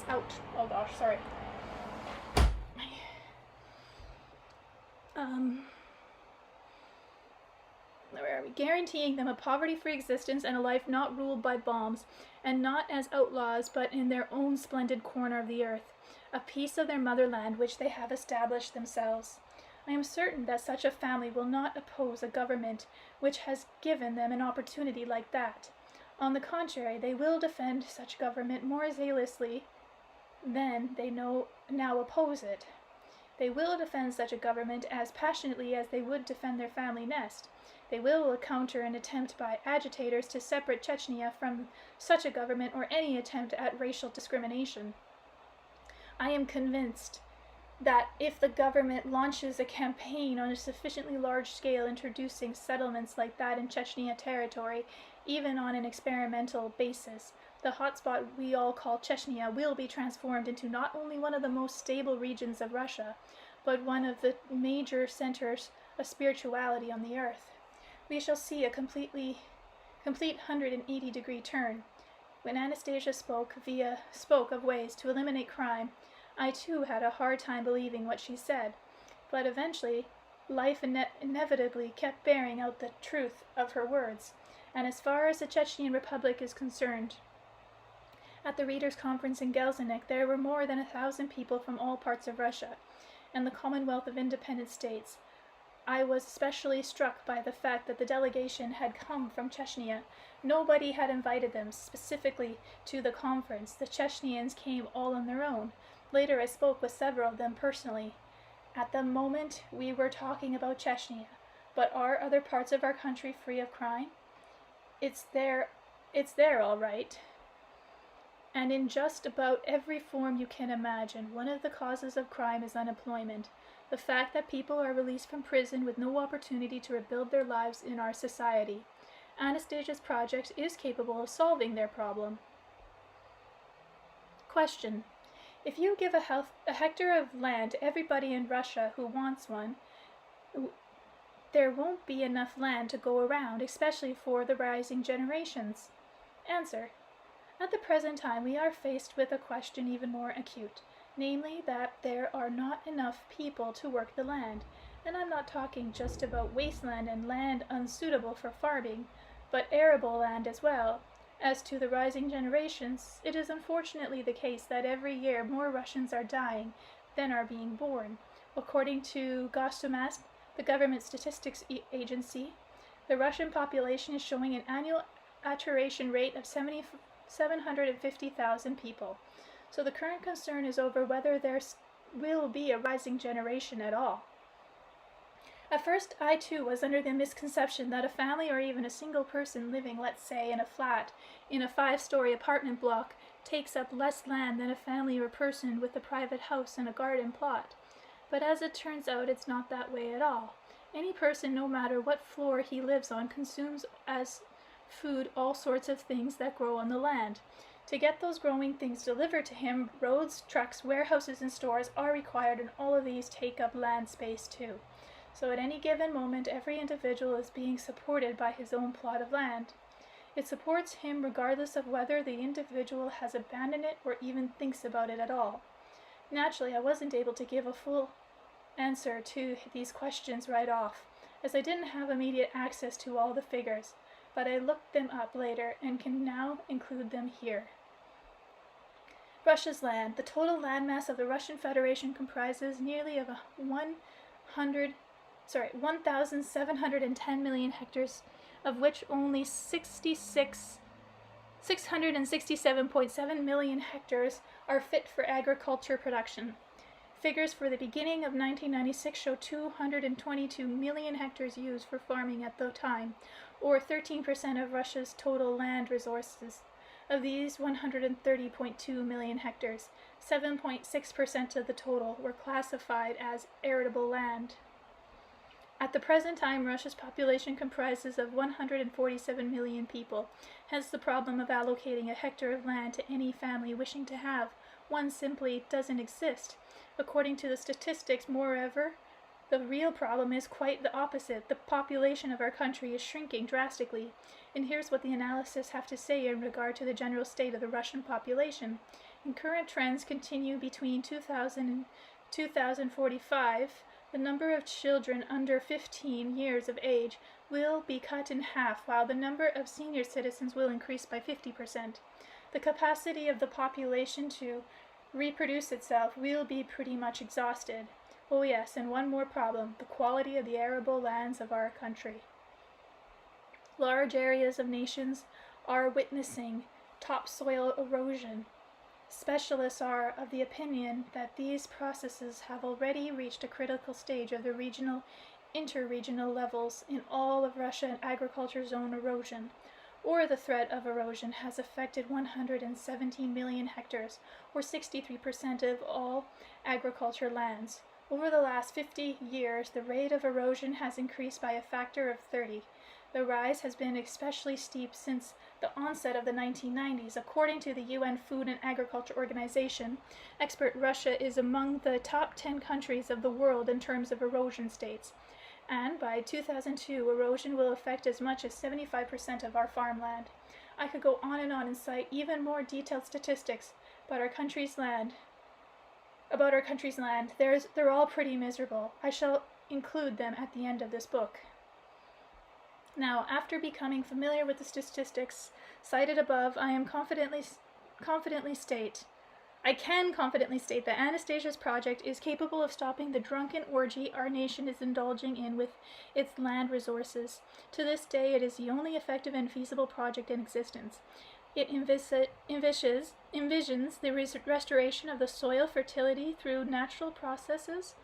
It does not require additional capital outlaws on the government's part, and yet, with one fell swoop, solves the problem of ecology, refugees, and unemployment, and completely eliminates the problem we today are creating for our children by our attitude to the land.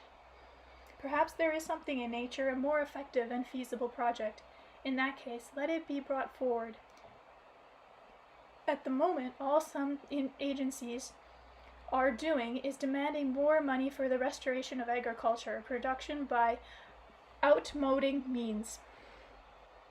The government does not have the money they require, but the saddest scenario would be for such plans to be realized by borrowing money abroad and having chemical fertilizers poked into the soil to its further detriment. Since we don't have sufficient quantities of manure to go around, that money will have to be repaid with interest. The condition of the land will deteriorate even further, and the whole problem will fall on the shoulders of the rising generations. I shall do all I can to promote Anastasia's project. Of course, government officials will hardly accept a recluse from the Taiga as an authority, and I am no specialist in agriculture, and so it will be a challenge for me to prove its effectiveness before our worldwide policies. But nevertheless, I shall keep on trying with all the means at my disposal. I will be most grateful to those readers who are familiar with the intrigues of the workings of our government, if they can explain in a more professional language the effectiveness of Anastasia's project to our high-ranking government officials. Perhaps this book will find its way too into the hands of government agencies empowered to undertake such measures, and so I am appealing to them once more with a declaration on behalf of all willing participants. I don't know how many willing participants there are, but I am certain that they are in the millions. On their behalf, I make the following request, namely that the Russian government settle the land question on a legislative basis and grant each willing family in our nation 1 hectare of land free of charge, affording the opportunity to each willing family to establish its own kin's domain, dignify it, and lovingly care for its own piece of the motherland, thereby making the motherland as a whole beautiful and happy. The motherland, after all, consists of little pieces. Question. In many regions of our country, the ecological situation is extremely complex. One could even call it disastrous today. Wouldn't it be better to first direct our efforts towards the improvement of ecological conditions in general, as many ecological organizations are doing at the moment, before turning our attention to individual domains? Answer. You yourself say that there are a lot of organizations focusing on the ecological situation, but it is getting worse. Doesn't this mean that simply focusing attention on it is not enough here? Since the situation is continuing to deteriorate and even reaching disastrous proportions. Let us imagine a beautiful garden with all different kinds of trees growing on just one splendidly laid out domain, just one little corner of paradise, only 1 hectare in size. Of course, that's not sufficient for a global change, either for a country or the planet, But now let us imagine 1,000,000 of such little corners, and we shall see the whole earth as a flourishing garden of paradise. But still it is up to each one of us in particular to start, by setting up our own little corner. Perhaps then we shall be able to go from being totally focused on the subject to being totally involved in concrete actions. Question: do you believe that an unemployed family can get rich with the help of a single hectare of their own land? If you believe that, then tell me why today's rural areas are at a standstill. People in these rural areas have land, but they're still going hungry. Answer: let's consider the phenomenon together, but first I want to add a few more questions to the one you asked. Why do millions of people say that for them 400 or 500 square meters of a dacha plot has been a significant help to them in financial terms, significantly increasing the amount of food available to them, and yet rural residents with 1,500 to 2,500 square meters call themselves poor and starving? Why, in addition to other factors, doesn't the state of our well-being also depend on our level of conscious awareness?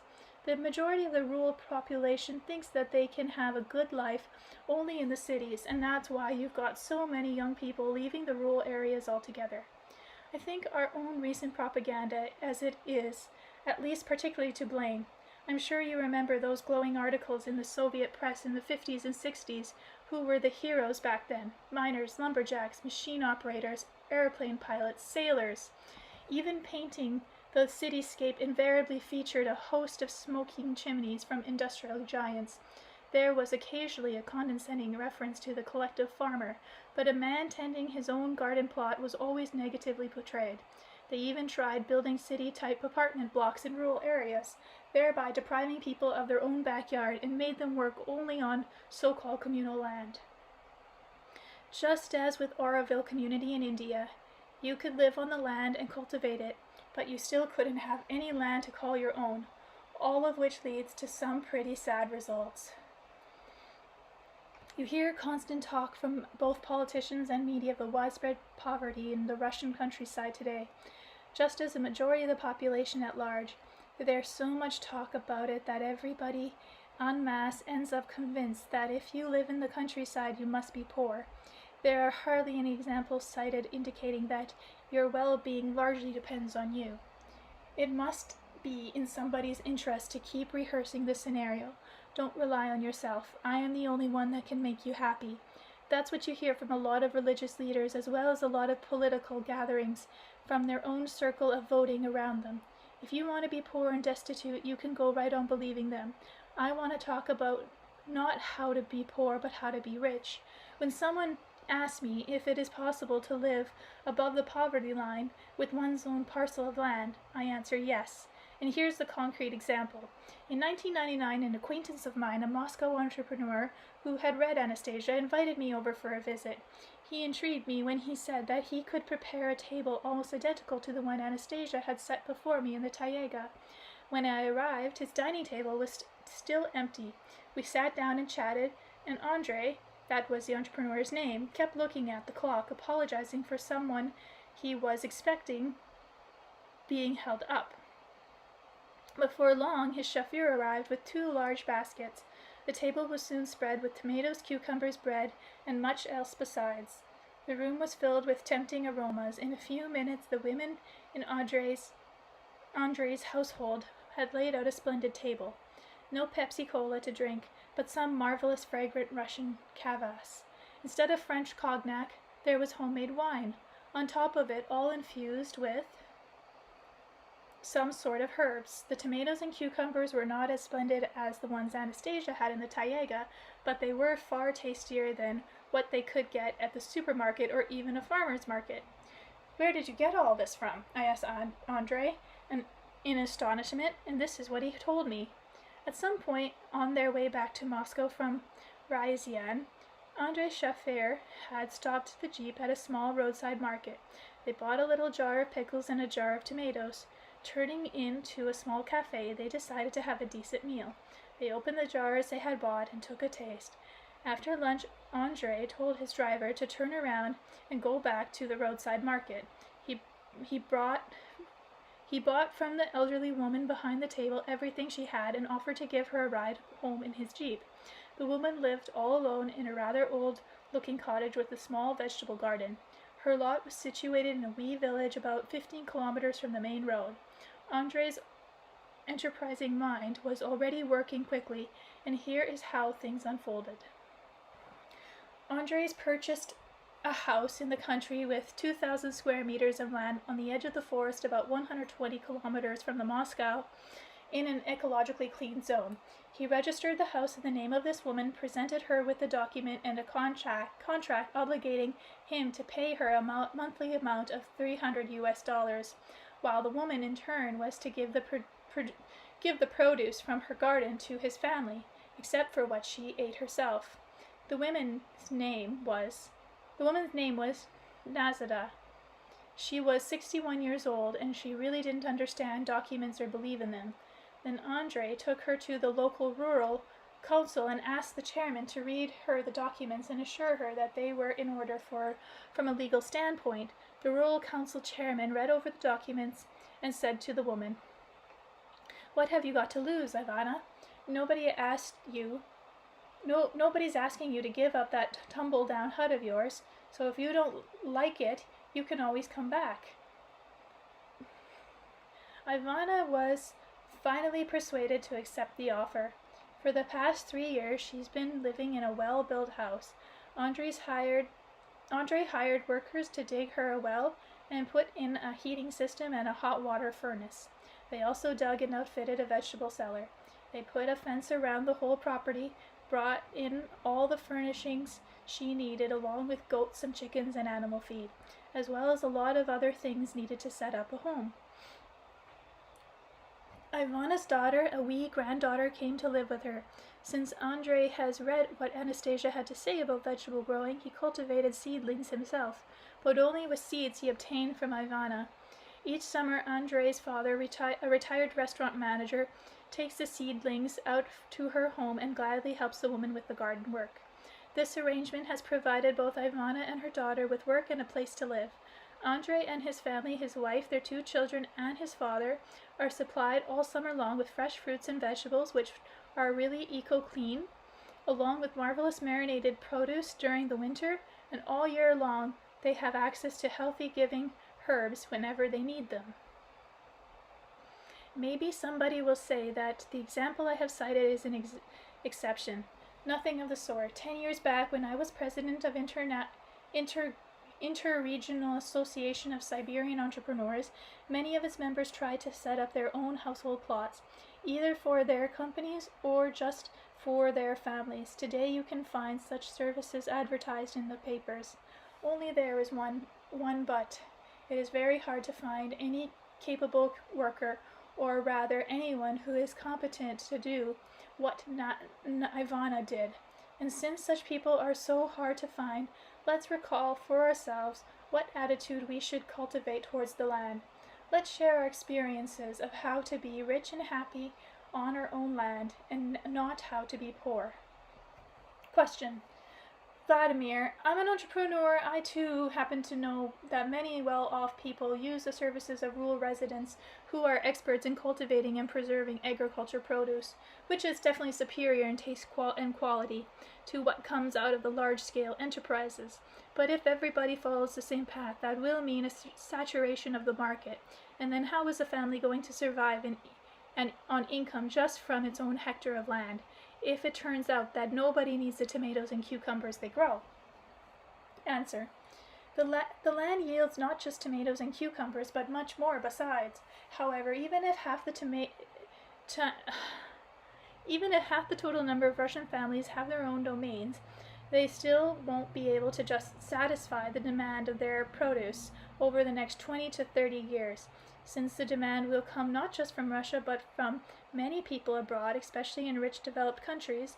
The reason is that agriculture producers in most countries have got so caught up in the business of artificial selection and chemical treatment of crops that the original form of these crops has simply got lost.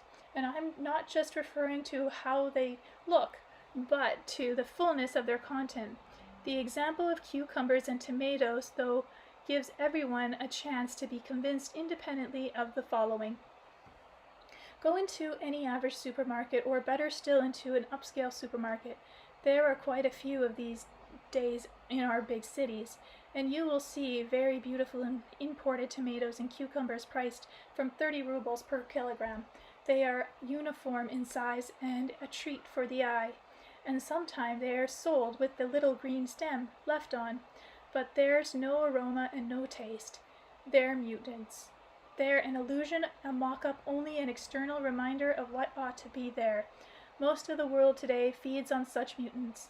This is not my discovery. It's something people are concerned about in many of what we call the developing countries of the world. A decree has passed in Germany, for example, mandating product labeling on to include information about the presence of artificial additives, and people who can afford to are boycotting these products. Products grown in eco-clean regions using only limited quantities of chemical fertilizer cost a lot dearer in the West. Only the current Western agriculture system does not permit farmers to grow products that is ecologically clean through and through. Farmers in Western countries are obliged to use not only hired labor, but all sorts of technology, besides including destroying the chemicals in chemical fertilizer in their effort to maximize their profit and margins. Let's say a Western farmer, and there are some of these already, wants to grow eco-clean produce and even take what Anastasia had into account. You may remember she said that it wasn't necessary to destroy all the weeds, since they too perform significant functions. But let's say a farmer still wants to grow this kind of produce, if only for his family and friends. Right off, he's faced with challenging problems. Seeds, artificial selection has done its work. The original varieties have long since dispersed in the West, and there are few of them left even in Russia, especially after imported seed stock was allowed on the Russian market. If people use their own seed stocks, a variety of vegetables will gradually see a restoration of their original properties, drawing from the soil everything needed by man. But a complete restoration will take decades.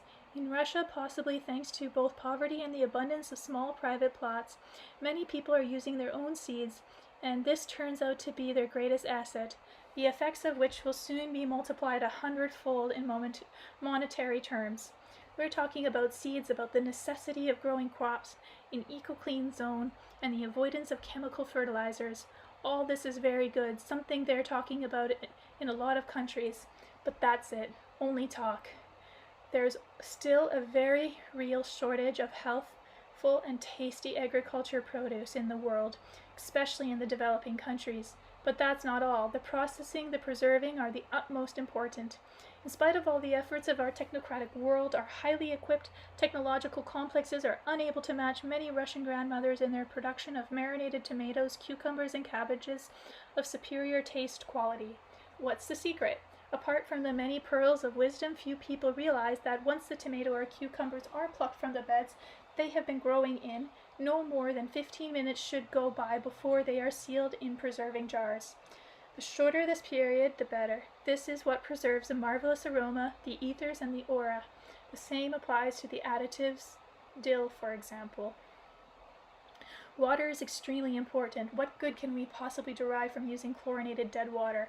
We can boil it, steam the jars, but there are people who take spring water and add huckleberries, among other things. Would you like to try it yourselves? Just take a tumbler, fill it a third full of huckleberries, then fill it with spring water, and you will be able to enjoy drinking this water even 6 months later. You will also notice the striking distinctive superiority quality of the fruits and vegetables preserved from the winter. 1 jar at a time by these many Russian Cracker Jacks. These products preeminent in quality of taste over produce from even the most well-known food companies in the world is something each one of us can confirm for ourselves by simply comparing the two. Now let's say a family lived in its domain has canned 1,000 little jars of tomatoes and cucumbers. The result is first-class produce, surpassing all other in many respects. In terms of taste, quality, and co-clean production, there is none like it anywhere on the planet. This produce becomes a highly desirable commodity for the table of many customers in various countries of the world, including American billionaires and tourists at Cyprus framed hotel resorts, and it will say on the label, from Ivan's domain, from Petra's domain, and so on. Of course, entrepreneurs won't be interested in selling just 1,000-liter jars, but let's say there are 300 family domains in a community. They would end up with 300,000 jars, and that would be a major business firm's attention. I would imagine that would get a major business firm's attention. I would imagine that initially a jar would cost the same as one currently in the supermarket, somewhere around $1, but once people actually taste it, the price will go up, maybe as much as dozens of times. I mentioned cucumbers and tomatoes just as an example. There's a whole lot of things that a domain can produce. For example, wines, liqueurs, sweet berry wines from currants, raspberries, blackberries, sweet rowan berries, and so much else besides.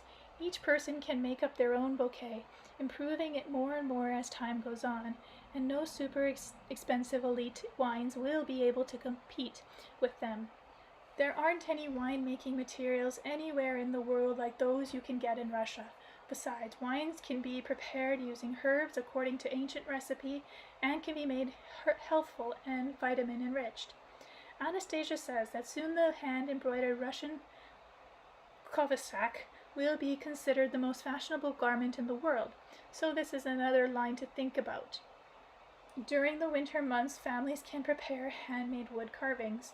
It all comes down to the folks saying, if you want to be happy, be it. You could also say, if you want to be rich, be it. The main thing is not to program yourself for poverty. You should attune your expectations to wealth. It makes a lot more sense to think about how to become wealthy and not to constantly tell yourselves it's impossible. Question. Anastasia maintains that it is a lot easier for young people and young couples to hold on to their love for each other in domains such as you described than in a typical apartment.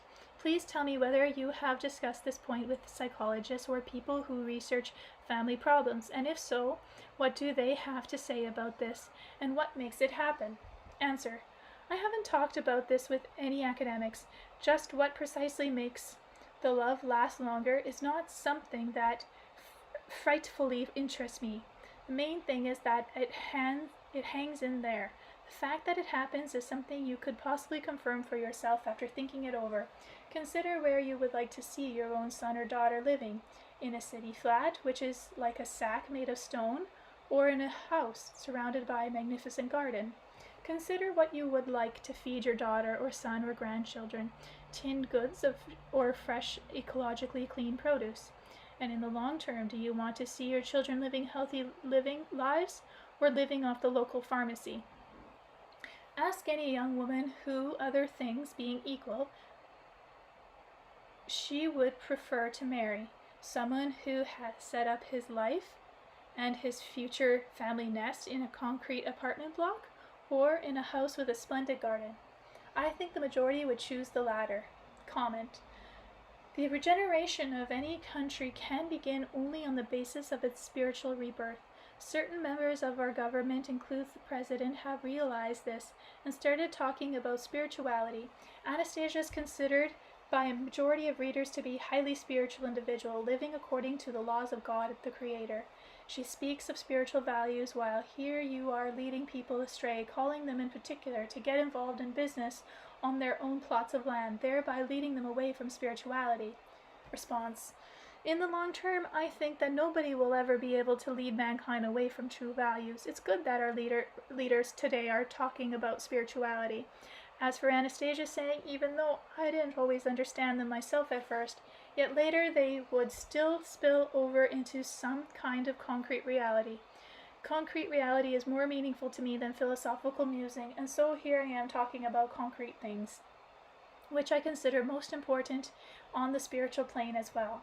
The world probably has a great many concepts of spirituality and God. After talking with Anastasia and trying to make sense out of what happened, such concepts start coming together for me too. For me, God is a person, a good, smart, and life-affirming person, a person aspiring to be for a happy existence for people, his children, to all alike, and to each man in particular. God is the Father, loving and caring for each one of us. Yet to each man he has given complete freedom of choice. God is the wisest person, striving every moment to do only good for his children, and his sun comes up each day. The grass and the flowers grow, the trees grow, clouds sail by, and the water gurgles, ready at any moment to quench any man's thirst. And I don't believe, and nothing can ever make me believe, that our wise Father could ever think spirituality is something to be attained only by inconsistent talk about it with specific concrete actions. Ever since the so-called Iron Curtain fell, our country has been flooded with hordes of all sorts of people passing themselves off as religious preachers, and quite a few homegrown ones have popped up as well, all trying to tell us that what God the Father wants of us. Some say we need to eat a special way, others teach us the best words to use in addressing God. Still others, the Christianites for example, maintain that you have to jump up and down and chant mantras from morning to night. For me, all that is balderdash. I can imagine no way of painting God more than through antics like that. All that jumping up and down and wailing. Any loving parent tries to see to it that his son or daughter carries on his Father's work, taking part in conjoined creations with him. God's first-hand creations are all around us, and what can be a higher manifestation of our love for God than caring attitude to them? We're building our lives, our own well-being, and that of our children with the help of these divine creations. All these antics and meditations have not made us any happier, either our country as a whole or any of its citizens individually, and the reason they have not made us happier is that they are leading us in exactly the opposite direction, away from truth, away from God. Their efforts have been intense and constant, tossing out all sorts of new variations in their antics as truth. Doctrines come and go, some of them which have been around for ages now only provoke mirth, while others pop up for a few years and then disappear without a trace, like a flash in the pan, leaving only a trail of dirt, garbage, and ruined lives in their wake. Too many questions as to why we are constantly compelled to listen to various rantings about God from all sorts of preachers, and why God does not speak his own words to us directly, Anastasia replied. Words? These people of the earth have so many words with different meanings. There are so many diverse languages and dialects, and yet there is one language for all divine calling. It is woven together out of the rustling of the leaves, song of the birds, the roar of the water. The divine language has fragrance and color. Through this language, God responds to each one's request and gives a prayerful response to prayer. God talks with us every moment, but it's not our spiritual apathy that makes us unwilling to hear him. All I have to do is comes the thought, is chant a mantra, jump up and down, and heavenly manna will fall my way, which will make me happy and choose me as a ruler over all. Presto!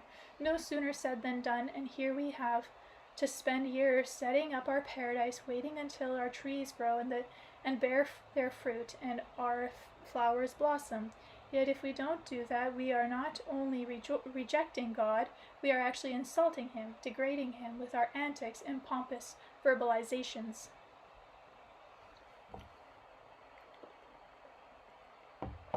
Of course, you can refuse to listen to Anastasia, and especially to me, but ultimately, at some point, you will walk into a springtime forest or garden, where you will stand still and listen to your heart. Many people's hearts will mostly certainly hear the Father's voice. As to the question of what God can do in the face of the energies of annihilation holding sway on the earth, to say nothing of so many people taking his name in vain, even as they strive to gain personal powers over others, the Father, according to Anastasia, has replied, I shall come up as the dawn at the inception of the oncoming day, by caressing all creations on the earth without exception. The rays of the sun will help my daughters and sons understand that each one of their own soul can hold conversations with my soul. He believed and still believes in us, affirming, there is one main defense against all the many and various causes leading one into dire straits, against all the barriers that lie can throw up in one's face.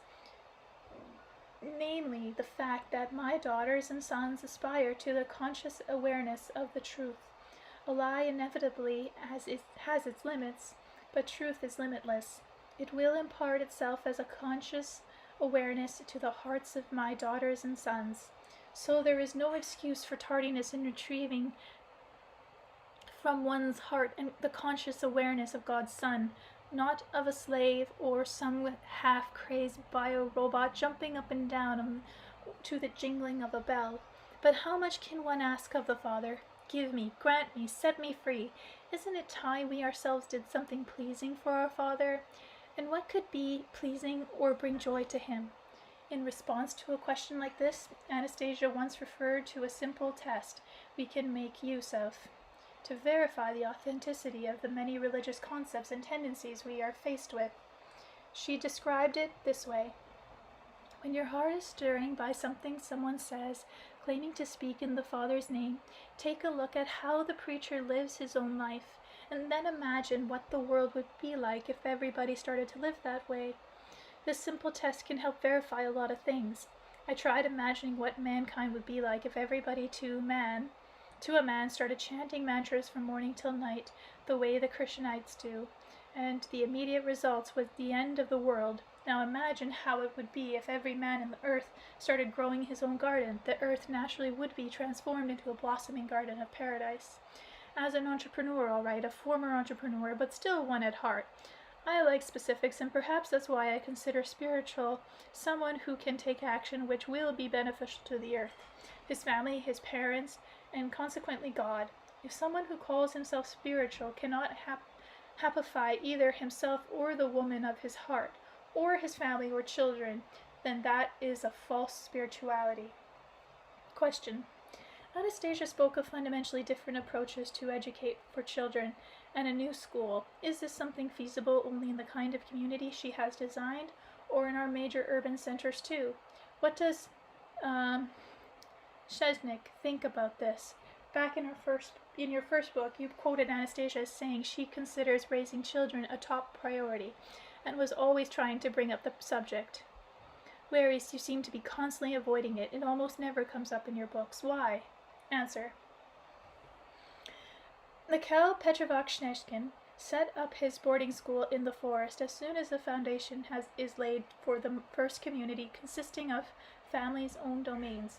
We shall have to ask Mikhail Petrovich to work out a special program for the future school, and if he cannot teach it himself, I shall ask him to at least send his pupils to it and select appropriate instructors from among those currently teaching. I don't think setting up a school like that in today's urban center is really feasible. Anastasia's sayings aside, let's just think back to our own school days. You hear one thing at school, another in the street, and still something else at home. While you are trying to figure out where the truth lies, trying to get a complete picture of the world, half your life goes by. I think we have to try and start living a normal life ourselves before trying to educate our children. And once we have got a life set up that's worthy of human existence, then we can take care of our children in partnership with school, working in harmony, complementing each other. Anastasia indeed often speaks about bringing up children, but she doesn't talk about anything resembling a system scheduled according to days, hours, and minutes. And quite often what she says is not all that clear. She says, for example, that a child's education begins with your own education, with setting up a happy existence for yourself, with your own attempts to get in touch with God's thoughts. And one of the principal points in this education is precisely the setting up of a splendid kin's domain. Whew, chapter 18.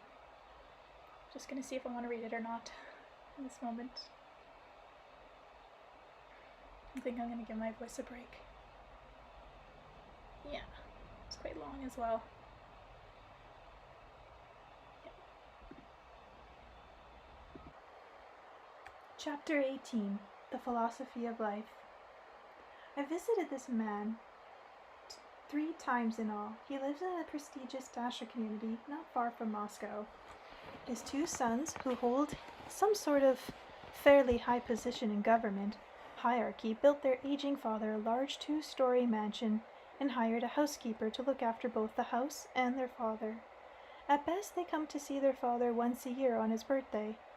His name is Nikolai, and he's already in his 70s. His legs ache, and so almost the whole time he sits in his imported wheelchair. His huge mansion is designed in the best European style, with half the ground floor taken up by this study with its multitudes of shelves, home to a considerable collection of books in a variety of languages. Most of these books are on philosophy in expensive leather bindings. Before his retirement, Nikolai taught philosophy at a prestigious Moscow university and has several academic degrees. In his more senior years, he settled into his mansion and spends almost all of his time in his study reading and reflecting. I got to know him thanks to the persistence of his housekeeper, Galina, who came to one of my reading conferences. I am grateful to her for introducing us. Nikolai had read the books about Anastasia, and he was a most interesting chap to talk with. In spite of his academic degrees, this old fellow could explain in simple, straightforward terms things that had not always been clear to me in Anastasia's sayings, as well as reveal new aspects he had discovered in them. After the publications of my third book, The Space of Love, the office of Anastasia's Foundation forwarded several letters to me written by the leaders of various religious denominations, aggressively denouncing Anastasia, calling her a fool and a scoundrel. One of them even wrote a long letter replete with obscene language.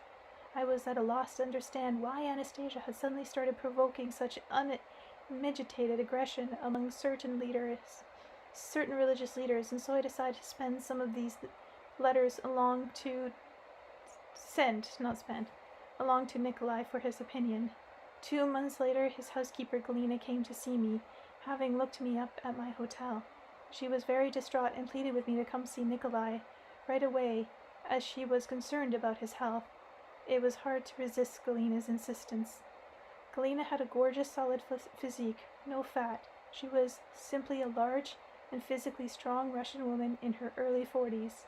She had spent her whole life in some Ukrainian village, driving trucks and tractors and looking after cows.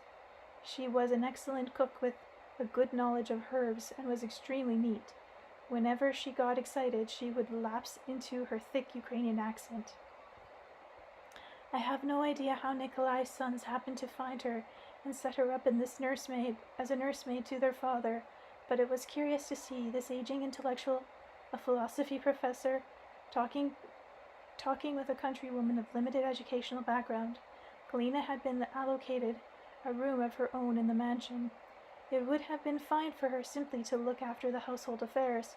She did this quite well, but she couldn't help listening to what Nikolai and I were saying to each other. She would invariably think of something that needed going on in her presence and start dusting a particular spot over and over again, all the while commenting aloud on what she was hearing as though talking to herself. This time Galina had come to collect me in the Nivea, which Nikolai's sons had purchased so she could go grocery shopping in the town when necessary, or drive into the woods to gather herbs or fetch medicine for their father. I dropped what I was working on and went with her. Driving through the streets of Moscow, Galina was very quiet. She looked tense behind the wheel, and I even noticed drops of sweat on her face, until we got past the outer ring road. When she found herself in a familiar route, she breathed a noticeable sigh of relief. Now she was much more relaxed behind the wheel, and started quickly telling me about all her concerns in her mixtures in Ukrainian and Russian accent. He was sure, quite back then, the man would sit in the whole livelong day just quietly in his wheelchair, reading books and thinking to himself. I'd make up hominy grits or oatmeal for him every morning. I'd feed him, and I could then go to the market or Meeb into the woods to get some herbs. For his health, you know. I could go with a clear conscience, knowing he'd be sitting in that chair of his, thinking his thoughts or reading a book. But now it's all different. I brought him the letters you sent. He read 'em. Just 2 days after that, he says to me, "Take some money, Galina. Go and buy some of those Anastasia books, and then go to the market. No need to hurry home. Stay there at the market and watch the people. As soon as you see somebody who looks sad or sick, Give him a book. I did this once, even twice, but there was no way he'd quiet down. Don't worry about my dinner, Galena, says he. I'll make do myself if I get hungry, but I still always made it home in time for dinner. But the other day when I got home from the market, I went into his book room as usual to give him some herbal tea, and his chair is empty, and if he ain't lying there face down on the carpet, I rush over to the telephone and grab the receiver to dial the doctor's number, just like Sons told me to do. They even give me special number, not the one everybody uses, so I call up and cry, "Help!" into the telephone, and just then he lifts his head and says to me, "Cancel the call, Galena." I'm okay. I'm just doing some exercises, push-ups, so I dash over to him, pick him plumb off the floor, and set him back in his chair. How'd he ever get hissed up off the floor with these aching legs of his? Those, oh gosh. They're writing the accent, so it's even harder. What kind of exercise is it? I say to him, when someone just lays on the floor, and he replies, "I've already done my exercise and was just resting. No need for you to worry your little head over." The next day he got out of his chair again onto the floor to do his exercise, so I went out and bought him some dumbbells. Not dumbbells exactly, something called an expander, with handles and elastic bands. You can hook up just one band to make it easier for when you've got a bit more strength.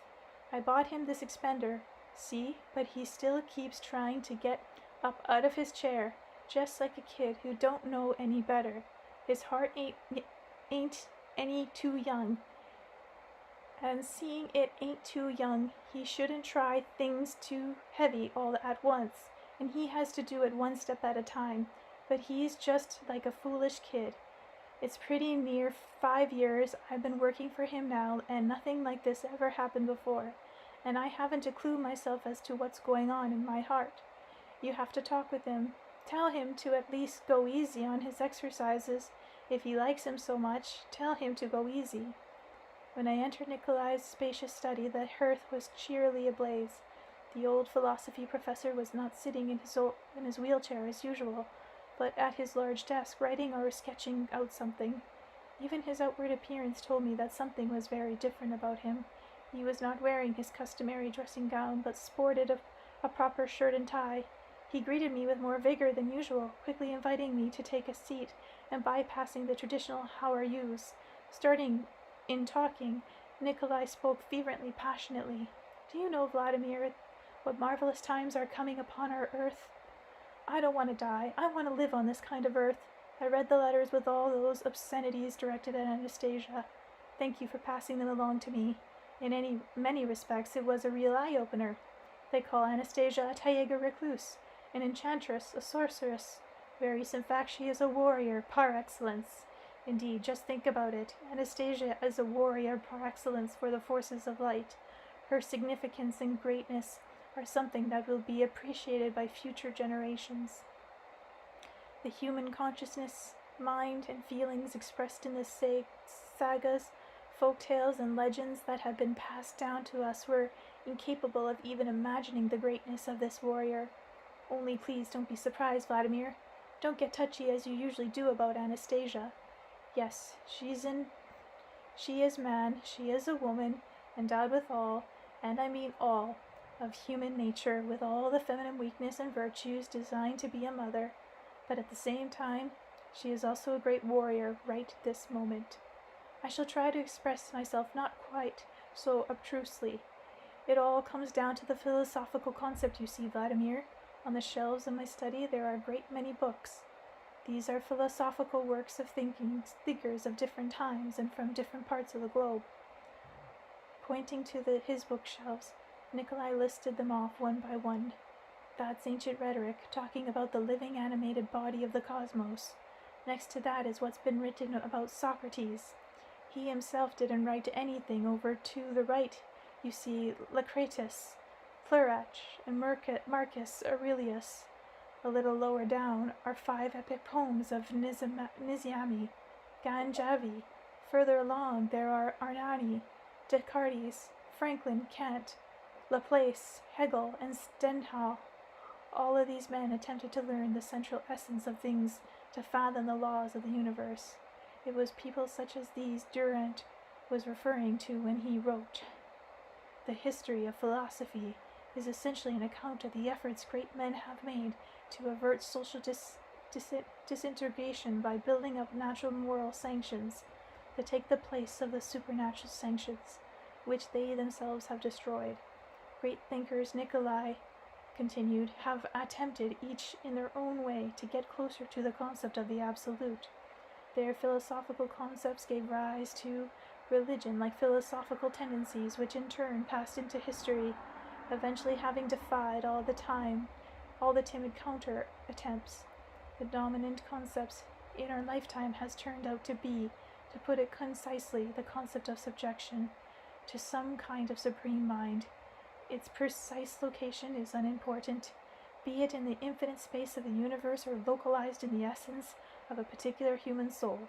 Much more important is the fact that the concept of subjection or inclination dominates over everything else, that after comes the particular subjectation to a teacher, a mentor, or a ritual. My collections also include Nostradamus' prophecies. Taken as a whole, they constitute a philosophical concept, namely that man is perishable, corruptible, and insignificant, and that he has a lot to learn. This concept is precisely what distorts and destroys the soul of man. No one who adheres to his concept can be truly happy. Not a single person on the earth can be happy as long as such a concept is dominant in the man's consciousness. It weighs equally upon the philosopher and the one who has never gone near philosophy in his life. It reminds me of religion as well. It weighs equally upon the newborn and the aged. It weighs upon the fetus in the mother's womb. Many adherents of these concepts are living today. They have been around at different times, and today their followers are protolizing human society with their beliefs in the frailty and insignificance of man's essence. But no, other times are upon us. Anastasia's words from God were like a flash of light to me. You wrote them down, Vladimir. I remember them. When Adam asked God, "Where is the edge of the universe? What will I do when I come to it? When I myself fill everything and have created everything I have conceived?" And God replied to his son, replied to us all, "My son, the universe itself is a thought from which was born a dream, which is particularly visible as matter. When you approach the edge of all creation, your thought will reveal a new beginning and continuation. From obscurity will arise a new and resplendent birth of you, and it will reflect in itself your soul, your dreams, your whole aspirations. My son, you are infinite, you are eternal. Within you are dreams of creation.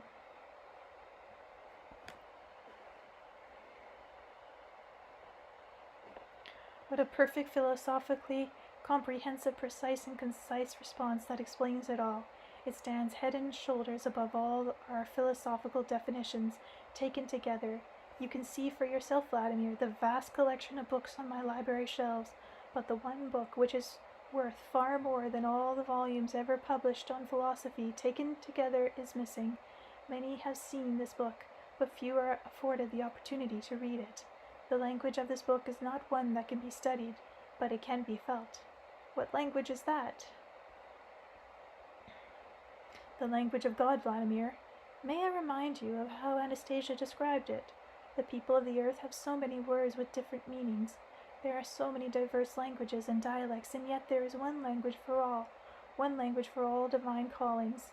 It is woven together out of the rustling of the leaves, the songs of the bird, the roar of the waves.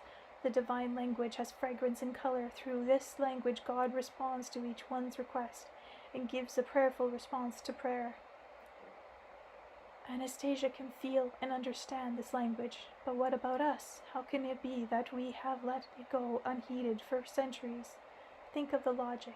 Cold logic dictates that if God created the earth and nature that lives all around us, then every blade of grass, every tree and cloud, the water, the stars can only be his materialized thoughts. But we simply pay no attention to them. We trample them, break them, disfigure them, all the while talking about our faith. What kind of faith is that? Who are we really worshipping? the parade of worldly rulers, no matter what grand Templars they might be, have built, will be remembered only by the filth they have bequeathed to their descendants. Water will prove to be their criterion, the measure of all things. Every day that passes, water seethes with more and more contamination. That's how Anastasia put it. That could only have been said by a consummate philosopher, and it behoves all of us to ponder that statement. Just think, Vladimir, anything we construct, even if it is for worship, is Templar, just like religion itself. Religion comes and go along with their temples and philosophies. Water has existed since the creation of the world, just as we have. After all, we too are composed by a large of water. But Nikolai, why do you think Anastasia's definitions are the most accurate? Because they are taken from that one book that covers everything, and their logic, Vladimir, is the logic of philosophy. There is one preceding statement given in God's name, in which God answers the question, "What do you so fervently desire?" And his answer is directed to every single entity in the universe. Conjoint creation and joy for all from its contemplation. Just one brief sentence, only a few words, that's all. Just a few words to express God's aspirations and desire. None of the great philosophers have been able to give a more precise and accurate definition. One must perceive reality through oneself, says Anastasia. So any parent who loves their children should determine whether this may not be what they are really dreaming about. Who among us, being the son or the daughter of God, would not desire conjoint creation with our children and joy from its contemplation? What consummate power and wisdom are contained in this philosophical definition of Anastasia's? They are absolutely crucial for mankind. They are effective. The hosts of doomsayers have lined themselves up against them. They will continue to manifest themselves, not just in the form of cursing Anastasia in correspondence, but in a variety of ways. Many small-minded preachers will gather to a fistful of followers around them and look as if they are preaching truth to people who are too lazy to think for themselves. Anastasia has already said about these, "Woe unto you, who call yourselves teachers of human souls. Cool the passions of your heart, and may everyone now know the Creator has given all to each one right from the start. The truth has been there right from the start in each one's soul, and we need only refrain from hiding the Creator's great creation under the murky domain of dogma and conventions, the murk of inventions, for the sake of one's own selfish interest." These are the people who will try to pounce on Anastasia because Anastasia is utterly destroying their philosophy. With her own philosophical concepts, she is actually foretelling the end of the world. It's not foretelling, forestalling the end of the world. And this is our reality today. We are witnessing and participating in the greatest deeds of all time. Here we are on the threshold of a new millennium, and we are entering upon a new reality. We are already living in this reality. Wait, Nikolai, I didn't get what you said about reality and deeds. Let's say one or maybe two philosophers said something, and Anastasia says it too. What have reality and deeds got to do with it? It's just all words. Philosophers talk and life goes on unfolding in its own way. The life of any human society has always been constructed as it is today, under the influence of philosophical concepts. The Jewish philosophy was one way of life. The Crusaders' philosophy was another. Hitler had his own philosophy, and we under the Soviet regime have ours. Revolution, after all, is only one philosophical concept taking the place of another, but all that amounts to detail determined by local conditions. What Anastasia has accomplished is much more global in scale. It has to impact on human society as a whole, and on each member of society in particular. She said she would transport mankind across the dark forces window of time. She has done this, Vladimir. She has set up a bridge over the abyss, which everyone may cross, and each one is free to decide whether to go across it or not. I am a philosopher, Vladimir. I can now see this very clearly. What's more, I can feel it. Her philosophical concepts shine like a clear ray of light in the threshold of new millennia, and each one of us at any given moment acts this way or that, depending on the individual philosophical convictions. If these changes, then our reactions change accordingly. As I was sitting in my study, for example, and reading through various philosophical works, I pitied all mankind inevitably moving toward its doom. I wondered where I would be buried, and would my sons and grandchildren come to my funeral, or whether it would be too much trouble for them to come see their grandfather. I pitied all mankind and thought of my own death, and then along came Anastasia with an entirely different philosophical concept, and my actions took on an about turn. How would you do things differently now, for example? Well, I'll tell you now. Now when I get up in the morning, I start acting in accord with my new philosophical concept. Nikolai got up, bracing his arms against the table, then holding on first to the chair, then a bookshelf. He managed to make his way to his aching legs, over to one of the bookcases. He managed to make his way on his aching legs, over to the bookcase. He looked at the titles on each spine, then pulled out one book out of an expensive leather binding, and headed over to the fireplace, leaning on various pieces of furniture as he went. Tossing the book into a blazing heap, he explained, Those are the prophecies of Nostradamus about all sorts of cataclysms and the end of the world. Do you remember, Vladimir? Anastasia's words on this? You should remember them. She says, the dates you gave Nostradamus for fearful cataclysms on the earth were not predictions. You created them out of your own thought and persuaded people to act and accept their implementation. Now they are still hovering over the earth, still frightening people with their sense of despair. This could only have been said by a consummate philosopher and thinker, one who understands that a prophecy is nothing more than an attempt to set a direction for future developments. The more people believed in universal doom, the greater will be the number of thoughts attempted to outline the image, and it will come to pass.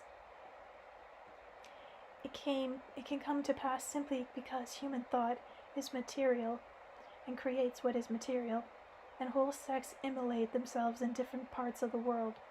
That is, the ones who believe in doom immolate themselves, while the ones who have faith in the future live, and she is fearless in the face of despair. She is completely destroying any notion of the end of the world when she declares, but now they will no longer come true.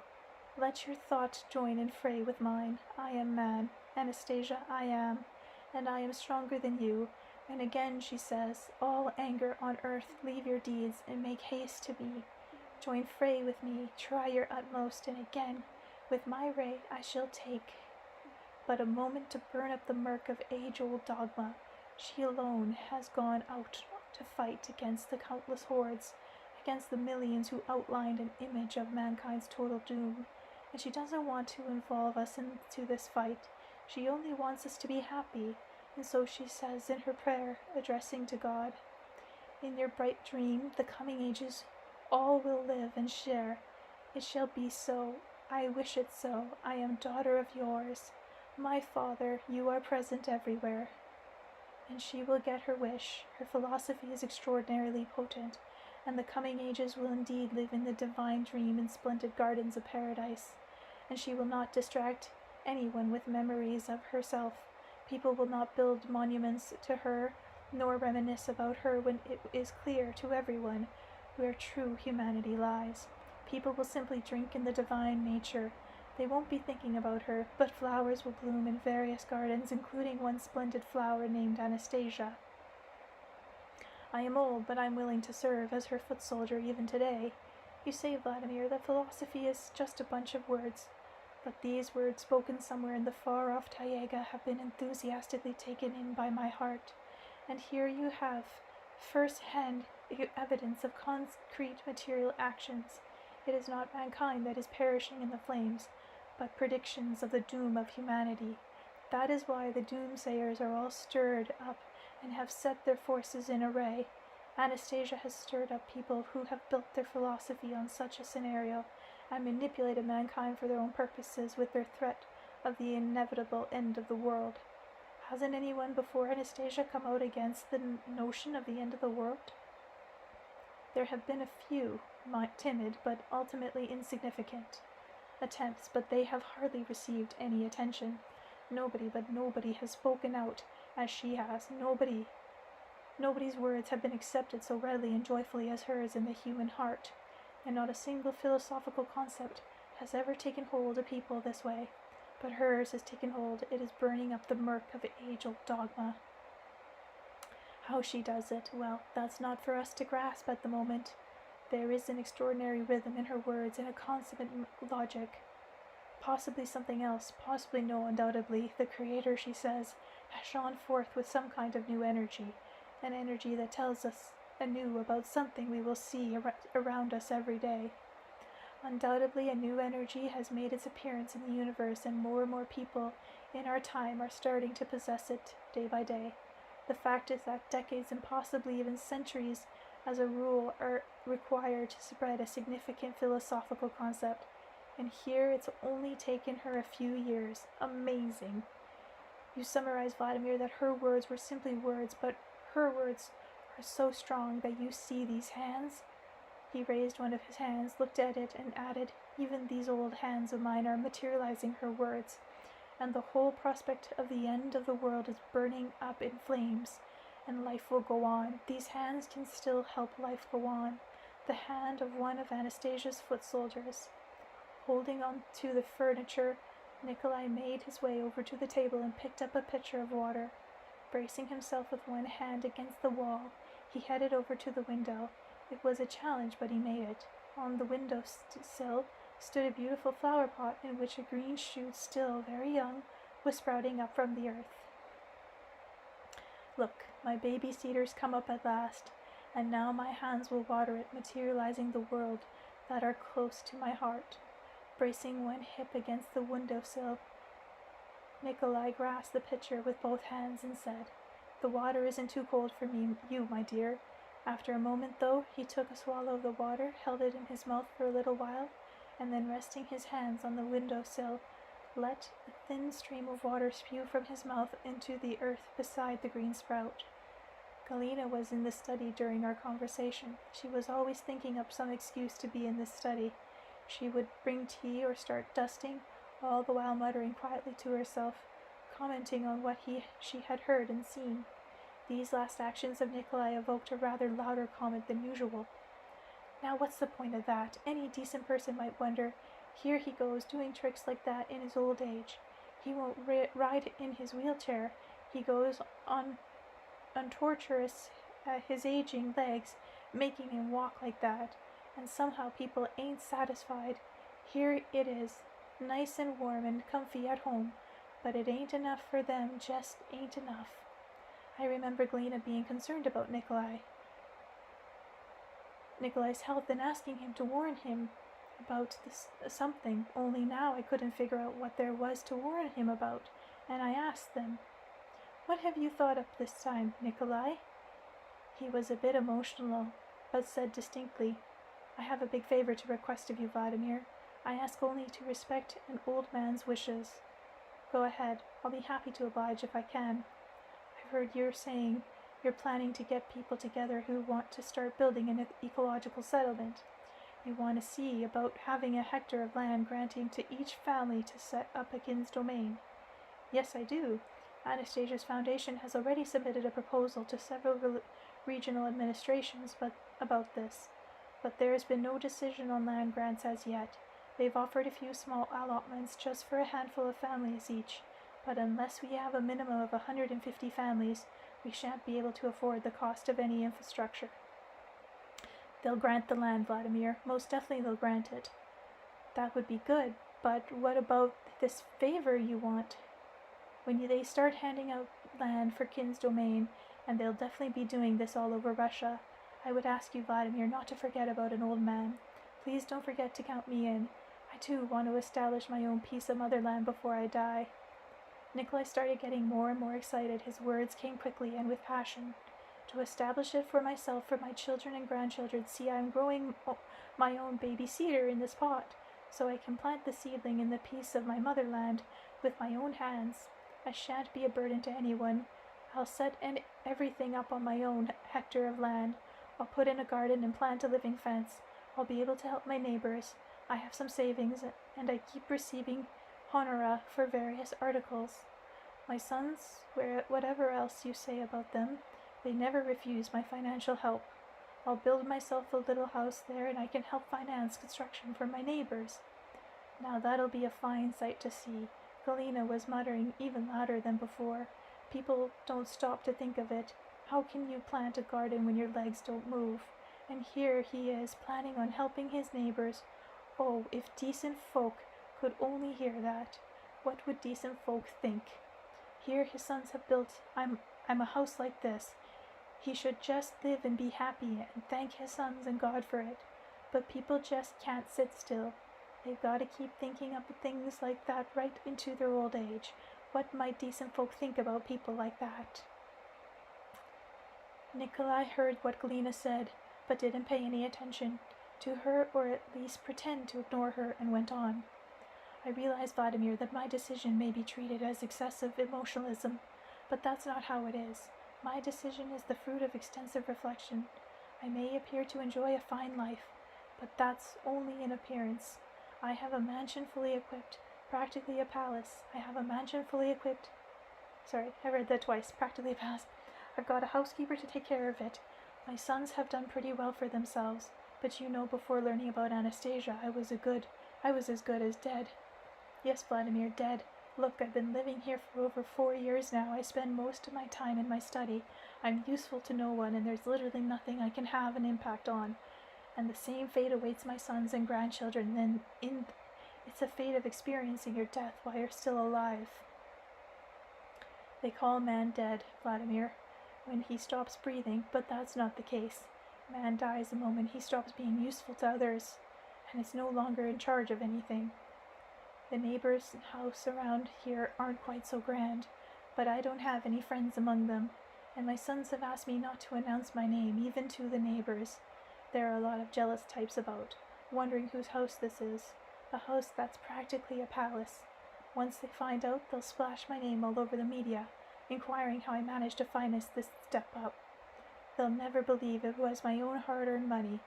The way I sit here, I may as well be in prison, or even dead. I just sit here in my study, never go upstairs. There's no reason for me to. Certainly I have a lot of philosophical publications to my name. But after finding out about Anastasia, I'll tell you right off, Vladimir, and please don't take it what I say as fantasy of an old age. I'll prove to you what I am about to say is true. You realize, Vladimir, right now, right this very moment, God's judgment is coming to pass. Judgment, but where and how? Why doesn't anybody know about this?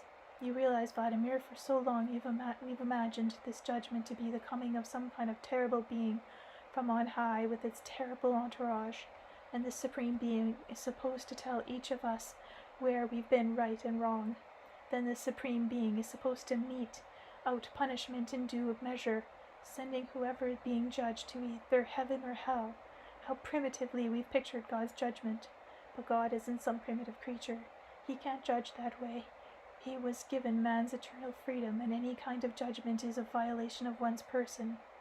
It is a deprivation of freedom.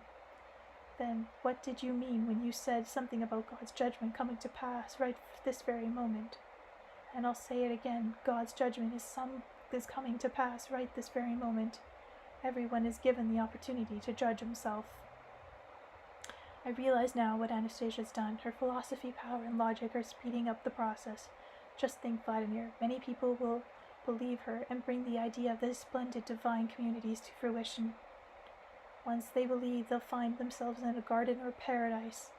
Others won't believe and will remain where they are now. Everything in the world is relative. At the moment, we are not in a position to compare our life with any other, and so we think for our lifestyle is tolerable. But when it is put side by side with another kind of life, when the unbelievers will finally believe, they will see themselves in hell. Some people count themselves happy, simply because they don't know how unhappy they really are. God's judgment is coming to pass right before our eyes, but it is strange to our way of thinking. This isn't just my discovery. I know of this psychologist in Novosibirsk who's undertaking a study of how various population groups react to Anastasia's sayings. He said practically the same thing. I don't know her personally. I've only read her conclusions in print, and they're simply to my own and they're similar to my own. People in various cities and towns are feeling and realizing the majesty of what's being taken place. Professor Yermelkin, whose poems have been published in the People's Collection, is another one who describes Anastasia's phenomenon in magnificent verse. I'd like to remind you, Vladimir, of these lines he dedicated to Anastasia. In you I have beheld a man quite clearly, possibly from the end of another era, where midst goddess my own grandchildren too will be an embodiment of you. I memorized these beautiful lines. I want my grandchildren too to live among the goddess, and therefore I want to provide this opportunity for them. I want to begin establishing for them a piece of her motherland, a splendid motherland. Just to buy a piece of property, even more than 1 hectare in size, is no problem for me, but it is important to me who my neighbors are, and so I want to set up my property in a circle of people who share my way of thinking, to set it up for my grandchildren. One of them will most certainly want to live there, and my sons will want to come and rest there in their father's garden from the bustle of daily life. At the moment they come and see me only on rare occasions, but they will come to the garden. I shall set up. I shall ask that I be buried in this garden. My sons will come. I'm talking about my grandchildren, my sons, but above all I need to create something inherent in the essence of man. Otherwise, you see, Vladimir, all at once, I have acquired the desire to live and be active. I can do it. I shall become a foot soldier and enlist in Anastasia's cause. You can live just as well right where you are. Why don't you just live out a good, quiet life right here? Galina inquired. This time Nicola took it upon himself to reply.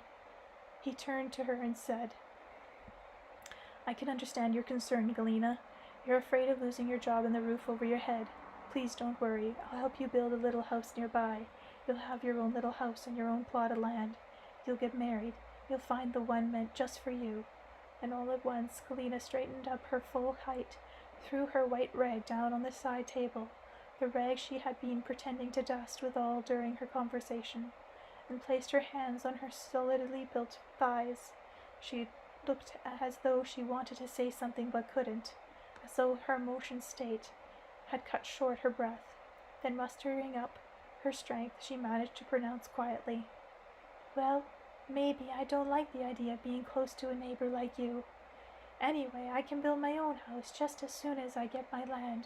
When I was a kid, I helped my father build a log cabin, and I've saved up a pretty penny. Besides, working around here ain't so pleasant. Who is there to clean up for day after day upstairs? Nobody ever goes upstairs, yet here I am cleaning up like a damn fool after nobody.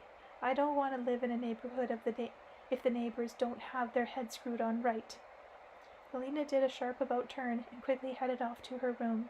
But presently the door of her room opened, and Galina reappeared in the doorway, holding in her hands 2 little pots with green shoots just like those in Nikolai's fancy pot. She walked over to the window and put her little pot down next to his on the windowsill. Then she returned to her room and brought out a large basket filled with a whole lot of little cloth bundles. She placed the basket at Nikolai's feet and said, Them seeds, real ones, 'cause I gathered them myself all summer long, and right through the fall. They're from real medicinal herbs, the ones they sow in the fields to sell at pharmacies. They ain't got the power of these here. Just scatter 'em with your own hands on your land. They'll multiply your health and strength. When you're growing and when you make a herbal tea with them and drink it in the winter time. Sighs, that baby cedar of yours is going to be lonely, while there are some friends and a brother for it. Galina pointed to the windowsill where the 3 pots with little shoots were now standing, and then walked slowly to the front door, calling over her shoulder, Goodbye, philosopher. Maybe you already know the philosophy of death, but as the philosophy of life, you've still got a lot to learn. As far as anyone could tell, Galina had been deeply offended by something, and she was walking away for good. Nikolai took a step to follow her, but stumbled. He then tried to catch himself by reaching out for the back of the chair, but the chair fell over. Nikolai started to sway back and forth, flinging his arms out to the side.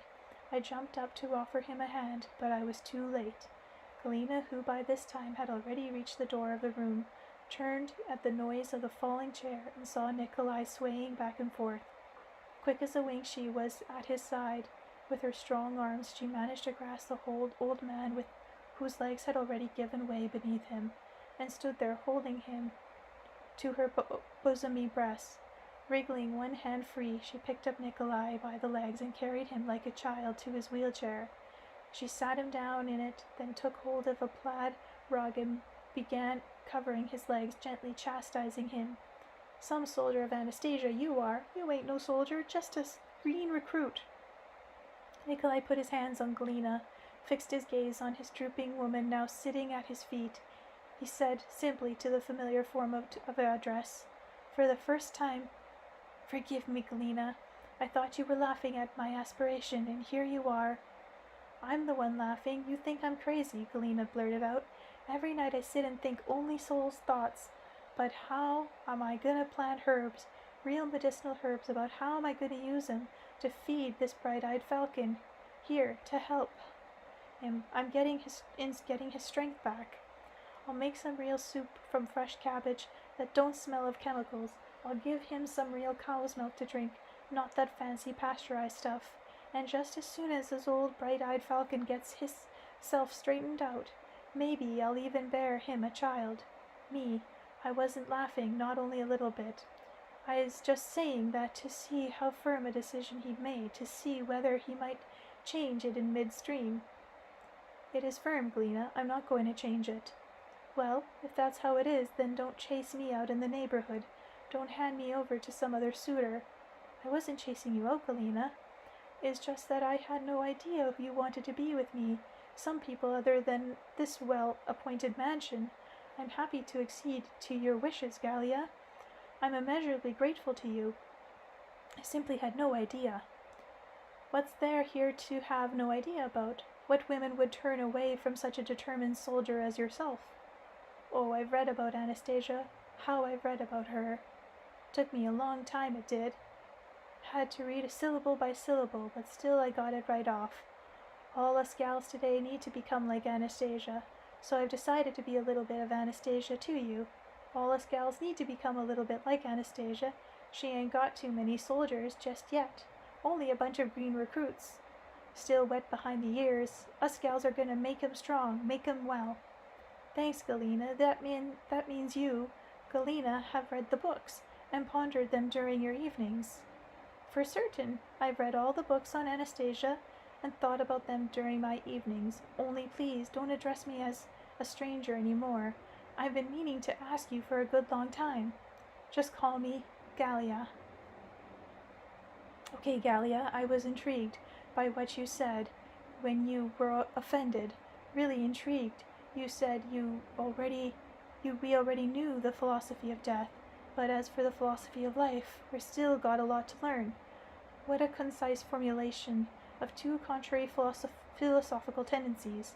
The succinct definition indeed. The philosophy of death and the philosophy of life. Simply amazing. Anastasia is the philosophy of life. Yes, of course, just amazing. Stroking Galina's hand excitedly and tenderly, Nikolai exclaimed, "You're a philosopher, Galina. I had no idea." Then he said, turning to me, "There is absolutely no doubt there is so much more we need to figure out, both from the philosophical point of view and through the help of esoteric definitions. I am trying to evaluate Anastasia as a man such as we must all become, but there are certain unexplainable abilities she has which prevents us from fully appreciating her as a man like us.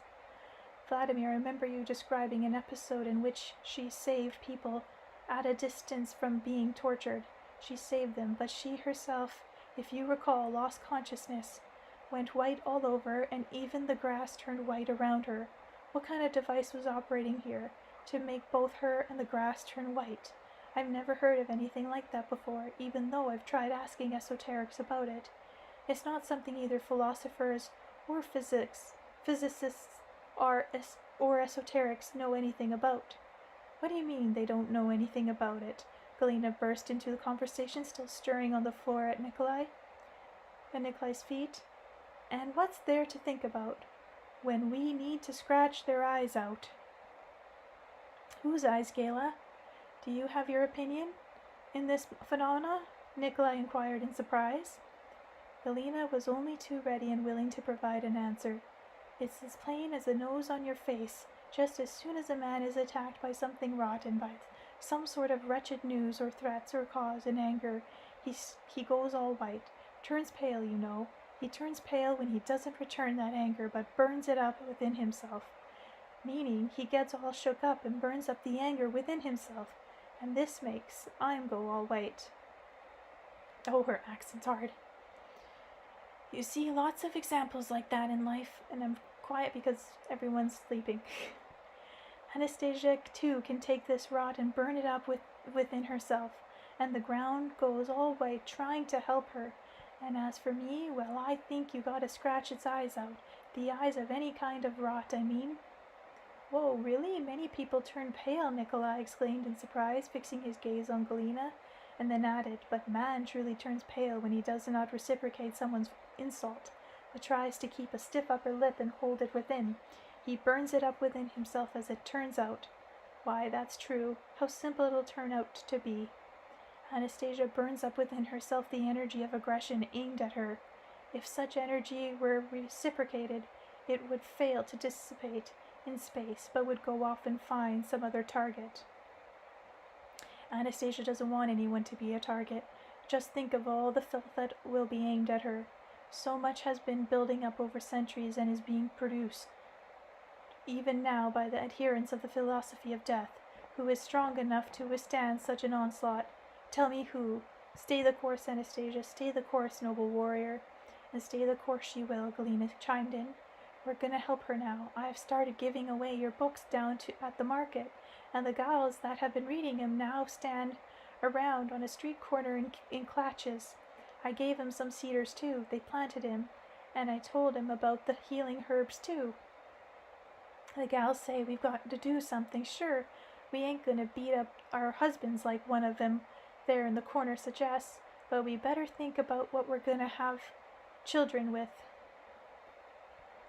What are you talking about, Galena? Nikolai asked in surprise. Don't tell me you have your own activist group already. No way. What kind of activist group might that be? We just stand around at the street a bit and chat about life. And where did the idea of beating up men come from? What arguments motivated that? What do you mean, what arguments? How come our men don't come through for us?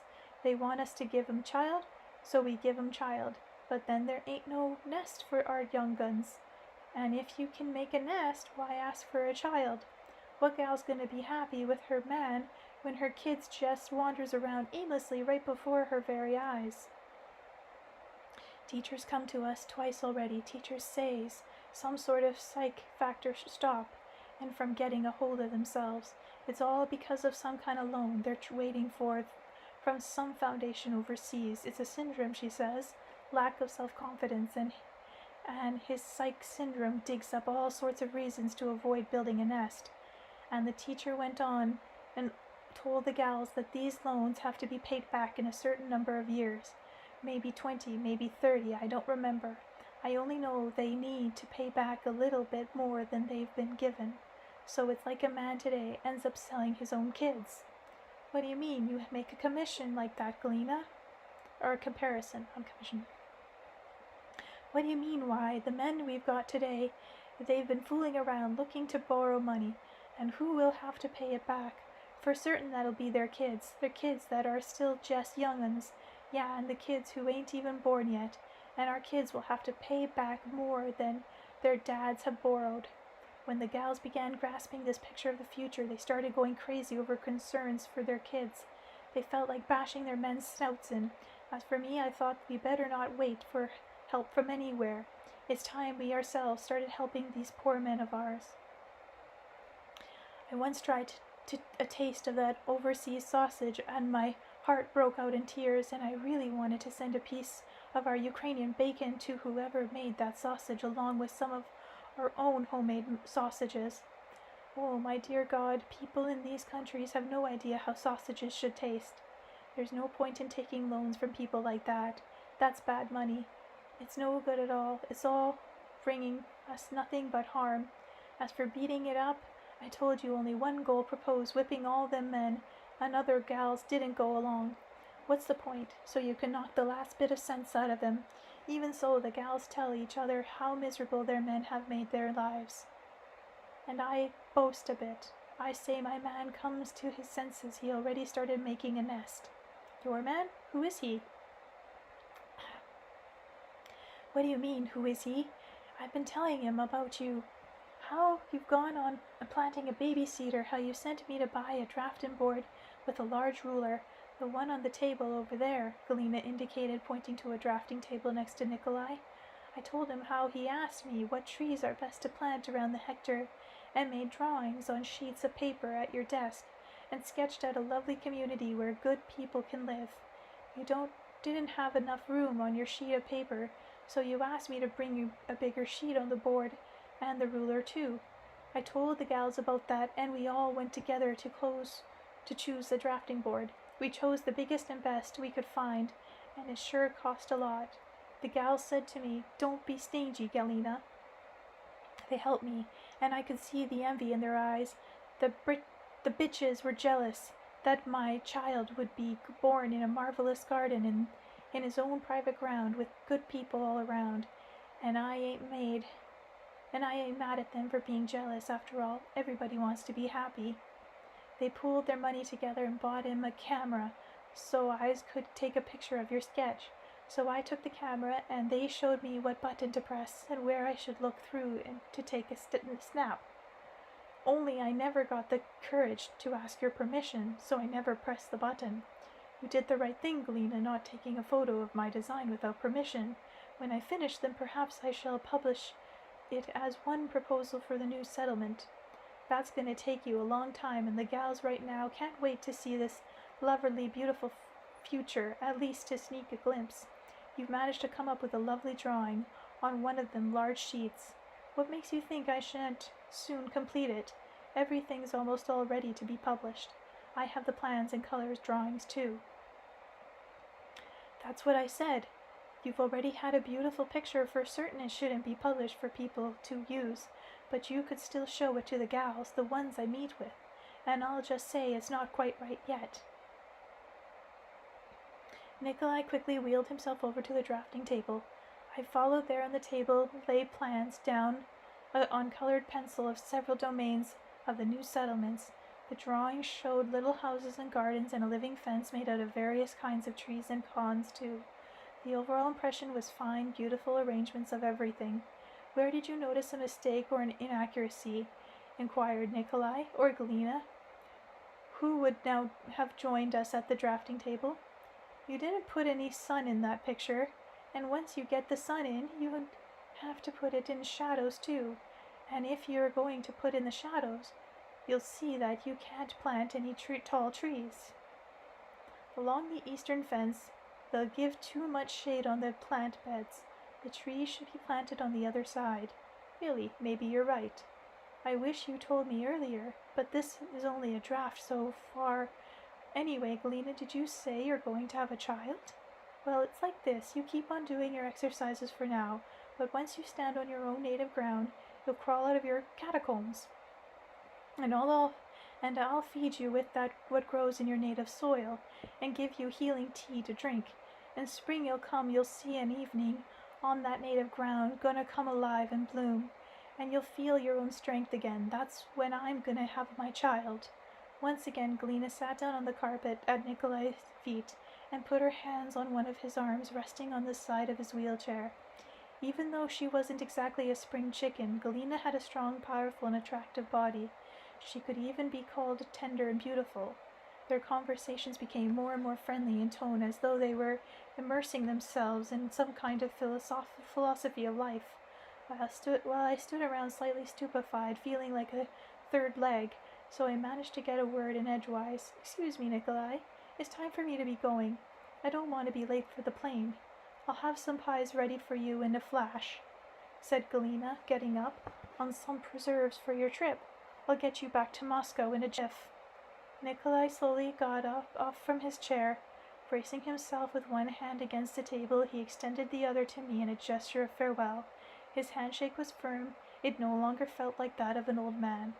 Give my greetings to Anastasia, Vladimir. Please let her know that the philosophy of life will definitely triumph here.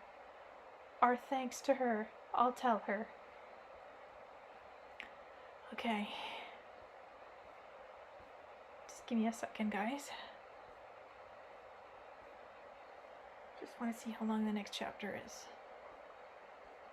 It's really late. It's like 1 a.m. now. Hope my reading was okay.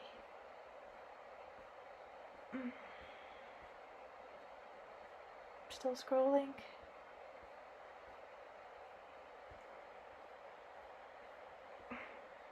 It's another long chapter, I see. Okay, I think I'll have to stop this. It's still scrolling. Oh wow, it's really long. What are these long chapters?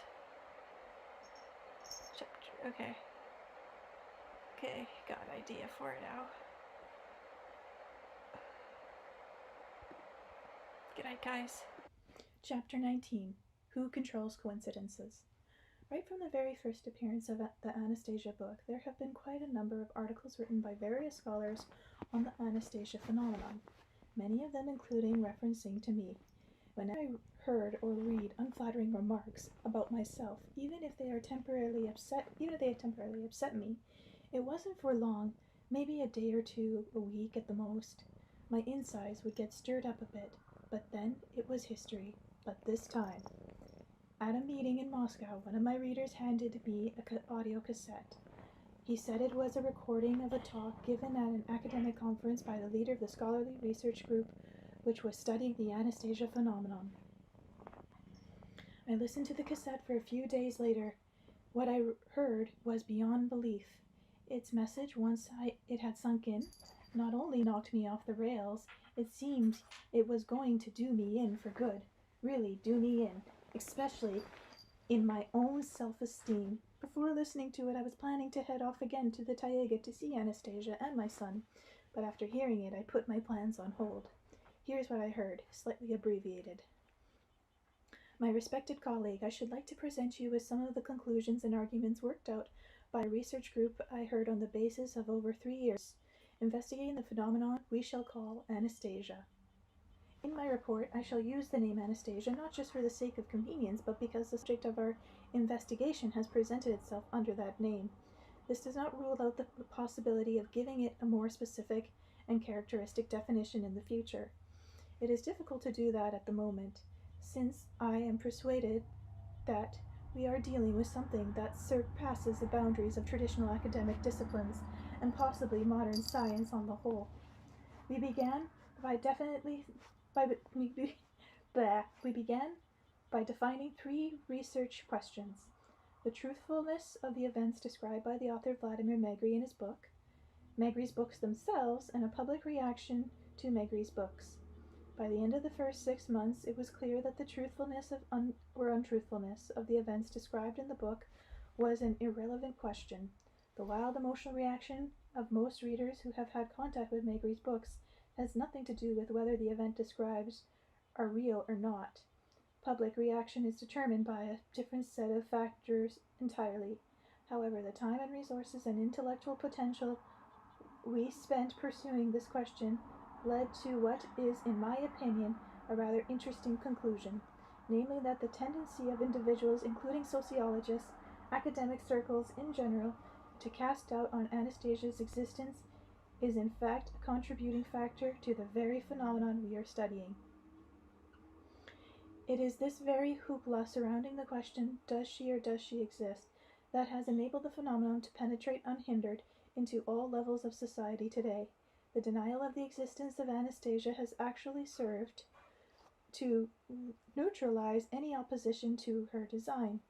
If she doesn't exist after all, then it follows that there is no object to study, nothing to oppose. On the other hand, in public reaction to Anastasia's saying attests the vital necessity of searching to determine her significance and intellectual capabilities.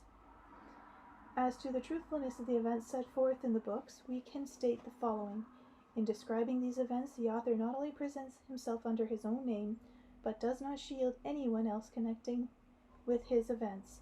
He makes no effort to change the real names of people or places, or to cover up embarrassing facts about himself. For example, the episode described in the first book where Megre, in the presence of the captain, flirts with the local country girls visiting the ship during a pleasure cruise, has been fully documented as fact. Crew members have also confirmed the presence that evening of a quiet and taciturn young woman with a kerchief tied around her head. Megre showed this woman around the ship, then spent some time alone with her in his cabin. From the book, we learn that this was the first appearance of the Siberian recluse Anastasia on Megre's lead ship, and the one that served as his headquarters. It was the entrepreneur's first encounter with the Siberian recluse, and their first conversation together. The chronology of many of the events described in the book has been confirmed by documents and eyewitness accounts. Not only that, but other situations even more extraordinary have come to light which the author, for one reason or another, did not describe in his book. A notable case in point is Megre's stay in Novosibirsk City Hospital, where medical records indicate the progress of his illness, medical test results, the prolongation of his illness, and his remarkable recovery. We have determined that his recovery immediately followed the doctor's application of cedar oil, which was left at the hospital by an unidentified woman. I shan't deny that, carried away as we were in our pursuit of the truth of the events described in the book, and with access to criminological faculties, for example, we were in a position to prove or disprove a great deal. We were halted in this pursuit, however, by the public's wild and extraordinary reaction to Megre's books, or more specifically to Anastasia's saying therein recorded. The details of Megre's intimate relations were not a drawing card for most people. They were excited, instead, by Anastasia's monologues. Even our initial investigation of this reaction, and especially his latest manifestations, clearly indicated that something called itself Anastasia is exercising an unmistakable influence on today's society. Her sphere of influence continues to increase in size even today, and we need to pay greater attention to even the most improbable arguments. Try to discern them and follow them up. In all probability, the phenomenon known as Anastasia possesses powers and abilities which our mind and consciousness are not in position to fully make sense of. In Megre's very first book, in the chapter titled Across the Dark Forces Window of Time, the phenomenon predicts that not only the appearance of the book, but also how and by what means she will capture people's minds and consciousness. In her monologue, Anastasia affirms that she has collected from various ages the best combinations of sound to be found in the universe, and that they will have a positive influence on people. She affirms that this action is quite simple. As you can see, it's simply a matter of translating the combinations of signs from the depth of eternity and infinity of the universe, exact in sense, meaning, and purpose. Our group as a whole reached a unanimous conclusion. This particular saying is an invention. This conclusion was based on the following logical and, as we believed, irrefutable argument. Even if certain unusual combinations do exist in the book, then they cannot exercise any influence over the reader, since there is no instrument to reproduce them. The book cannot utter sounds and consequently cannot convey to our hearing the sound of the universe, said to have been collected by Anastasia. Later, however, Anastasia did give the following answer. You are right, a book does not make sounds, but it can serve as a score. Like a musical score, the reader will involuntarily utter within himself any sound he reads. Thus, the hidden combinations in the text will resonate in the reader's soul, in their pristine form, with no distortion. They are bearers of truth and healing, and they will fill the soul with inspiration. No artificial instrument is capable of reproducing what resonates in the soul. In this third book, The Space of Love, Megre set forth Anastasia's dialogue with the scholars, but for some unknown reason he abbreviates it, or if we assume that the phenomenon itself participate in the book appearance, then it is possible that it deliberately omitted the continuation of Anastasia's response to the scholars. What for? Possibly to leave the unbelievers in their state of incarnation. The fact remains that proof of Anastasia's incredible declarations do exist. Here is a continuation of Anastasia's dialogue with the scholars to her adversary statement that the blending within man of creation sounds, not part of human speech, has never been anywhere established as fact. Anastasia replies as follows. It has been established, and I can give you an example, but it must be an example everybody can relate to. Fine, Ludwig von Beethoven. What about him? Oh, his Ode to Joy. That was the name he gave to his Ninth Symphony. It was written for a symphony, orchestra, and mass choirs. Okay, but how can that prove your statement about the evocation of sound within the reader's mind? Sounds that nobody's ever heard. Sounds evoked within the mind of the readers of the book are heard by the reader alone. There you see, by the reader alone. That means there's no proof, and your example with Beethoven's symphony isn't convincing. At the time he wrote his Ninth Symphony Ode to Joy, Ludwig van Beethoven was deaf, responded Anastasia. This fact is attested by Beethoven's biographers. Not only that, but the deaf composer himself conducted the first performance of his symphony. And in the light of this particular historical fact, Anastasia's next saying no longer raised any doubts. Every letter or combination of letters from any text being uttered can be transformed into sound. A page of text can be compared to a page from a musical score. It is simply a question of who is able to set forth the note letters and how. Will they compromise a great symphony or simply audible chaos? And another question, does everyone have an instrument of sufficient high quality within themselves to reproduce the full orchestration? The researchers in our group subsequently came to the following conclusion. Anastasia's sayings in respect to the derivatives of explosion, transportation, by creating a vacuum purification of their air, agro-technical methods, the significance of cedar oil in the treatment of many diseases, and the energy of man-produced thought, as well as many other phenomena, deserve the most meticulous study by scientific circles. In arriving at this conclusion, our group does not make any claim to be the first to discover it. Scholars in Novosburg came to it at the same time or even a little ahead of us, as many be seen in a presentation by the leader of Novosburg circles, Sergei, in a published paper entitled It's More Useful to Believe. The Novosburg psychologist Nina came up with the following conclusion on the basis of her sociological research. One's relationship to Anastasia is not dependent on the presence or absence of academic degrees, but very much depends on a man's character, his scale of values, on his conscious and subconscious mindset, i.e., on a man's personality and all its elements. It depends on whether this man wants Anastasia to be real or not. It depends on how open a man's consciousness is to the degree that it is ready to accept amazing phenomena that go beyond the bounds of commonality. What is revealed to us and how, this depends on the characteristics of our time and corresponds to levels of our own self-awareness. Possibly the Novosburg researchers could have gone even further than ours, but the Siberian branch of the Russian Academy of Sciences declined to finance them. Today our group, having received a commission and consequently prearranged funding, is already in a position to state with confidence and the support of evidence the following fact. Our civilization has witnessed a phenomenon never before subject to scientific measure, nor consequently to scientific definition. Our research must attract not only representatives of modern scientific disciplines, especially psychiatrists and psychologists, and physicists, but esoterics too. The process taking place in our society today, under the influence of Anastasia's phenomena, are evident and actual, and we cannot, in fact, we do not even have the right to leave them unstudied. Some of the events described in Megre's book indeed look like fiction at first glance, and we have endeavored to treat them with skepticism.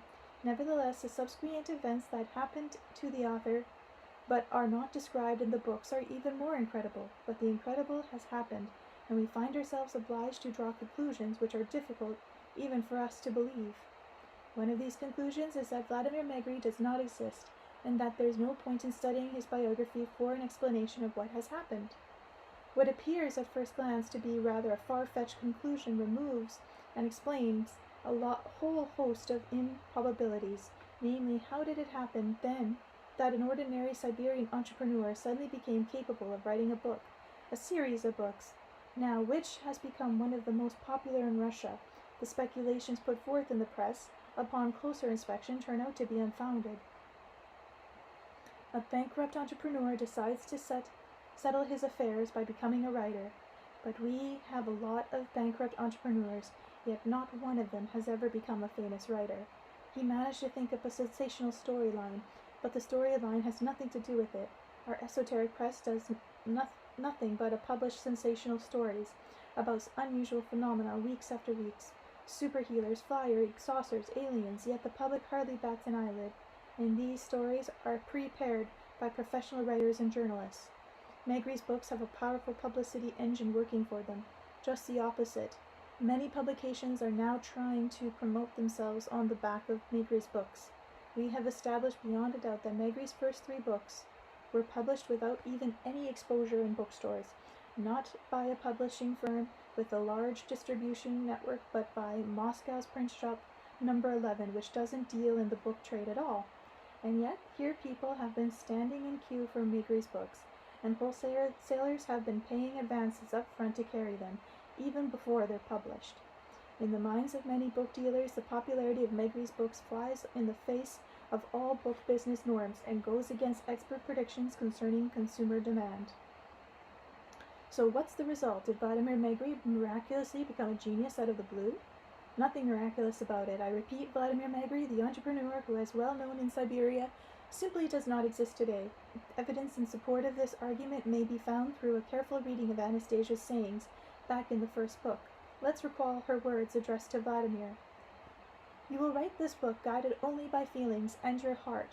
You will not be able to do otherwise, since you have not mastered the technique of writing. But through your feelings you can do anything. These feelings are already within you, both mine and yours.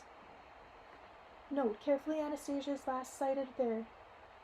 These feelings are already within you, both mine and yours. This means that Vladimir Megre's own sense perception of the world has been supplemented with that of Anastasia's. We shall not examine how and by what means this supplementing was effected. We shall accept it as a fact, which engenders the following logical conclusion.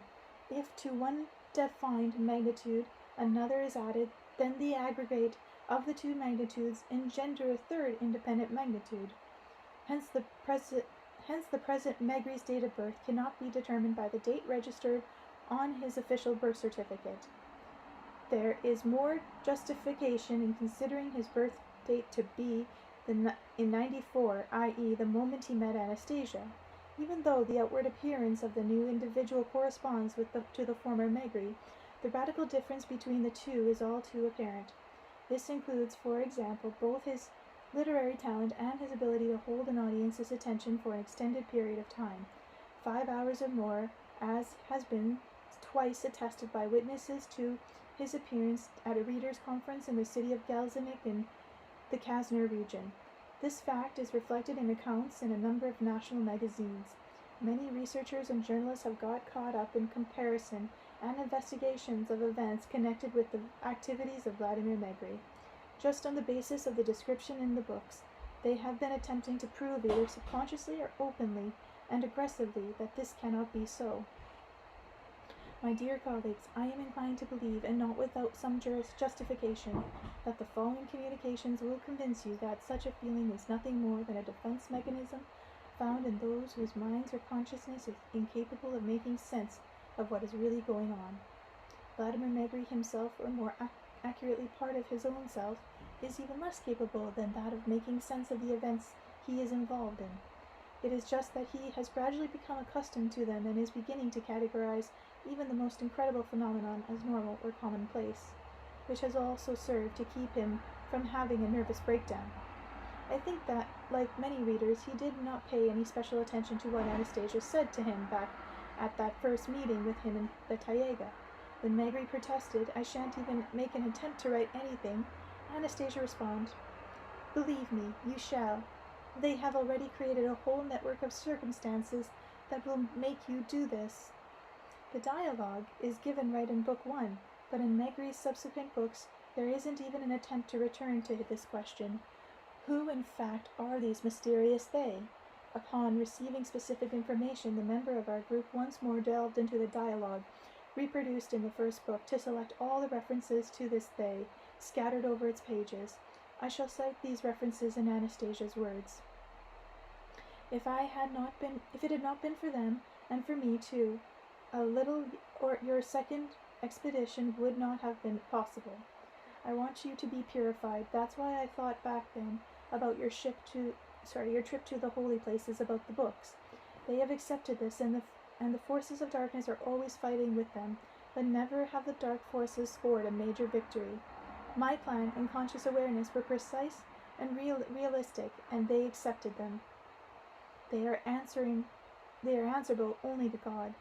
The following conclusion can be drawn from Anastasia's saying, some indeterminate forces will set in place for Megre some kind of network of circumstances compelling him to carry out actions somebody's pre-programmed for him. And if that is so, then Megre's role as an individual in his creations amount to nil, or at least something very insignificant. Everything is simply being handed to him on a platter through his network of supposedly coincidental circumstances. This also means that the individual of the past known as Megre has evidently been violated. We decided that if we succeed in establishing certain anomalies in Megre's behavior, or rather the presence of a network of circumstances or so-called coincidences such as presence could confirm or disprove the reality of what happened in the Tayega, the degree of participation of Megre as an individual in the events taking place in society surrounding the publication of his books, the existence of some kind of force capable of producing coincidences influencing man's destiny. The episode in Megre's life, which we have managed to examine in the greatest detail right down to individual nuances, is his behavior on Cyprus in June 1999. During the time when he was working on his fourth book, Co-Creation, it would even be more accurate to say that he was in the process of figuring out the meaning of his dialogue with Anastasia, which he had already transcribed, about the creation of the earth and man. What he discovered on Cyprus can only be summed up in one short phrase. What is it? Let me acquaint you with certain events that took place there. At the end of May 1999, Vladimir Megre took a Transylvania flight to Cyprus, but not as a member of a tourist group. There was nobody he knew in Cyprus. He did not know any of the languages spoken on the island. The Cyprus travel agent Leptos placed this individual Russian tourist in a single room on the second floor of a small hotel. The room had a balcony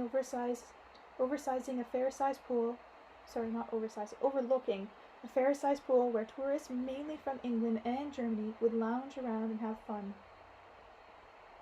Megre's Russian travel agent had informed the manager of Leptos that this particular tourist was a Russian writer, but that was hardly new to a major travel firm like Leptos, accustomed to hosting world-famous celebrities as far as they were concerned.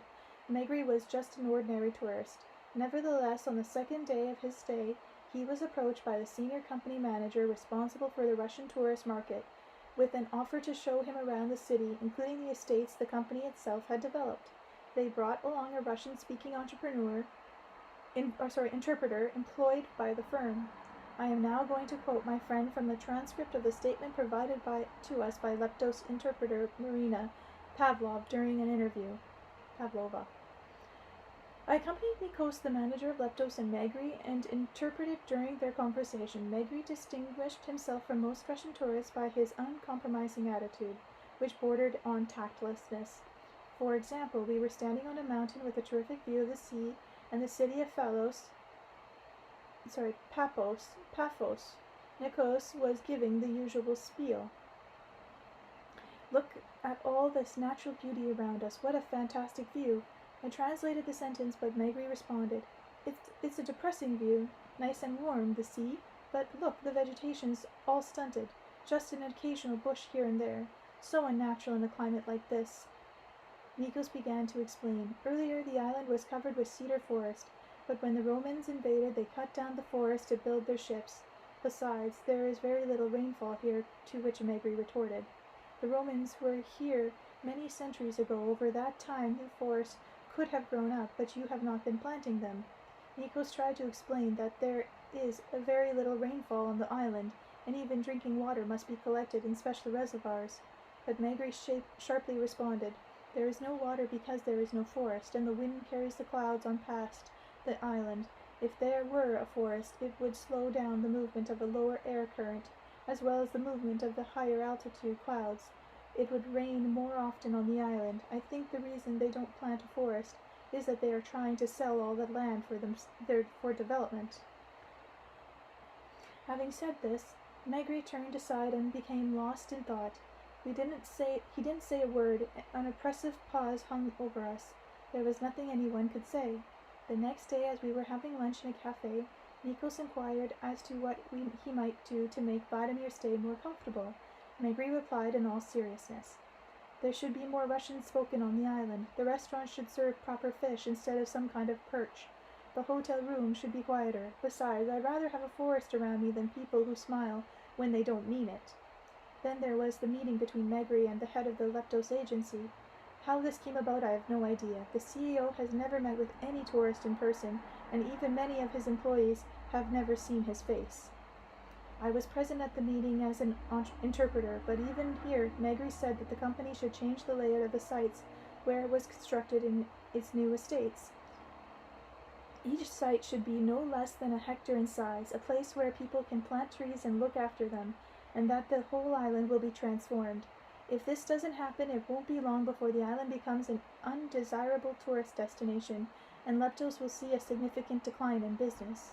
After a moment's pause, the CEO began expounding with a considerable aplomb on the island's legendary tourist sites and the famous sites of all, the baths of the goddess Aphrodite.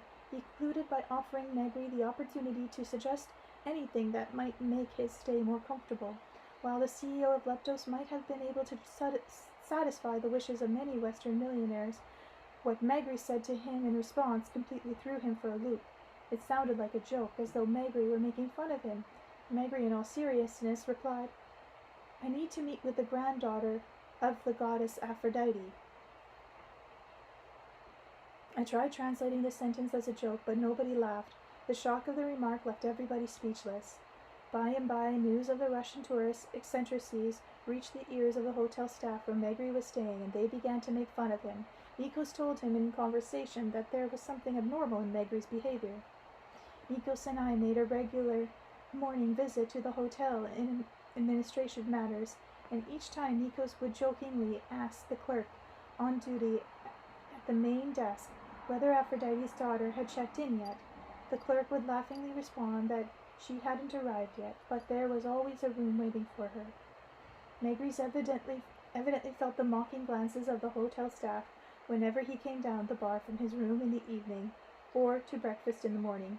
It seemed to bother him. As a Russian, I too felt uncomfortable about seeing my fellow countrymen being ridiculed, but there was no longer anything I could do. On the morning of the last day of Megre's scheduled stay on Cyprus, Nikos and I went to the hotel as usual. Nikos wanted to say goodbye to Megre. Once again, he greeted the desk clerk with his customary jocular inquiry, but this time the clerk's usual response was not forthcoming. The clerk, in a rather emotional frame of mind, told Nikos that Megre had not spent the night in his room and was not in the hotel at the moment. He went on to report in all seriousness, without even the hint of a smile, that the evening before, Aphrodite's granddaughter had come to the hotel in a motor car and collected Megre along with his things. She had told the clerk on duty in Greek that there was no need to be concerned, that Megre would not be returning to the hotel, and so his room could be reassigned as needed, and that they need not bother booking Megre's return flight to Moscow. She also asked him to tell Nikos that she would bring Megre to the hotel at 10 o'clock the next morning to say goodbye. The clerk repeated that Aphrodite's granddaughter had talked with the hotel staff in Greek, but with Megre in Russian. Without a clue as to what was going on, Nikos and I seated ourselves in two of the comfortable armchairs in the lobby and silently waited for the appointed hour to arrive. At 10 o'clock, on the dot, a big glass door of the main entrance swung open, and we saw Vladimir Megre accompanied by a beautiful young woman. I had seen her before. She was Elena Fedova, a Russian who lived and worked on Cyprus as a representative of a Moscow travel firm. I told you I recognized her, but not right away. This particular morning, Elena looked exceptionally beautiful, wearing a long, light white dress. She sported an attractive hairdo and had cherry sparkle in her eyes. Cheery, not cherry. The slender young woman accompanied Megre's immediately drew the attention of the hotel staff in the lobby. Bartenders, maids, and clerks froze in their tracks, their eyes fixed on the approaching pair.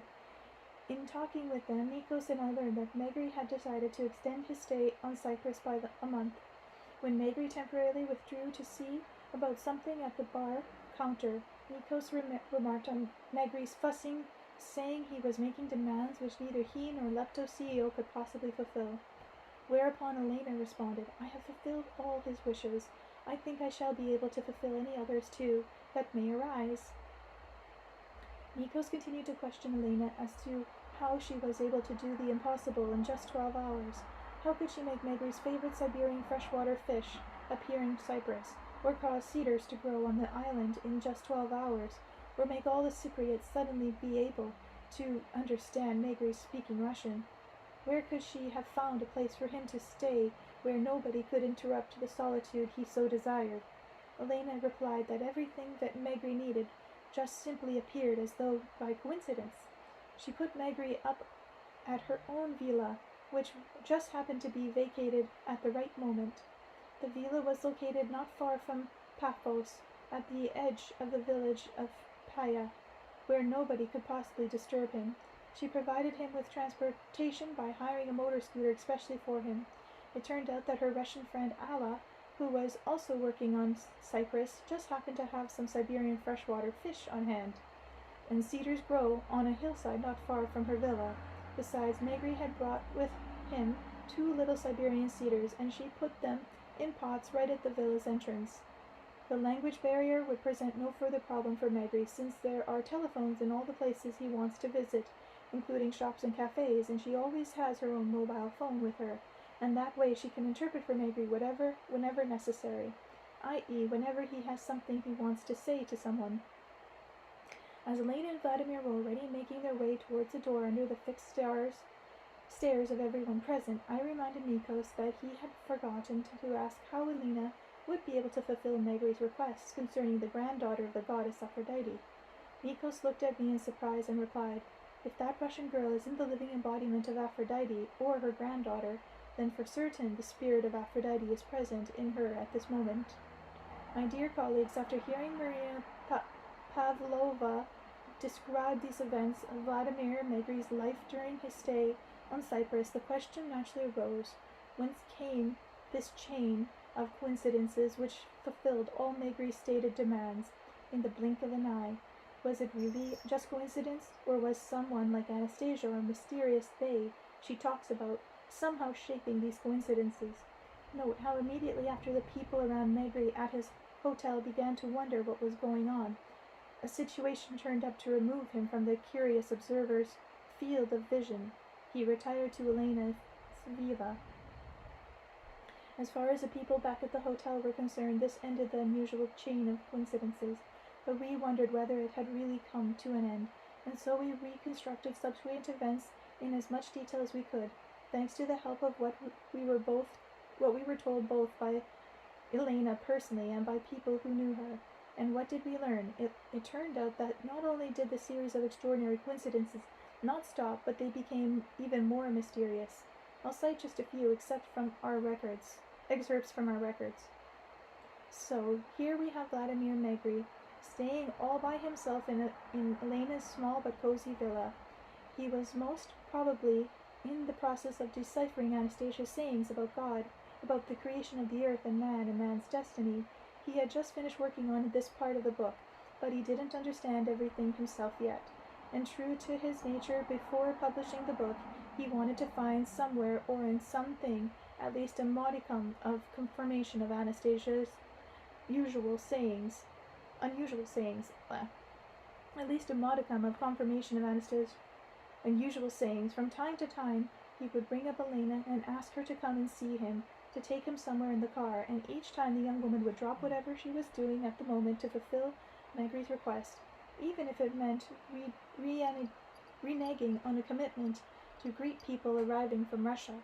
Twice she had reassigned her duties to one of her colleagues, losing part of her income and in the process. So where did Megre go? We established that apart from the usual tourist spots, he's paid a visit to 2 churches, which none of the other tourists went to, along with a monastery not on the tourist circuit, and a vacant castle in Trudus Mountains. On several occasions he climbed a ridge not far from Elena's villa. He would take a solitary walk along the cedars growing in the ridge while Elena waited for him down by the road. We were also able to establish that all Megre's visits to the churches and monasteries were spontaneous, i.e. not planned in advance. More specifically, they formed part of the same chain of coincidences. Here is what Elena told us about Vladimir Megre's nighttime visit to one of the churches. I went to see Vladimir at around 9 p.m. directly after he called. He told me he simply wanted to go for a ride around the city. He got into my car and we headed for Paphos. Vladimir seemed absorbed in his own thoughts and scarcely offered a word of conversation. We drove for about an hour or so as we passed by the old cafes along the embankment. I suggested we stop for something to eat, but he declined. When I asked where he would like to go, he said he felt like visiting some vacant church. I turned the car around and headed full speed. I'm not sure why I was in such a hurry to a little village. I knew there was a church there that hardly anybody visits. We drove right up to the entrance and got into the car. Not a soul around. The nighttime silence was broken only by the roar of the waves. We walked up the main door. It was dark, but just below the door handle I could feel a large key sticking out. I turned it and opened the door. Vladimir went in and for a long time stood in the middle of the floor below the dome. I stayed by the entrance. Then Vladimir went through the archway. The priest came out of the and must have lit a candle or something. Anyway, something there began emitting a bright glow, and the whole church interior brightened a bit. I stood for a while longer, and then went out to the car. Some time later, Vladimir appeared and we left. Here is the second incident Elena told us about. I wanted to show Vladimir a village away from the country, so he could see how the local people lived. There were so many turns going off the mountain road. We were traveling, and somehow, probably by mistake, I took a wrong turn. Since instead of ending up at the village, we presently found ourselves in front of the gates to a little monastery. Vladimir wanted to go in at once and asked me to go with him to interpret with the monks, but I said I couldn't. I was wearing a rather short skirt and had no head covering, and that's not permitted in the monastery, so I stayed outside. I watched as Vladimir walked across the courtyard. All at once he noticed a young monk in front of him. They stopped to face each other and began conversing. Then they came over to me.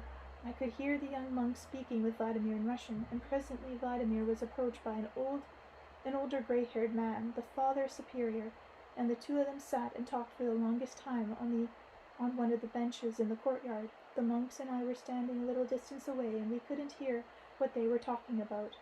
Then the Father Superior and the monks gathered to see us off, but on his way out of the gate, Vladimir stopped, and everybody else stopped too. Vladimir turned and headed across the courtyard to the church. Nobody followed him. We were still waiting at the gate when he came out of the vacant monastery church. And so the chain of coincidences continued. Just to remind you, Vladimir Megre was working on deciphering what Anastasia had said about God. Was it just a coincidence that at the very moment when he wanted to visit a vacant church, there at his side, coincidentally, was Elena, who just happened to know about such a church? Was it just a coincidence that a key was sticking out of the door of this vacant church? Was it just a coincidence that Elena made a wrong turn and ended up taking Megre to a monastery hardly anybody ever goes to? Was it just a coincidence that he encountered a Russian-speaking monk? We are dealing here with a chain of events, real-life situations, practically a series of seeming coincidences, sequentially arranged, all leading to some kind of predetermined end. Now that we know about such coincidences, we can still talk about the philosophical conclusions Megre comes to in his books as being purely random or coincidental. Perhaps it was in some of these churches where Megre, as we now know, stood alone under the dome, that God's words became consolidated in his mind afterward to appear in his 4th book, Co-Creation. Time and time again we had tried to trace in detail the sequence of the coincidences surrounding Megre, Among a great many others, there was one that interested us in particular, namely how Megre just happened to meet Elena. We shan't speculate as to whether this young woman was actually imbued with the spirit of the goddess Aphrodite. We'll leave such speculations to the esoterics, but let's consider just why this girl dropped what she was doing at the very first call and rushed to Megre's side, made him borscht, and carted him around Cyprus in her motor car. Why did she change so radiantly, even in her appearance after meeting Megre? Why did her eyes suddenly begin to sparkle upon meeting Megre, as claimed by people who know her? Perhaps it was just from the meeting a celebrity, but a representative of travel agency affiliated with... I can't read that word. Elena gets to meet much bigger celebrities than Vladimir Megre. Money, perhaps, but Megre couldn't have had much money, otherwise he wouldn't have booked into a 3-star hotel to begin with. There is only one conclusion to be drawn from all this. Elena fell in love with Megre. This is confirmed by something she said to one of her acquaintances when the acquaintance asked her, "Well, Elena, you haven't fallen in love with this Megre chap?" Elena responded, "I don't know, it's rather a strange feeling, but if he asked me, and so we have yet another incredible coincidence before us. Here's a 23-year-old woman, slender, warm, and outreaching, independent and pragmatic, not lacking in a fair share of attention on the part of the many men around her, suddenly falling in love at first sight with a 49-year-old man. I think you will agree that such coincidences are extremely rare indeed." We tried analyzing in still greater detail, even moment by moment, the first meeting between Vladimir Megre and Elena. We spoke with the employees at the Maria Cafe who witnessed it firsthand. From what we were told by Elena herself and by the people who know her, we have reconstructed the day of that meeting. As a result, we have been presented with yet another coincidence. But this time, what a coincidence! It could explain Elena falling in love with Megre a few minutes before she met him for the first time. A kind of coincidence that can have an effect on both man's conscious and his subconscious simultaneously. Picture to yourself Elena driving her car on the way to Maria Cafe in a resort town. One of the waiters had rung her up and asked her to come to the cafe, if at all possible, as there was a Russian man sitting at one of the tables and getting very nervous. The cafe sign featured his name in Russian, as well as the names of Russian dishes, all of which promised a Russian-speaking waiter. But as it turned out, this person did not happen to be on the premises at the time. Elena at first declined, but then a little break happens to come up in her work, so she gets into her car and heads for the cafe where some kind of Russian man is waiting. Along the way, she takes care to powder her sun-tanned nose, pick an audio cassette at random, and slips it into the player in her car. The car speaker system fills the interior with the words and melody of a Russian popular song. I am now going to remind you of the words of that song, and you, my dear colleagues, can draw your own conclusion. Here are the words Elena heard resonating from her car speakers, just moments before her encounter with Megre in the cafe. I myself am rather a young god. My experiences, perhaps there's not much to say, but still, my dear girl, I just know I could help you and shine sunlight upon your dark day. No moment to spare. You're in a crunch. You've a break coming up, hardly any time at all. So you powder your nose and head off to lunch, to meet him at a cafe, at a table by the wall. Somewhere far away, trains are flying through the wood, and planes are off course. Just why, we don't know. If he should take off, he'll be gone for good. So the answer is simple, just don't let him go. Why are you suddenly quiet, my dear? Just look into his eyes and do not be shy. I've been closing his circle for many a long year. The one who has brought him to meet you is I. And she, or someone acting through her, did not let him go. So those are the lyrics of the song that we're playing, apparently, that she put on. And she, or someone acting through her, fulfilled all his wishes, providing more and more information to confirm his philosophical conclusion. He returned to Russia and submitted the manuscript of his 4th book, Co-Creation, to the publishers. Thus Vladimir Megre's still life really turns out to be like the life of Ivan the Fool in the Russian folktales, the only difference being that the events that happened to Megre are absolutely real. Faced with the reality of such phenomena, we cannot deny the existence of some kind of forces capable of purposely influencing the destiny of an individual man. This begs a number of questions. Are these forces capable of influencing the destiny of all mankind? How active have these forces been in the past? Have they become more active in our century? What kind of forces are they? The events we have witnessed suggest the need to pay more careful attention to Anastasia's sayings. My dear colleagues, the majority of our research group is inclined towards the following conclusion. The Siberian recluse Anastasia, while leaving the government of the different countries in position for the time being, is actually taking personal control of the whole human civilization. Not the distinction, not sizing power, but taking personal control. Upon coming into contact with Megre's books, the majority of readers experience a desire to change their way of life. His readers already number more than 1 million, and their numbers are steadily growing. Once they have reached critical mass, they will be capable of influencing the decisions of the world's government. But even today, in these governments, there are to be found enthusiastic supporters of the conclusion reached in the books. In other words, our society as a whole will become just as controllable as Vladimir Megre himself. I hope there is no longer any doubt in your mind, my dear colleagues, that this Megre is an entity completely under the control of some kind of forces. I believe it is incumbent upon us, through our joint efforts, to figure out just who this Siberian recluse Anastasia is. Where is she anyway?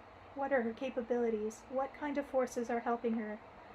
Where are they trying to lead our society? These are the questions that modern science must answer. Chapter 20. Breakdown. I listened to the unknown speaker's report on the audio cassettes a second time. It made absolutely no difference to me who this person was. The conclusions he reached had such an effect on me that not only did I not have any desire to continue writing, but my life itself began to seem meaningless. Anastasia's concept of man's significance was actually starting to grow on me, about how each man is the beloved child of God, that he can be happy right here on the earth. One only needs to gain a proper understanding of one's purpose. I believe Anastasia, and I believed in the possibility of changing our life today for the better by transforming our lifestyle and building new communities. But all my faith collapsed after hearing what was on the cassette. The thing was that the facts cited by the speaker regarding the coincidences that had happened to me, which, in his words, formatted a pattern, were spot on. Everything he said actually happened and more. There were other things I knew about besides, things they hadn't been able to establish. It all did happen the way he said, and that means that I've simply been a puppet in somebody's hand. It doesn't really matter whose, Anastasia or some kind of forces or energy. That's not important. What matters is that I, as a man, am nothing. I don't exist. What exists is my flesh, which is so easily controlled by someone through arranged coincidences. It could be all right if I were the one who could be controlled. If I was the only one who could be controlled, but there may very well be other people under someone's control from above, or maybe someone on high is controlling all humanity, and all humanity is just a plaything for an invisible someone irrepressible to our human minds. I didn't want to be anyone's plaything, but the facts cited in the report argue incontestably that I'm nothing. I'm being controlled, and this is clearly manifest. I can see it backed up by facts. I know all too well myself. Noisier, please. What happened to me on Cyprus wasn't bad. Quite the contrary. It was good. But that's not the point. If an invisible someone has arranged a chain of wonderful coincidences, then tomorrow it may come into someone else's head or arrange another not so wonderful chain of coincidences. This has relegated man to the status of a plaything. And what about mankind as a whole? How could I have not realized before that some kind of forces are playing with all mankind like children, like with toy soldiers? When Anastasia talked about God and co-creation back in the Taiga, it was as though some kind of curtain had parted as a result of her words. For the first time in my life, I pictured God not as some kind of amorphous, incomprehensible being or an old man sitting on a cloud, but a person capable of feeling, experiencing, concerned, dreaming, and creating. My impression from what Anastasia told me were more vivid and more comprehensible than anything I had ever heard or read before on the subject, and that wasn't all. When she spoke, my heart felt good and not so lonely, which means he exists. He can be understood and he acts. He is wise and good, and this is confirmed by his creation all around us. The cedars, the grass, the birds, and the beasts. There in the taiga in Anastasia's glade, they are all somehow kindly, not aggressive. We're so accustomed to taking his creation for granted. We hardly pay any attention to them, but we try to appreciate him through something else instead, through some kind of secret doctrines, and we wander the planet looking for hidden sacred places, looking for teachers, looking for teachings.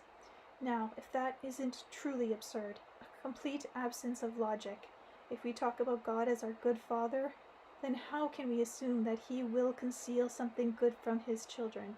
There is nothing he has to hide or conceal from the people, his children. On the contrary, he always endeavors to be right beside them.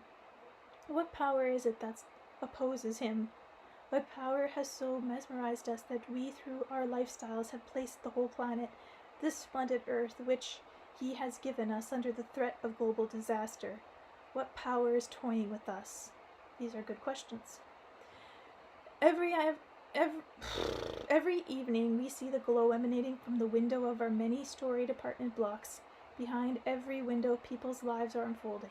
And how many of these lives are really happy in this world? We talk about morality, love, and culture. We all try to present an appearance of decency, but in reality, even by the most conservative estimate, every other man, though outwardly decent, is fooling around with women on the sly, unbeknownst to his family, which still presents a decent appearance. What is one of the most lucrative sources of our national government's income? Vodka and cigarettes. The state still maintains a tight hold on its monopoly here. But who does the drinking? The winos lolling about our fences and apartment block lobbies? Well, of course they drink too, but they don't have the financial clout to sustain the hundreds of our flourishing factories spewing out rivers of spirits. No, it is the outwardly decent and respectable folks who constitute the bulk of the consumer market there.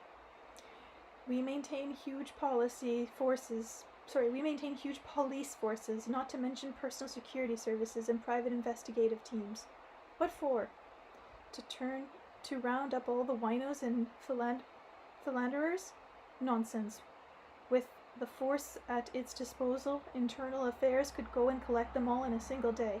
It's not them they're after, but outwardly decent folk. They're after outwardly decent folk.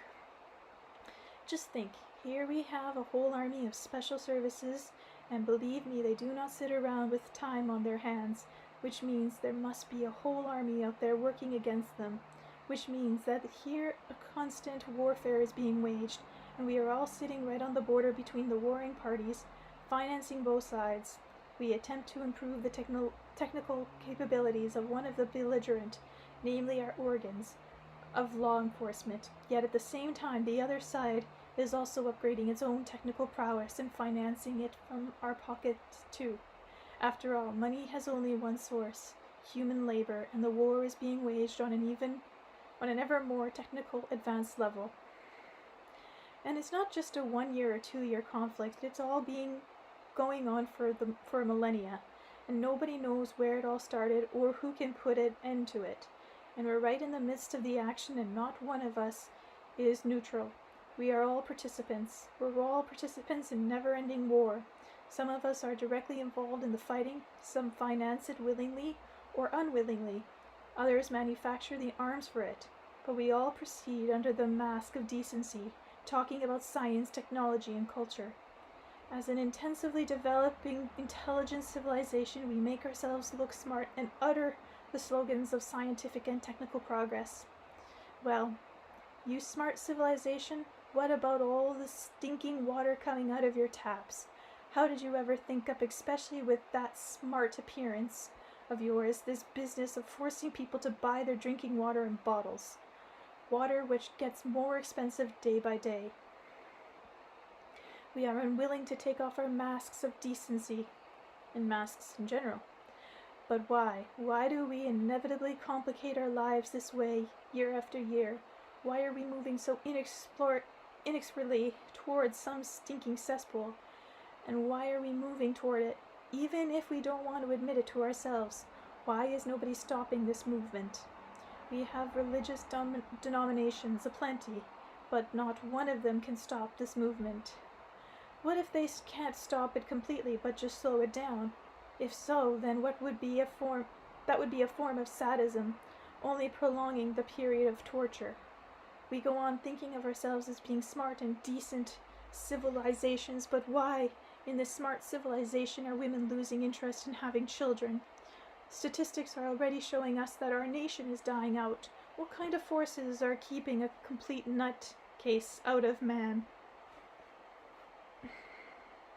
Are making complete nutcases out of men. For a whole week I was depressed and apathetic about everything. I simply lay in bed the whole time and hardly had a bite to eat. Toward the end of the week I was suddenly overcome by fits of anger, even rage. I felt like doing at least something to counteract these forces. It didn't matter what kind of forces they were, dark or bright, just to spite anything that was trying to control us. To show them that man is capable of coming out from under their control. But what could I do to spite them, if they or Anastasia, along with them, wanted me to write, then I would refuse to write. If meat was off limits, then I'd eat meat and smoke. And drink, too. Judging by their actions, they wouldn't like that. Well, just let them try and stop me. I drank every day for a whole month. The stupor relieved me temporarily, but then it came the sobriety of the following morning, and all the bad thoughts flared up in me once more. Why had I been writing? I was trying to be honest, while all along I was simply becoming a toy of amusement in goodness knows whose hands. At night time, after getting thoroughly drunk, I would make my way along the wall to my bed, and how I wanted to cry out so that my grandchildren and great-grandchildren could hear, so that they could hear and understand. I've been writing because I couldn't take the lie of the masks any longer. I was trying to find a way out. Chapter 21. Attempt at deconditioning. Occasionally in the morning I would feel a desire to break free of my drunken stupor, and then I would head off for the bathroom to shave my several days' growth of stubble. Remembering Anastasia, I tried to think of bad things, but of the good she had managed not to think of bad things, but of the good she had managed to accomplish. Sorry, guys. I tried to convince myself that she was doing something good, but life kept on tossing more and more destructive arguments my way. And so on one particular morning, as I was routinely trying to come out of my stupor, a good friend of mine rang the doorbell of the flat I was renting. It was still early, and I hadn't finished shaving yet. I still had shaving cream on my face as I opened the door. Vladislav was in some kind of an emotional state. After saying hello, he announced, "We gotta talk. Go finish your shaving while I start." I did so, and he began telling me that he had finally read the book. He was excited about it and could agree that Anastasia had on a lot of things. He thought her logic was ironclad, but there was something else that he was even more concerned about. "So because of this meeting with her, you broke up with your family and lost your business? You don't feel like carrying on with business anymore, eh?" "That's right. And you tried to organize a commonwealth of entrepreneurs with pure thoughts like she suggested? So are you writing your next book?" "I'm not writing at the moment. There's something I'm trying to work out." "That's just it. You've got to work it out. Tell me just what you have accomplished after 5 years acquaintance with this with a 5 years acquaintance with this recluse. What do you have to show for yourself?" "What do you mean, what?" "I'll give you an example. Here in the Kashkais you can already see the first glimpse of a change in people's attitude towards the dolmens. You can imagine how many significant papers have been written about them earlier, but they never made anyone excited about them. People just plundered them and carted things away. But what Anastasia said had an immediate effect. In just the Dubud sanitarium alone, they had no sooner read my book than the employees got together and went to the nearby dolmens in my to lay flowers, and in other places, too, people are changing their attitude towards their forebears. They're thinking about. Stop, I completely agree with you. Her words are having an effect, and the fact you mentioned just now not only confirms this, but something else too. She's turned you into a zombie. You're not really yourself anymore. What makes you think that? It's simple. You're an entrepreneur who, even back in the early days of Petroswaka, was able to build up major commercial enterprises from scratch, even without any starting capital. You were the president of the Association of Siberian Entrepreneurs, and all of a sudden you stopped doing business, and now you're doing your own washing and cooking. Hey, you're completely a different person.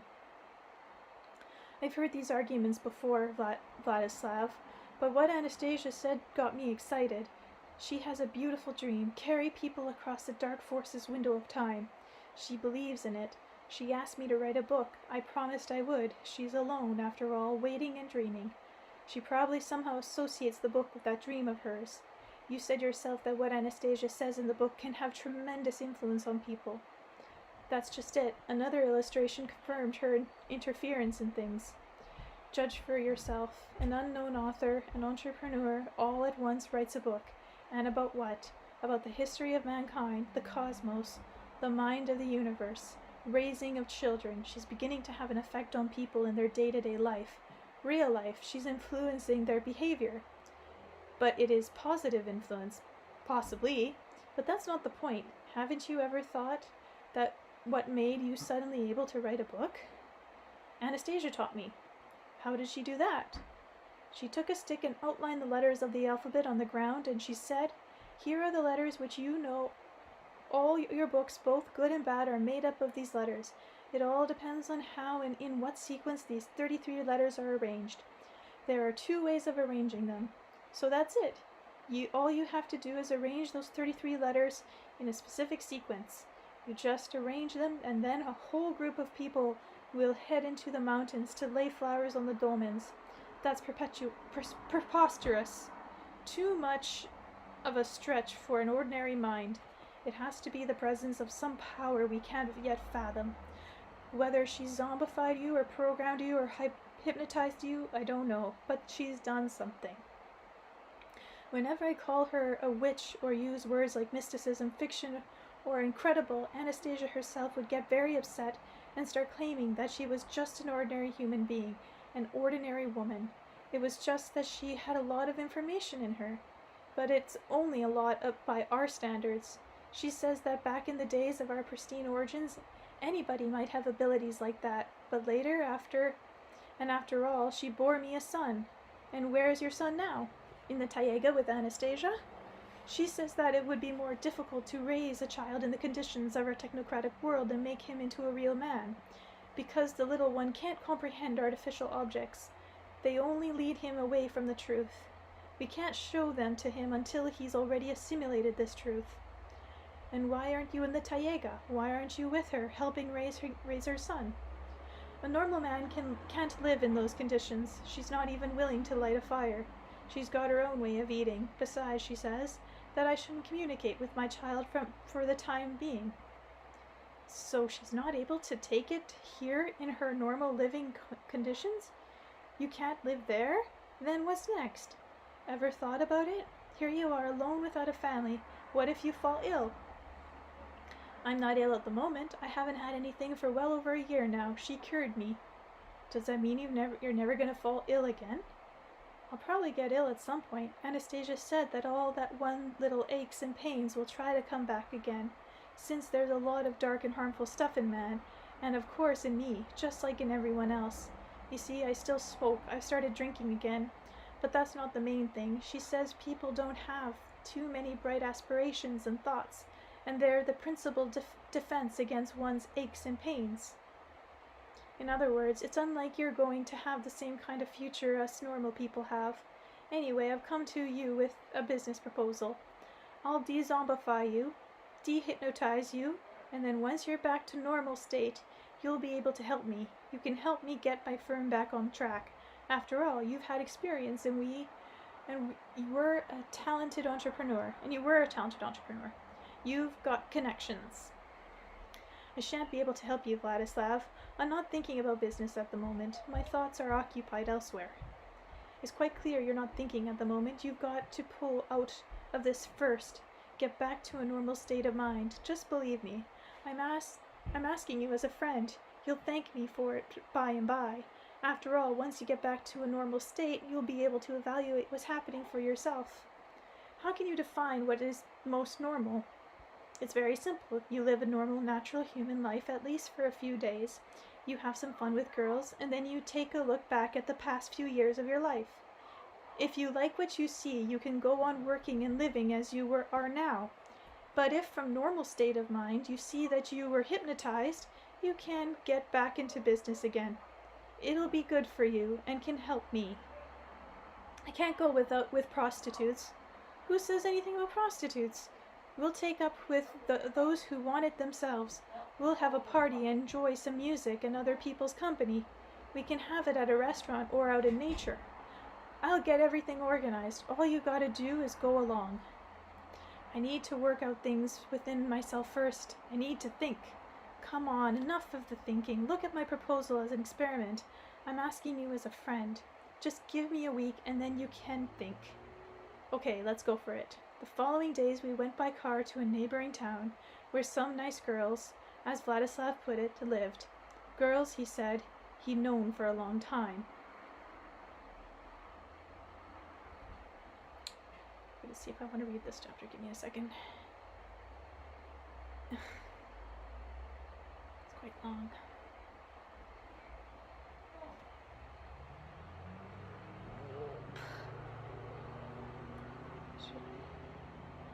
I have to stop this. Do it again. It just keeps going. This is like a 25-page chapter. Voice can only handle so much. Yeah, it's a 25-page chapter. Stop. Chapter 22. Our Reality. The woman who opened the door for us was attractive and alluring, 30-something, feminine, and shy, pleasingly plump. No, she wasn't fat. Her body preserved and even accentuated all the men enticing curves, which were hardly obscured under the sheer gown she was wearing. Her childlike voice and welcoming smile at once made us feel at home. "Hello there, travelers. Come on in. Come on in. Sylvantia told me about you. She said you'd like to see the town and then go to a restaurant and have a great time. That's just the ticket. We want to do all that, and of course, with my loveliest," Vladislav blurted out. "And how's my dear Sylvantia? Still out partying, eh? What? Now when would we have time to go out and partying? And with who? Seems the rest of us have to wait a lifetime." "Why wait? See where I've brought along a pal here. He's from Siberia, and he's 100% an entrepreneur." She straightened her tight woven braid and raised her timidly lowered her eyelids to reveal a sparkling pair of eyes that looked as though they could be full of passion and desire. She offered me her hand. "I'm Lena. Hello." "Vladimir." I introduced myself, shaking her cream puff hand, while Lena got some coffee ready for us in the kitchen. Vladislav and I washed up and then took a look around her 2-room apartment. I really liked her flat. The layout was pretty much like any other flats, but hers looked especially clean and cozy, well cared for. Everything was arranged in place. No clutter. The bedroom featured turquoise flowers, wallpaper, and matching curtains with frills. This color also picked up by the rug and the counterpane on what looked like close to a king-size bed, together with the tidiness of the room, had a soothing effect. The bed especially was truly inviting. We sat ourselves down in comfortable armchairs in the other room, which was a little bigger. Vladislav switched on a rather expensive-looking tape player and asked me, "Well, what do you think of her?" "Jolly good. I'm just wondering how come she's not married. How come millions of other women aren't married? Haven't you heard? That's not enough for us men. That is, to go around."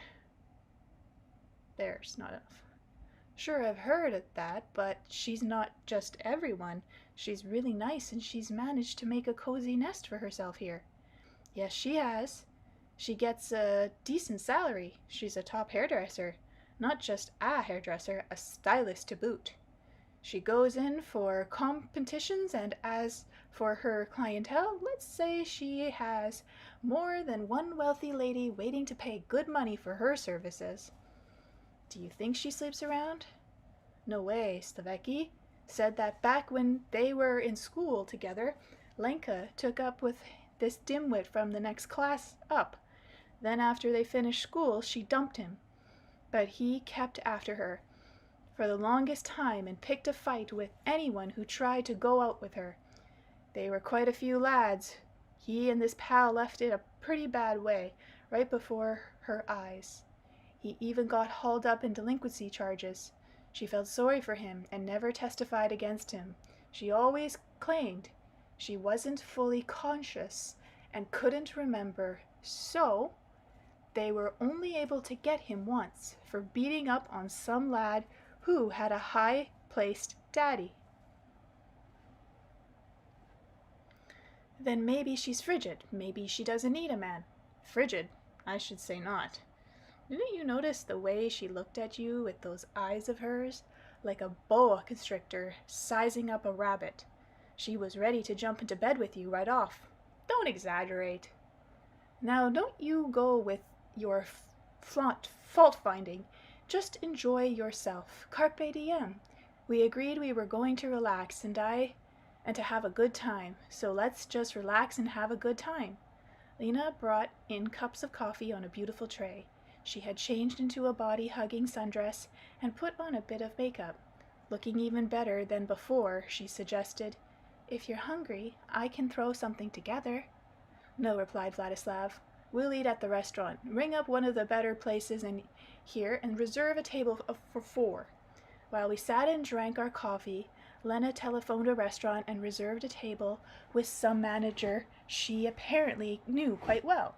As she used the familiar form to address, instructing him, "Try to find a good spot. I'm coming with some very nice gentlemen."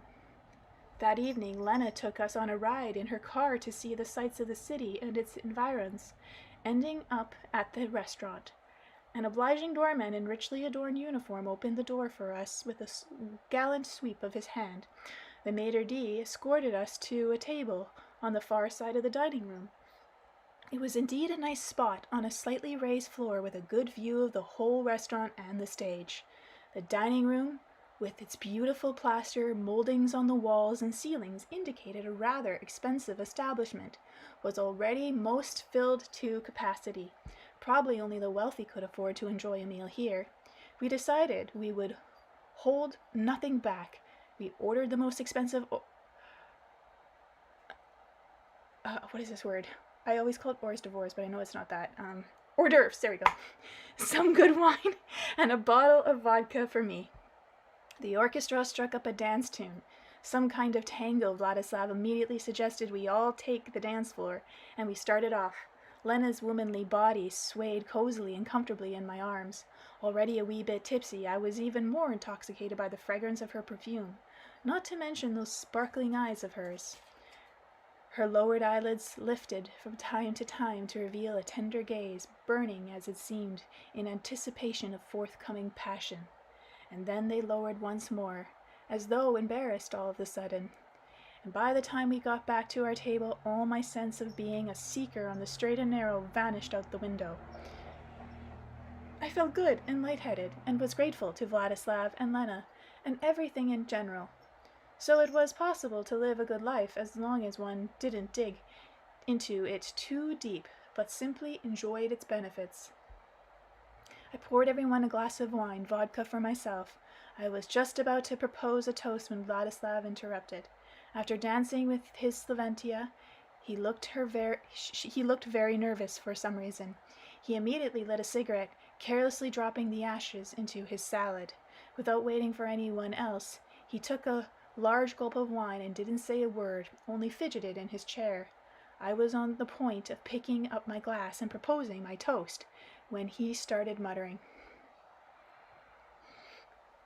"Wait, something come up. Something serious. Let's step out for a bit. We gotta talk." and without waiting for my reply, he rose sharply from his seat. You birds stay here and swap a bit of gossip. We'll be right back. We went out to the spacious restaurant lobby. Vladislav beckoned me over into a far corner by the fountain, and in a sour, muffled voice he spat out. She's a bitch. You were right. A damn bitch. Who's a bitch? If you've had a falling out with Savenka, then don't spoil the evening for others. Not Savenka. Lenka's. Set us up. Or rather, set you up. Though I'm in for it, too. I'm going to stick with you. Do you mind telling me just how she could set me up or set us up? Who or what for? Slavenka told me while we were dancing. I'd been telling her all about you, and she felt sorry for you as soon as she saw you, and while we were dancing, she told me the whole story. What story? Lenka's a bitch, some kind of sick masochist, a pervert.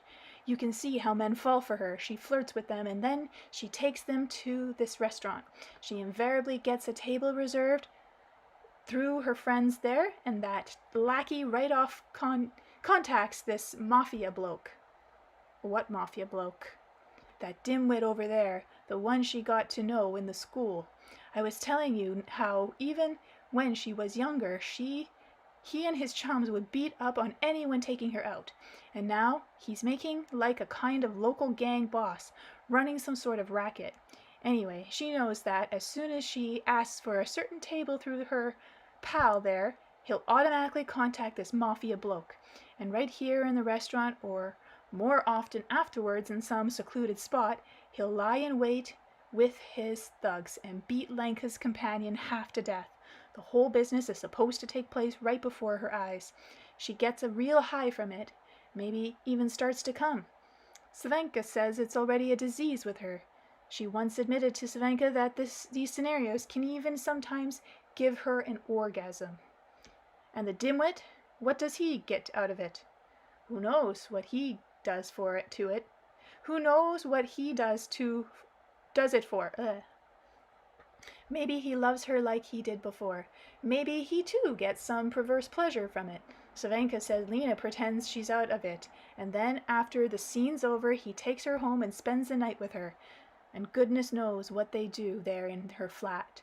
So why doesn't she just go ahead and marry her? What difference does it make to you? Why they don't get married? I tell you, it's like Lenka's sick. Like she doesn't want to let go of her youth. You get married, and all you've got is a humdrum everyday life. This way she gets her highs. But what high? And what would she get in married life? She's sick, Savenka says. What's it to us? We gotta think of ourselves how to get out of this now. Let's just leave the restaurant, since you say they might contact that mafia jerk. Too late. He's already here with his henchmen, watching us. Savenka says the first thing he'll do is come over to our table and very politely ask to have a dance with Lenka. If her companion says okay, they'll have a dance. Otherwise, he'll calmly walk away. But it all ends up the same. They lie in wait and then beat him half to death. If there's any valuables, his henchmen will grab them. I've already given my Rolex to Slavenka. If you've got anything like that, let me give it to her too for safekeeping. I don't have any valuables. Tell me, how come they're not afraid of the cops? Listen, I'll tell you, they've got it all set up. He's got a lawyer. Not only that, but they can make the whole situation look like they were protecting the woman from a rapist. And that means Lena won't testify. She'll shut up. The bitch fake a memory lapse like she was in shock or had a fainting spell. It's all my fault. We've landed in this pile of crap, but I think I have an idea.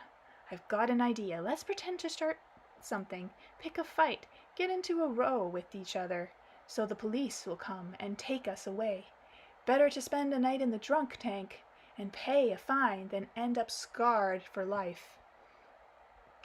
No way. I'm not going to punish myself for their sakes. Can't we go out through the back door when they could ring up Slavenka, order a taxi to go and collect her? We shan't make it. They're already sitting out there. If we leave, They'll only come after us and bring us back.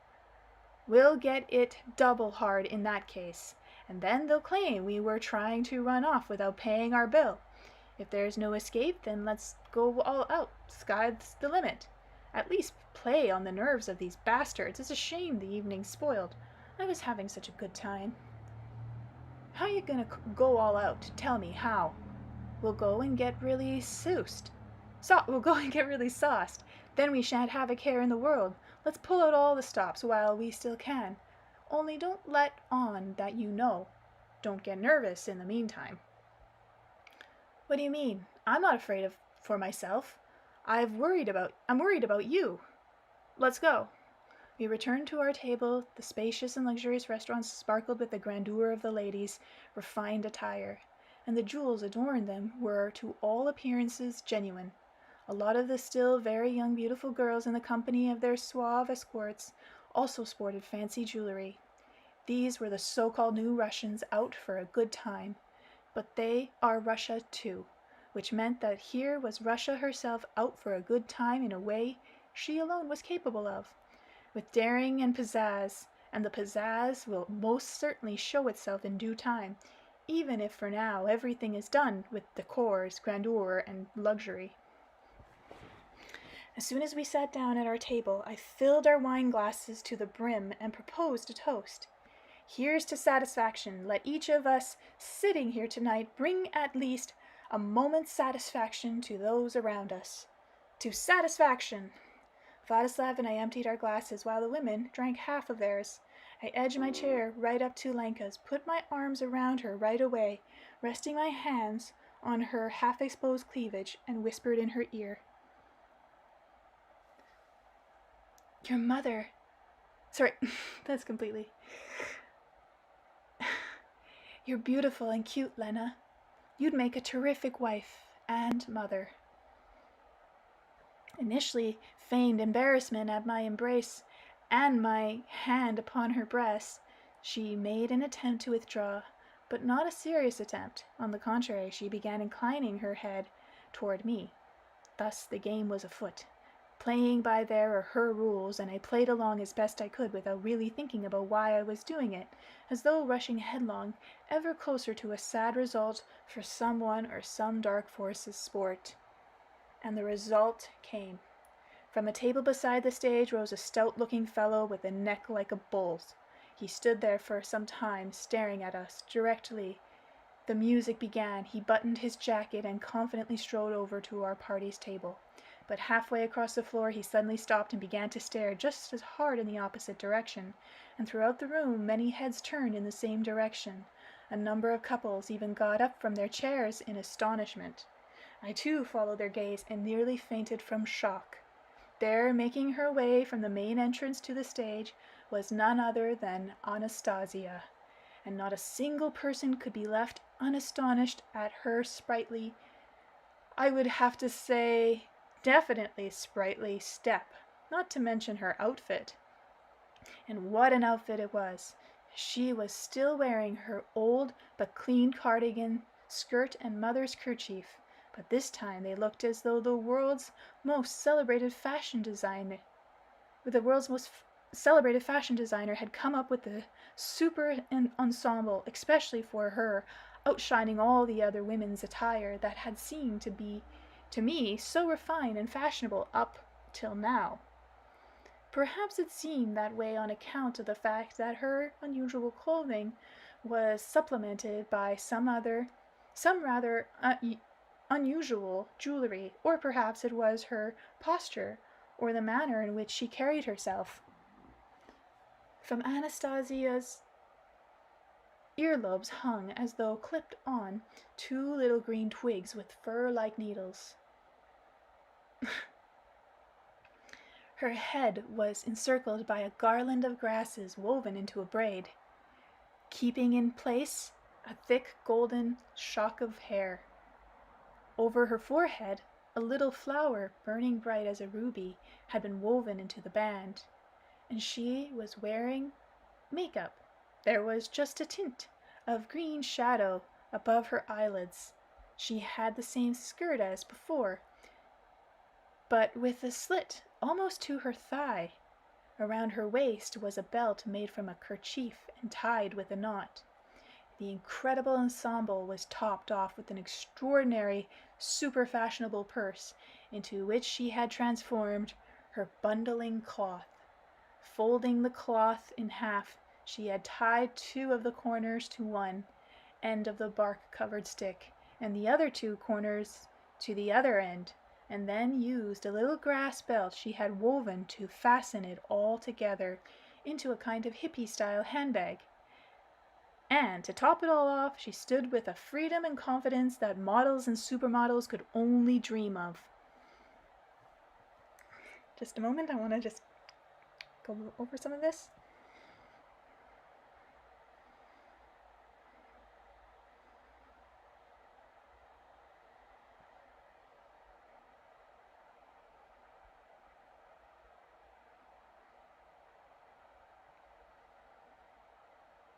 That's hilarious. Upon reaching the dance floor where a few couples were launching into some kind of quick-paced dance, Anastasia all at once spun gaily around several times in time with the music, whereby every limb of her supple body bent and twisted with beautiful fluid movements. Then she arched her arms over her head and clapped her hands with a delightful laugh, and all the men in the room responded in enthusiastic applause. As she then headed for our table, 2 alert waiters approached her inquiringly, and I could see her gesturing in our direction. One of them picked up an elaborately carved wooden chair and followed her, as she walked past Lenka's friend with the bull neck, who had been about to head over to our table. Anastasia paused for a bit and looked him straight in the eye.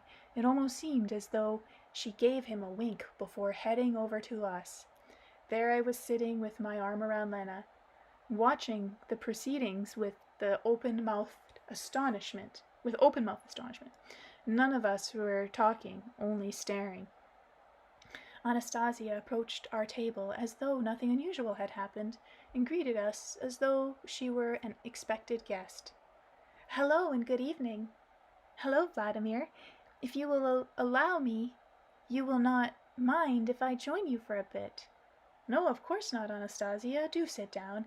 I began recovering from the shock of her arrival. I rose to offer her my seat, but the obliging waiter had already put the additional chair in place. The second waiter moved my plate to one side, and setting a clean plate in front of Anastasia, offered her a menu. "Thank you," she responded, "but I'm not hungry at the moment." Reaching into her hippie-style purse, she brought out a cluster of berries wrapped in a large leaf, huckleberries and cranberries. Putting them on a plate in the middle of the table, she invited us to help ourselves. "How did you happen to show up here all of a sudden, Anastasia?" I asked. "Have you been taking in the restaurant scene lately?" "I come to visit you, Vladimir. I had a feeling I would find you here, and so I decided to come. I am not imposing on you, am I?" "You're not imposing at all, only what's with the fancy get-up and the makeup?"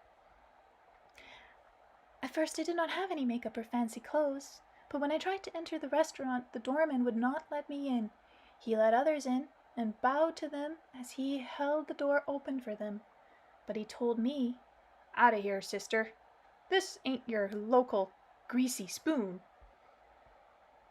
I stepped aside to a more shaded place and watched to see how others managed to get in. I realized they were wearing different attire and did not walk the same way I did. I caught on to it all quite quickly. I found 2 twigs handy that had fallen from a nearby tree, split them with the ends of my nails, and attached them to my ears as decoration. "Look." Whereupon Anastasia turned sideways to me and showed me her invention. What do you think? Did they turn out well? "Very well indeed." So I quickly made myself a purse and a belt out of my kerchief, and some makeup from leaf and flower sap. Pity, though, I had to tear a slit in my skirt. "You didn't have to make such a huge tear, particularly to your thigh. Just to your knee, that would have been enough." I wanted everything to be as perfect as possible, as they would let me in. So they would let me in. And where did you get the lipstick? That's real lipstick you're wearing. That I obtained here. When the men at the entrance opened the door for me, I went over to the mirror in the lobby to see how I looked.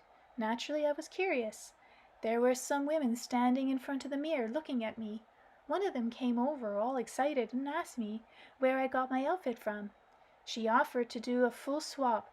She said she would give me her ring and costume jewelry. She even offered me some greenbacks. I explained to her that it would not take her long to put together a dress like this on her own. I started by showing her the clip on twigs. The other women looked on, and one of them kept saying, "Oh wow, oh wow." Another started asking me where she could find magazine pictures and descriptions of such fashions. And the first one said that if I wanted to turn tricks here, she was the madam and wouldn't allow any pimp, since her girls are free agents, and she is quite capable of smashing any protection racket.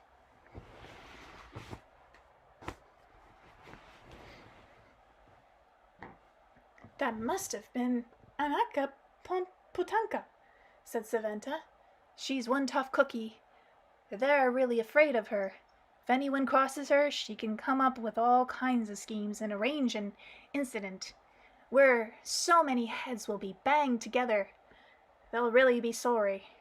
One tough cookie, Anastasia echoed moodily. But her eyes are full of sadness. I feel sorry for her. I wanted to do at least something for her. When she started to sniff me over and ask about my perfume, I gave her a little twig containing the essence of cedar oil and showed her how to apply it. She at once dabbed it on herself and on her girlfriends, and in return she gave me some lipstick and a pencil to highlight the edges. I could not get it right at first, and we had a good laugh over it. Then she helped me put it on and said any time I needed anything, I could come to her. She offered to have me join them at their table, but I said I had only come to see my Anastasia paused in mid-sentence, then continued after a moment's thought. To see you, Vladimir, and the rest of you. Vladimir, could we take a little walk outside? There is a breeze blowing off the sea. The air is better there. Or would you like to stay here a little while longer with your friends? I can wait until you have finished, or Are you certain I'm not imposing? Not at all, Anastasia, I replied. I'm really happy you came. It's just that I was so surprised to see you at first. Indeed, so perhaps you and I could take a stroll by the sea, just the two of us, or all together. Which would you prefer? Let's go, Anastasia, just the two of us. But getting out of there wasn't all that easy. Elena's friend was heading our way. He too, it seemed, took a while to recover from the unexpected arrival of Anastasia. We should have left earlier, right off, I thought to myself, but now it was too late. They had already set their dastardly scenario in motion, and Elena, as though getting herself mentally prepared for it, began sitting up straight, lowered her eyes, and made a show of smoothing out her hair. He came over to our table, but instead of approaching Elena, he went directly to Anastasia. With a slight bow of his head, he began addressing her, taking no notice of anyone else. Elena's jaw dropped in surprise at hearing him ask Anastasia, "Miss, allow me the pleasure of asking you for this dance." Anastasia rose, smiled, and responded, "Thank you so kindly for the invitation. Please have a seat in my chair. They will miss your company otherwise. As for me, I really do not care to dance at the moment. My gentleman friend and I have just decided we would like to go for a walk in the fresh air." In obedience to her suggestion, he sat down in her chair, not taking his eyes off of her for a moment. Anastasia and I headed for the exit. My plan was to get as far away from the restaurant as possible, to go for a bit of a walk as Anastasia wanted, then grab a taxi and go back to my flat. It was around 10 o'clock at night. We walked through a shady alley and then down to the rocky seashore. We hadn't yet reached the water's edge when I heard a screech of brakes. I turned around to look. From a jeep parked at the side of the road up above, 5 tough-looking lads were heading in our direction. As 4 of them encircled us, I recognized the 5th as a dimwit with the bull neck. He took up a position just a little distance away, but it was he who kicked off the conversation. "Hey, pal, you better get back to the pub. Your lady's missing you." With no response from me, he started up again. "Hey, you deaf or what? We say you'd better go back to your lady, but you got this lady mixed up with another and split. We're gonna help you back right this instant." The oversized lad standing nearest me took a step closer, and I made a decision. "Run, Anastasia," I cried, and decided to let him have it first, and keep them at bay as long as I could so that Anastasia could get away. I tried to land the first blow on the chap approaching me, but he seized hold of my arm, punched me in the solar plexus, and then wham! Right in the face. I tumbled to the ground right on the rocks. I would probably have landed right on my head, but Anastasia reached out her hand and cushioned my fall. My head was spinning and I could hardly breathe. I lay there and watched the big fellow's feet, shoed in steel reinforced boots, come right up to my face. Oh, he's going to use his foot on me. The thought flashed through my mind. Now he came really close and lifted his leg. Only right at that point, Anastasia did what just about any woman would have done under the circumstances. She screamed. But what a scream! It was a regular scream only for a split second. The sound associated with it quickly vanished, and her inaudible scream rose wildly in intensity to the point of shattering one's eardrums. I could see the lads around us letting some kind of objects fall from their hands as they grabbed hold of their ears. 3 of them collapsed to the ground and began writhing on their knees in pain. Anastasia, having covered my ears with her own hands, kept refilling her lungs with fresh breath of air and screaming again. Her scream was evidently something akin to ultrasound, causing all our would-be attackers to writhe in pain. They had no idea what was happening or where this piercing, unbearable sound was coming from. Through her hands I could feel a sharp, penetrating sensation, maybe not as strongly as the others, but it still hurt. Then I noticed a group of women running down toward us from the road. Anastasia stopped screaming and took her hands off my ears. I sat up on a rock. I could see the 2 Ziglas the girls had arrived in, standing beside the jeep. The women were armed. One was carrying a bottle, another a tire iron, a third brandished a policeman's truncheon, while the 4th held a massive candlestick in her hands. Out in front was Ananka Putanka, holding in her hands the neck of a broken champagne bottle, while following behind slowly came yet another, a plumpish woman clad only in a nightgown, who had apparently come straight out of bed and hadn't had time to get dressed.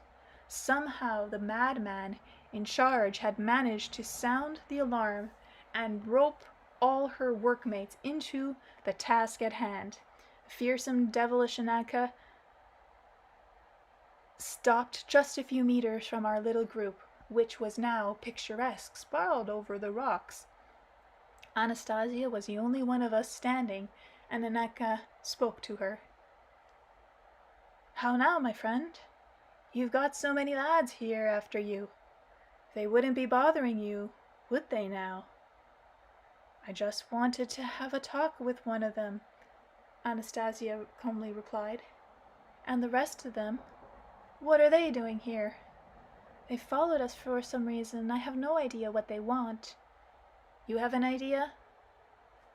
"I know what those scumbags want," replied Anka, and burst into a torrent of expletives in the direction of Lena's friend. "How many times have I told you, muttonhead, not to lay a hand on me girls?" "She isn't one of yours," the dim-wit responded gruffly. "She's my professional colleague." "That means she's mine." Got it? You overgrown school kid? If I see your pimp snout so much as anywhere near one of me friends, I'll smash the living daylights out of you and your cronies. Just remember that. I'm not putting up with a single pimp on my territory. Not a single scumbag will I allow. You're not satisfied with sucking blood from the suits. You wanna be pimpin' for us too? You've gone crazy. She's not yours. She's a novice. I just wanted to have some fun with her myself this time, Anka. You've gone too far. What's all the fuss about her? What's she to you? She's me friend. Got it, that? And you've got your hands full with the saddest of yours. You've gone bonkers. Before you know it, every last bird's gonna be your friend. Eh, what? The leader's voice in him was now no longer stifled by fear, and I realized why. While Anaka was talking with him, his henchman had come too, and the short, stocky fellow standing beside the leader was holding a gun in his hand, aimed right at Anka. A second man had his own gun trained on the group of hookers standing behind her. Here was this group of young women armed with whatever they could lay their hands on, standing directly on the path of the thugs' guns. The situation, as it now turned out, was far from being in their favor. One thing was absolutely certain: another moment and their morale would be broken and their bodies maimed, not to mention the loss of their freedom and income. I really felt like doing at least something to influence the proceedings and head off the inevitable, dreaded result. Anastasia was standing beside me, intently observing the situation. I jerked her arm, putting my hands over my ears. I quickly said, "Scream, Anastasia! Scream as quickly as you can!" Lowering my arm, she inquired, "Why scream, Vladimir? Hey, don't you see what's going on? These women are about to get their heads bashed in and maimed for life. Their bluffs being called. It's all over for them."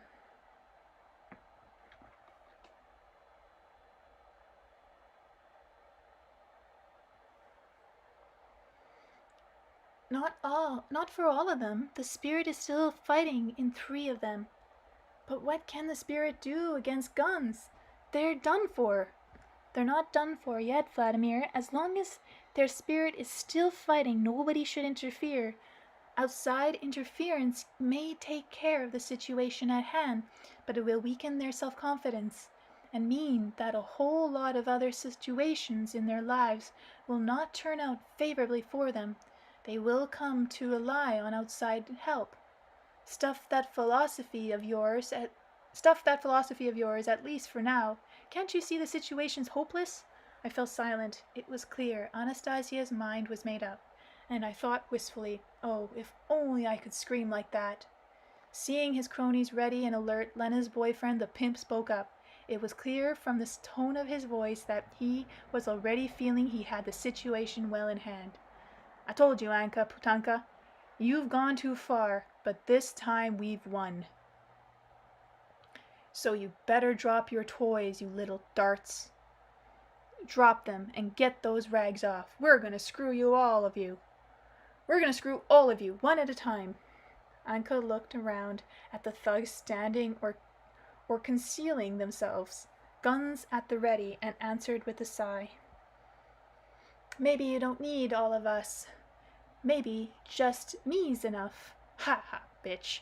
See now, you're singing a different tune," the leader responded over the laughter of his buddies. "We shan't be satisfied with just you. We're gonna teach you all a lesson here. After this, you're gonna be working for us, bitches.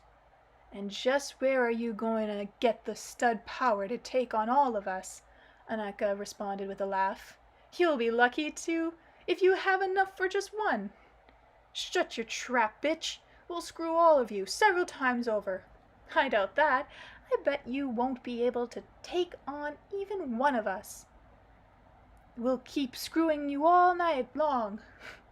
You know, the sweet cheeks, you're starting to get on my nerves. You and your promises. I don't believe them. I don't believe you're man enough. You'll find out soon enough, bitch. I'm gonna smash that pretty face of yours in, wheezed the leader, already seething with rage, putting on a pair of brass knuckles as he moved towards Anka. Anka retreated a bit and called out to her group, "Step aside, girls." The group of hookers took several steps back. Only the sullen, plumpish cow in the nightdress stood in the sidelines as though rooted to the spot. And when the tall and lanky leader took another step in Anka's direction, the cow, who before this had not spoken a word, suddenly said blandly, "Hey, what are you waiting for? Let's get started, eh?"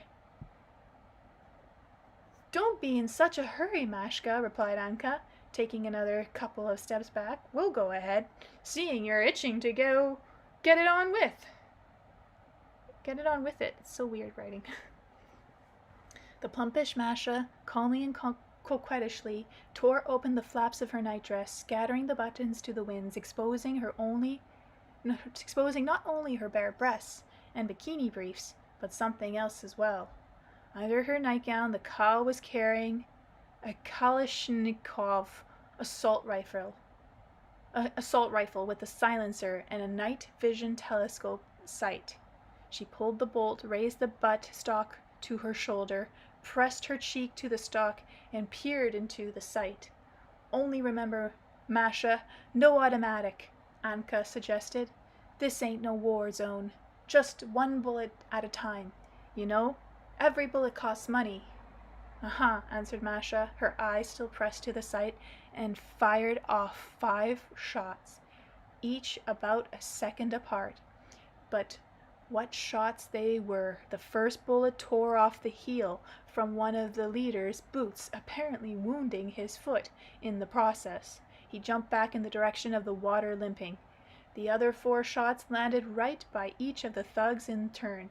Immediately they began looking for cover behind the rocks, and the ones who didn't have any cover handy lay face down on the ground. "And tell them to crawl into the water or they may get blasted by a ricochet," Masha blurted out, her Kalashnikov still at the ready. "You heard her, sweet cheeks. Into the water," Anka ordered the big thugs, already crawling towards the water's edge, gently reminding them Mashenka's not yet a good enough shot to be responsible for ricocheting bullets. A moment later, and all of them, including their leaders, were standing waist-deep in the sea. Anya went up to Anastasia, and for a while the two simply looked at each other face to face, without saying a word. Then Anya said quietly, with just a hint of sadness, "You, friend, wanted to go for a stroll with your companion there. So go ahead. It's fine. Evening quite warm." "Yes, there is indeed a pleasant air blowing over the city," Anastasia replied, adding, "You are tired, Anaya. Perhaps you would care to relax in a garden of your own." "Perhaps, but I feel sorry for me girls, and I still so mad at these blokes. Say, are you from the country?" "Yes." "Very nice place where you live." "Very nice, but I do not always feel at peace, especially when things are not going well for everyone in other places, as here right now." "Don't mind them. Come whenever you like. Anyway, I'm off. Gotta work. Have a nice quiet stroll here." Anya headed towards the car, her entourage in tow. As they walked past the cow, still sitting on the rock of the Kalashnikov, lying across her bare knees, Anya said, "You stay and relax here a bit, Mashenka. We'll send a car for you later." I can't believe they're calling a girl a cow. "I've got a client waiting. I was with him and when you called me, and he's paid already. We'll take care of your client. Well, say you had an upset stomach, like the quantity of the champagne wasn't up to scratch. I have vodka and only half a glass. Well then, maybe you ate something. I didn't have anything to eat, just a bit of candy and some pastries. So that's it then. The pastries weren't too fresh. How many did you eat?" "Don't remember. Come on, she never eats less than 4 at a time, said one of the girls. Right, Timoshenko? Well, maybe you're right. At least leave me a cigarette, so's I don't get bored out of my skull. Anya put a package of cigarettes along with the lighter on the rock beside Masha, and the girls walked on. Hey, came a voice from the water. You gonna leave this gal of yours here on the rock? She's staying, sweet cheeks, she's staying, replied Anya. I told you right off, one of us is enough for the likes of you. You wanted all of us, and now it turns out it's going to be pretty boring for just one of us to stay here with you. Once this gets out about how conniving you are, one of the thugs called out. Once it gets out, well, no one will ever want to shag with you again, even if you offer to pay them. 5 muffled shots rang out from the rock in quick succession. The 5 little splashes popped up in the water, one right beside each of the men standing there, making them retreat even further, out from the shore, and Anya turned to them and warned. Look, boys, just make sure you don't rile Mershenka here. When we like someone, we can be sweet and tender, and loyal as dogs. When we like someone, understand, no matter who. And then, as she clambered up the hill toward the cars, she struck up a song in a resonant, wistful voice. The paths and the roads are all overgrown there, which my dear love's feet have known there. Oh gosh. And the young prostitutes following her picked up on the tone of her voice, on the intonations of sadness and despair. Overgrown there with mosses and grasses, he's taken up with another of the lasses. Where does he travel, my lovers? It makes my heart only sorrow and suffer. And off they drove, still singing the song about the pathways and roads as they headed back to work. That's the end of the chapter. Chapter 23. Your Desires. It was almost midnight by the time Anastasia and I got back to my apartment. As I put the key into the lock, I felt a sense of exhaustion after all the intense experiences the day had brought. Upon seeing my bed, I told Anastasia that I was extremely tired and went to take a shower. When I came out of the shower, Anastasia told me she already made up my bed, and that she herself would lie down on the balcony. It's probably too stuffy for her in one of these mass-product apartments blocks, I thought, and went out mass-produced apartment blocks, I thought, and went out to the balcony to see what kind of bed she had made for herself there.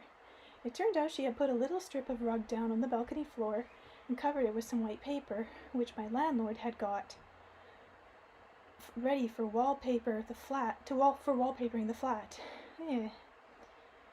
In place of a pillow, she had folded her cardigan and put a small tree branch on the head of her makeshift bed. How can you get a good night's sleep there? Sleep here, Anastasia. It's hard and you'll be cold. At least let me fetch you a blanket. Not to worry, Vladimir. I shall be fine here. The air is fresh and I can see the stars. Look up and see how many stars there are. There is a soft, warm breeze blowing. I shall not be cold. You go lie down, Vladimir. I shall sit on the edge of your bed for a while, and once you fall asleep, I shall lie down too. I lay down on the bed Anastasia had made up for me, and I thought I was so tired that I'd nod off right away. But it didn't work out quite like that. The thought or realization that man, every single individual, was nothing more than a plaything in the hand of some sort of coincidences kept gnawing away at my mind, giving me no peace. This led to a growing feeling of irritation at those who had arranged these coincidences, and Anastasia too. Anastasia in particular, since I considered it to be a definite possibility that she had actually participated in the formation of these coincidences, at least as far as my life was concerned. Is something disturbing you, Vladimir? Anastasia calmly inquired, and I even raised myself slightly on my elbows. As if you don't know. I believed you. I wanted to believe. I particularly wanted to believe that every man is capable of making his own life happy. I especially believed in the eco-communities you talked about, where people can live a secure existence thanks to their own family plot of land, and raise their children to have a happy life, and that there would be a good school there for the children. I believed you. when you said that every man is the beloved child of God. Man is the summit of creation. You did say that, didn't you? Yes, Vladimir, I did tell you that. Of course you did, and how convincing you made it all sound. I not only believed you, I started acting on it, started organizing a community. I've already submitted the necessary paperwork to the authorities. The Anastasia Foundation is collecting people's applications, the designs being commissioned along with the layout for gardens and all sorts of plantings. It would have been all right just to believe you and all that, but I actually started carrying things out. And with pleasure, you know. You knew I'd carry things out. Yes, Vladimir, I knew. After all, you're an entrepreneur. You are always ready to carry out practical actions to make things happen. Always ready, I echoed. How simple it all is. Of course, no need to be clairvoyant to see that. As soon as an entrepreneur believes in something, he will start to act, and I, a fool that I was, started to. I couldn't stay lying down any longer. I jumped out of bed, walked over to the window, and opened the forcha, since I felt a sudden wave of heat, either in the room or within me. Why did you think your actions foolish, Vladimir? Anastasia calmly asked. And her equanimity, along with her feigned ignorance, as I then considered it, even made me more angry. And you just sit there, talking all calm and collected, like calm and collected, as if you don't know all along that man is a puppet in somebody's hands. They control man through various circumstances. Each man is easily controllable by some kind of force. If they feel like it, they can plunge half the human race into war. They plunge people into war and then take up a position somewhere up above or on the sidelines to watch us kill each other. If you feel like it, they'll slip some sort of religion into the proceedings and watch once again as people go to war over their faith. If they feel like it, they can play with just a single individual. I'm convinced of it.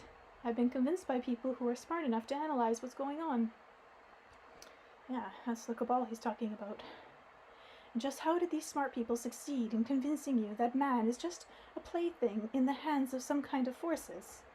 I listened to the rapport. They were talking about me. Some smart people became interested in public reactions to the books. They became interested in you and in me, too. They followed my every move during my time in Cyprus while I was working on the 4th book. They recorded everything and then analyzed it. And if you can't believe it, I'm not mad at them for following me. I'm even grateful to them for finally opening my eyes. They showed how man is being toyed with. Coincidences just don't happen. They're arranged. And I've become convinced of this through my own experience. What experience is this, Vladimir? Have you been conducting an experiment? I haven't, but they've been conducting an experiment on me. When I was in Cyprus, I happened to mention a freshwater fish, and presto, a freshwater fish appeared. I mentioned Cedars, and Cedars appeared. I wanted to pay a nighttime visit to a church, and lo and behold, there was a church, and the church doors were open at night. A whole lot of other things happened. All I had to do, no doubt, was write about what they wanted me to.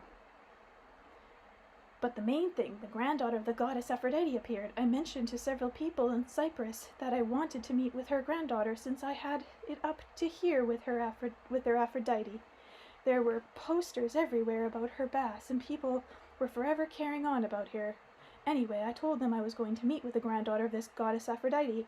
I mentioned this, and a few days later, along comes this girl with fire in her eyes. Anyway, the way things turned out, everybody decided that Aphrodite had indeed sent her granddaughter and was working miracles through this girl, and the girl herself underwent some kind of transformation. But who arranged all these circumstances one after another? Who?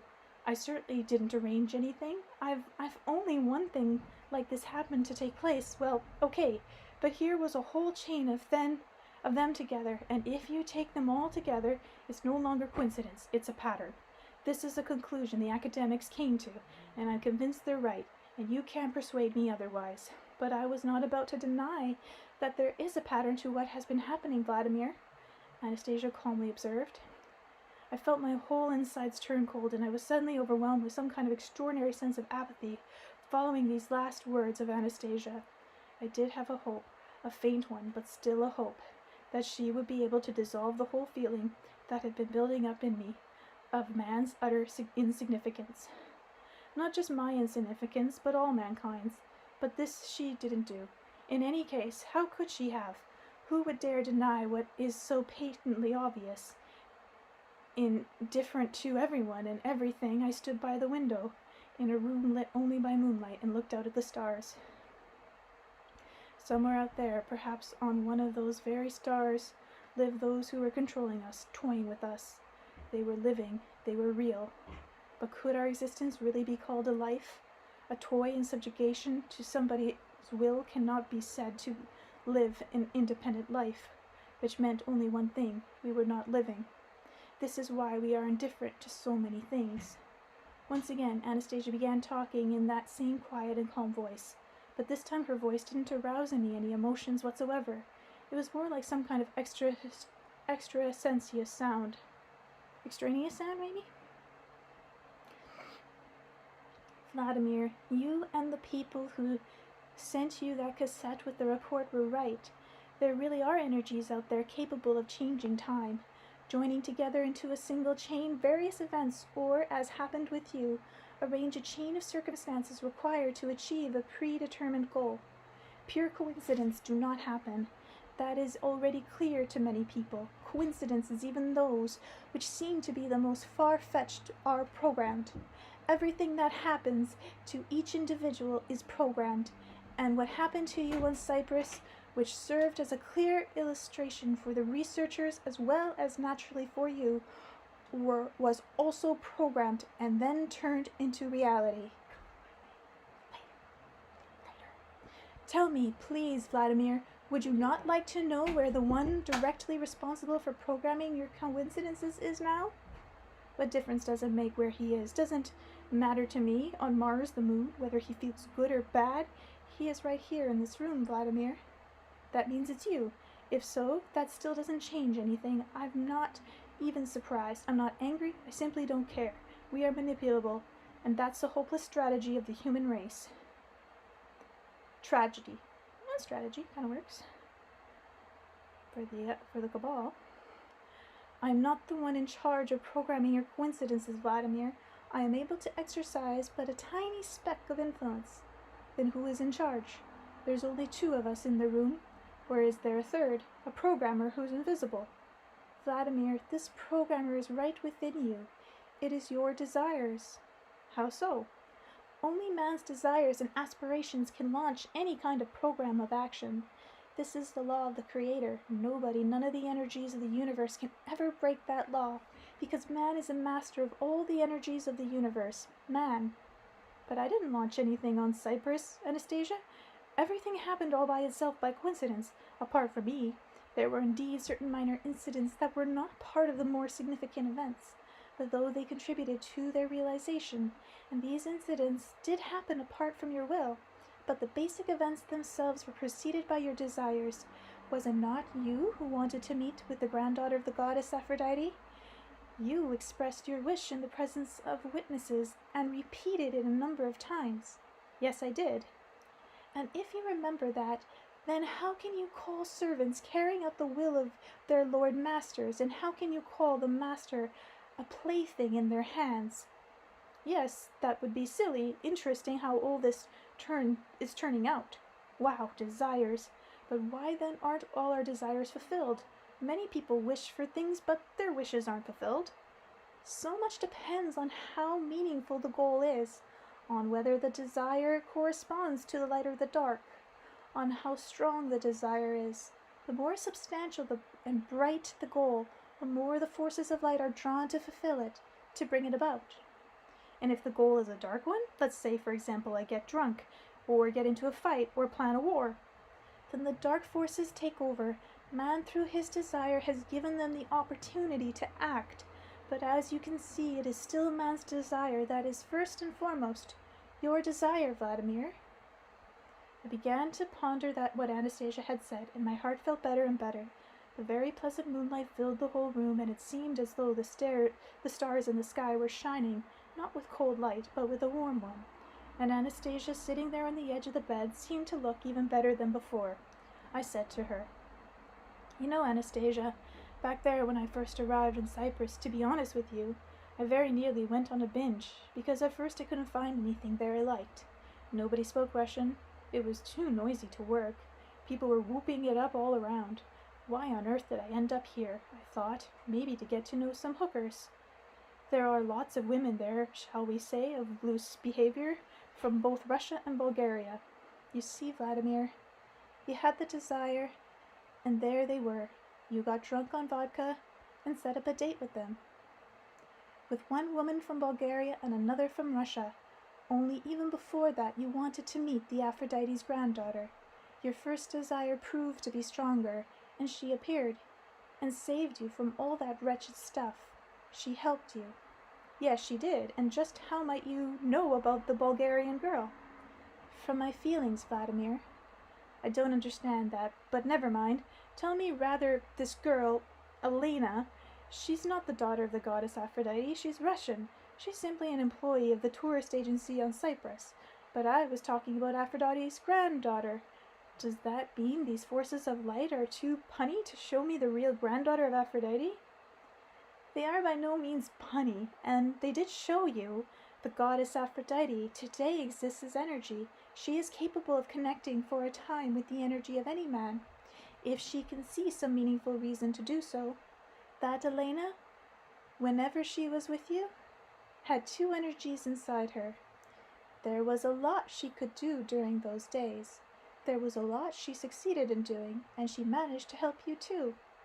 Yes, I'm grateful to her and to the goddess Aphrodite. All my concerns and unpleasant sensations connected with my assumptions that all people were simply pawns in the hands of some kind of forces literally flew out the window. Now, after my talk with Anastasia, a sense of confidence and peace set in. For some time I just watched silently as Anastasia sat on the edge of my bed in the moonlight, her hands meekly folded atop her knees. And then, to this day, I cannot figure out how this happened, but suddenly came out with, I realize that you, Anastasia, are a great goddess. And as I said this, I fell on my knees before her. A cry of pain and despair burst from Anastasia's lips. She immediately rose and stepped back from me, leaning against the wall and clasping her hands to her breast as though in prayer. Vladimir, I beg of you, get off your knees. You should not bow down to me. Oh God, I have overdone it. I have been in too great a haste. Forgive me for not making myself clear enough to your sons. In God's sight, Vladimir, all people are equal. They should not bow down to one another. I am simply a woman. I am a man. For I am man. You are so vastly different from all other people, Anastasia, so if you are simply man, then who are we? Who am I? You are a man. Not two, only as our living out our life in vanity, you have not been able to think of what your purpose is. Moses, Jesus Christ, Muhammad, Rama, Buddha, who are they, and how do you relate to them? Those are my elder brothers you have named, Vladimir. I am not in a position to judge their works, but I shall say one thing. None of them had their fill of earthly love. That can't be. Every single one of them has millions of worshipping followers even today. But worship does not mean love. It only exhausts. It only exhausts the worshipper's power of thought, a power exclusive to man. Great as the egregor of my brothers, for millions of years many people have fed it through their worship, and in so doing each worshipper lost some of his energy. Over the centuries there have been many willing to condemn the deeds of my brother, and I could not understand why they made such great efforts to feed their own egregor. I think that's ego, but in Russian. Building up its energy over thousands of years, nobody's been able to guess their secret until the dawn of the present age, and my brothers decided to gather the accumulated energy into a single whole in order to distribute it to souls now living on the earth. A new millennium will soon be given birth, in which the gods will settle the earth. Those people whose conscious awareness will allow them to accept this energy in all its worth. Vladimir, I beg of you, get off your knees. It is painful for any father to see his son bowed down and enslaved. It is only the dark forces that have always tried to demean man's significance. Vladimir, get up off your knees. Refuse to betray yourself. Do not separate yourself from me. Anastasia was extremely upset, and I did as she asked. I got off my knees and said, I wasn't separating myself from you. On the contrary, it seems I just began to understand you. Only I don't agree that worshipping interferes with love. On the contrary, all believers say that they love God, and I am bowing before you as a goddess, but you are frightened for some reason. You've become upset. We have known each other for 5 years now, Vladimir. A lot of time has gone by since that night when our son was conceived. But ever since that time, not once have you had the desire to touch me, to give me the look you give to other women. Lack of understanding, and now worship. Do not allow love to reveal itself. Worship does not bring forth children. Well, that's because you're not exactly a woman, Anastasia. You've become a kind of information node. It's not just me. Others too don't get your meanings right off. For example, what does "don't betray yourself" mean? Why did you say that in reference to me? You wrote a letter to the President of Russia, Vladimir, but at the same time you have come to doubt yourself. You almost perished. You have ceased creating on your own and handed your problems to others, basically to a single president. That's because he's the only person in Russia who can realistically do anything. One person cannot do it by himself. The will of the majority is required. Besides, why did you send your letter only to one president? There are presidents in the Ukraine, Belarus, Kazakhstan. But you've already talked about Russia. Besides, Russia is my motherland. But your passport says you are Belarusian. That's right, my father was Belarusian. And you spent your whole childhood in Ukraine. Well, yes, I did, and that was the best part I remember from my childhood. I remember the white cottage with its straw roof and the weir where I finished for mud loaches along with the neighborhood lads, whatever that is. And my grandma and grandpa never once quarreled in my presence and never punished me. Yes, yes, Vladimir, and remember how you and your grandfather planted tiny seeds in the garden. I do remember. Grandma would water them from a bucket. But you know that even today, in the village of Kzdezhinki in Ukraine, I should know it, I'm Ukraine, in the village where you were born, Polish and Ukraine, that garden has been preserved. Its trees are all crusty now, but they are still bearing fruit. They are waiting for you. So then, where is my motherland, Anastasia? It is within you. In me? In you. You can materialize it forever on the earth, wherever your soul indicates. You're right, I have to figure out somehow. At the moment, I get the feeling I'm scattered all over the land. Vladimir, you are tired. This whole day has brought a lot of emotion upon us. Lie down and go to sleep. By morning, your sleep will have built up fresh strength for you, and you will have a new conscious awareness. I lay down on the bed and could feel Anastasia taking my hands in hers. Now a deep sleep would ensue, and I had already knew that she could make it deep and peaceful, so that everything would be all right by morning. But just before I dropped off, I managed to say, "You know, Anastasia, could you please see to it that I shall be able once again to catch a glimpse of Russia's splendid future?" "Fine, go to sleep, Vladimir, you will see it." And Anastasia started singing very quietly a wordless song like a lullaby. Anyway, it's great that people can program everything for themselves. I managed to think before plunging into a peaceful and pleasant dream about the future of Russia. Chapter 24. Eternity lies ahead for you and me. The rising sun shone through the uncurtained windows straight onto the bed, waking me up. I had such a wonderful sleep. Some kind of extraordinary strength, fantastic, was making its presence known inside me. I even felt like I wanted to do push-ups or something, other kind of physical exercise, and I was in an excellent mood. From the kitchen I could hear the clatter of dishes. Wow, I thought. Don't tell me that Anastasia's trying to make breakfast. She doesn't know how to cope with all the kitchen gadgets or even how to turn on the gas. Maybe I'd better help her. I put on a tracksuit and opened the door to the kitchen. No sooner had I caught sight of Anastasia than a hot flash seemed to run through my entire body. This was the first time I'd seen the Siberian recluse, not in a taiga forest, but in her glade, or by the seashore, but in a modern city woman's most typical surrounding, the kitchen. She was leaning over the gas stove, trying to regulate the burner. She kept turning the gas knob up and down, but the old corker was not designed for any settings except high and low. In the kitchen, Anastasia appeared to be a completely normal woman. Now, why did I go and scare her last night by bowing down on my knees? I probably had too much to drink, and I was beastly tired to boot. Anastasia felt my gaze upon her and turned to face me. One of her cheeks sported a dab of flour, and from underneath her bandana a braid of hair clung to her slightly perspiring forehead. Anastasia smiled, and her voice, that marvelous voice of hers, a splendid "Good morning" for the coming day to you, Vladimir. You see, I have almost finished preparing breakfast. Just a wee bit more to do.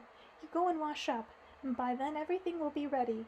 You go wash up, and do not worry. I shall not damage anything here. I have figured things out. Instead of heading to the bathroom right off, I stood there dumbfounded, just looking at Anastasia. For the first time in 5 years we'd known each other, I caught a glimpse of just how extraordinarily beautiful this woman really was. There are no words to describe a beauty like this. Even with a flower-spotted cheek, even without a fancy hairdo, her hair was simply tied back in a bun. Not to mention her plain and unfashionable clothes, she was still extraordinarily beautiful. I headed off to the bathroom, did a careful job of shaving, and took a shower. During all this time, I could not get my thoughts off of this woman's beauty.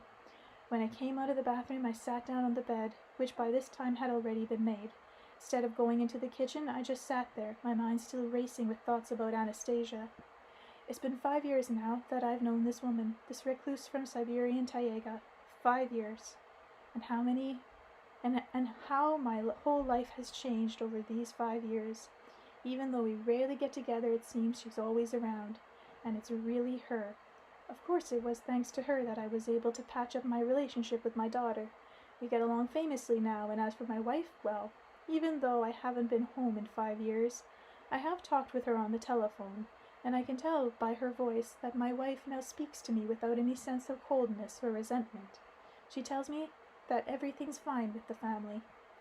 Anastasia, after all, she was the one who cured me. The doctors weren't able to, but she was. I knew myself that I was in danger of dying, and she cured me, and she made me famous too. Now I'm getting big royalties for my books. But they're still her words after all, and she'll always talk so tenderly, never gets angry, even if I get mad at her without meaning to. She still won't get angry. Of course, she's changed my life drastically, but she's changed it for the better. It was she who bore my own son. Sure, it's not your normal situation. My son lives in her glade in Siberia, but it's probably better for him there with her. She's so very kind. I need to say something nice to her and do something nice for her. Only what? There's nothing she needs. Funny how it turns out. And even if you owned half the world, she'd still have more than you. Still, I really felt like giving her some kind of gift. A long time ago I had bought her a pearl necklace. No artificial, but large, natural pearls. I decided this was a good moment to go and give it to her. I took the little jewelry box out of my suitcase, but instead of heading straight to the kitchen, I decided for some reason to change my clothes. In place of the tracksuit, I put on a pair of trousers, a white shirt, and even a tie. Then I put the necklace on my trouser pocket, but I was still too excited to go out to the kitchen. So I stood by the window, looking neat as a pin, until I managed to get a hold of myself. What's going on here anyway, I thought to myself. It's high time. Enough of this silly emotionalism. And I walked out to the kitchen. Anastasia was sitting at the table she had got all set for breakfast, waiting for me. She rose to greet me. By this time she had done her hair and put on a very neat appearance. She got up and silently gave me one of her tender looks, with her grayish-blue eyes, while I just stood there, not knowing what to say. Then I said, unexpectedly, using the formal form of address, "Good day to you, Anastasia." My formality completely took me aback, but she replied in all seriousness as though she hadn't even noticed. "Hello, Vladimir. Please sit down. Breakfast is waiting." "Okay, I'll take a seat. But first I want to say, I have something to tell you." But I couldn't remember the words. "So tell me, Vladimir." But I completely forgot what I was going to say. I went up close to Anastasia and gave her a kiss on the cheek. Whereupon my whole body flared up. I felt hot all over, and Anastasia's cheeks flushed a deep red, and her eyelids fluttered faster than usual. and when I spoke, it didn't sound like it was me at all, but some kind of constrained voice. That's from all my readers, Anastasia. So many people are grateful to you. From your readers? A big thank you to all the readers. Thank you very much, Anastasia quietly whispered. And then I gave her a quick kiss on her other cheek, and said, "That one's for me. You are extremely good and kind, Anastasia, and you are extremely beautiful. Thank you for being you." You think I am beautiful, Vladimir? Thank you. Do you really think so? She was excited, too. I didn't know what to do next, but then I remembered the pearl necklace in my pocket. I hastily pulled it out and began trying to undo the clasp. "This is a gift for you, Anastasia. Those are pearls, real ones. They're not fake. I know you might think artificial, but those are real." I did, and broke. All little pearls that had been threaded onto it clattered to the floor and scattered in different directions. I sat down on the floor to pick them up. Anastasia began picking them up until she turned. I sat there on the floor, leaning against the wall, and watched in astonishment. I thought to myself how common the standard kitchen was, but how uncommon and marvelous I felt everything was in my heart. Why? Probably because she was here in this very kitchen. Anastasia, she was right beside me, but for some reason I couldn't muster up enough resolve to embrace her. This woman, who back there 5 years ago in the Taiga had seemed to be a somewhat abnormal recluse, now appeared as a star which had dropped in for a few moments from heaven. Here she was, right beside me, yet as a star she was unreachable, and the years, pity the difference in years between us. I watched intensely as Anastasia rose and put the pearls she had collected into a saucer on the table. Then she turned her head toward me. Entranced, I went on, sitting there on the kitchen floor, leaning against the wall and looking into her grayish-blue eyes, and she never averted her tender gaze even for a moment. "Here you are, right beside me, Anastasia, but now I can't touch you. I feel as though you're a distant star in the sky." "A star? That's how you feel? Why? Look. Here she is, at your feet, this little star, turned into an ordinary woman." Anastasia quickly got down on her knees and sat next to me on the floor. She put her hands on my shoulder and rested her head on her hands. I could hear her heart beating, only my heart was beating a lot stronger, and her hair smelt of the taiga. Her breath was like a warm breeze infused with the intoxicating scent of flowers. Oh, why, Anastasia, why couldn't I have met you when I was young? You're so young, and just look at how old I am. I've lived almost half a century already. But it has taken me ages to break through to your wandering soul. But it has taken me ages to break through to your wandering soul. Do not chase me away now. I'm getting old, Anastasia, and my life will soon be at an end. But while you are getting old, you will be able to plant your own family tree and lay the foundation for a city with a splendid future and a marvelous garden. I'll try. Pity I shall have such a short time to live in this garden myself. It'll take quite a few years to grow. If you set it up, you will always live there. Always. Always? Of course. Your body will grow old and die, but your soul will take flight. The souls of the dead take flight? I know that. The soul takes flight, and that's the end of it. Oh, what a marvelous day we have today. Why are you creating a joyless future, Vladimir? You are creating it for yourself. It's not me creating it. That's objective reality, plain and simple. First come old age, then death. For everyone, and even you, my dear sweet dreamer, cannot come up with any other scenario. Anastasia shuddered all over and moved slightly to one side. Her kind and cheerful eyes peered into mine and sparkled, radiating a joyful confidence that nothing could withstand. I have no reason to come up with anything. There is only one truth. Death exists for the flesh. That is clear to everyone. For the flesh, in every other aspect, death is a dream. Vladimir? A dream? Yes, a dream. Anastasia got up off her knees and began talking, looking me straight in the eye, but somehow the way she talked silenced the kitchen radio. A sound of voices and other noises outside the window as she spoke in a gentle voice. My dearest eternity lies ahead for you and me. Life will always claim its own, you see. The littlest ray of sunlight glistening in the spring, and the soul enrobes itself in its new things. But the decaying body does not embrace the ground in vain. Comes spring, from our bodies will sprout new flowers and grass again. You shall forever hear the birds sing and drink in the drops of rain. In the blue sky above the clouds again and again will entrance you with their dance.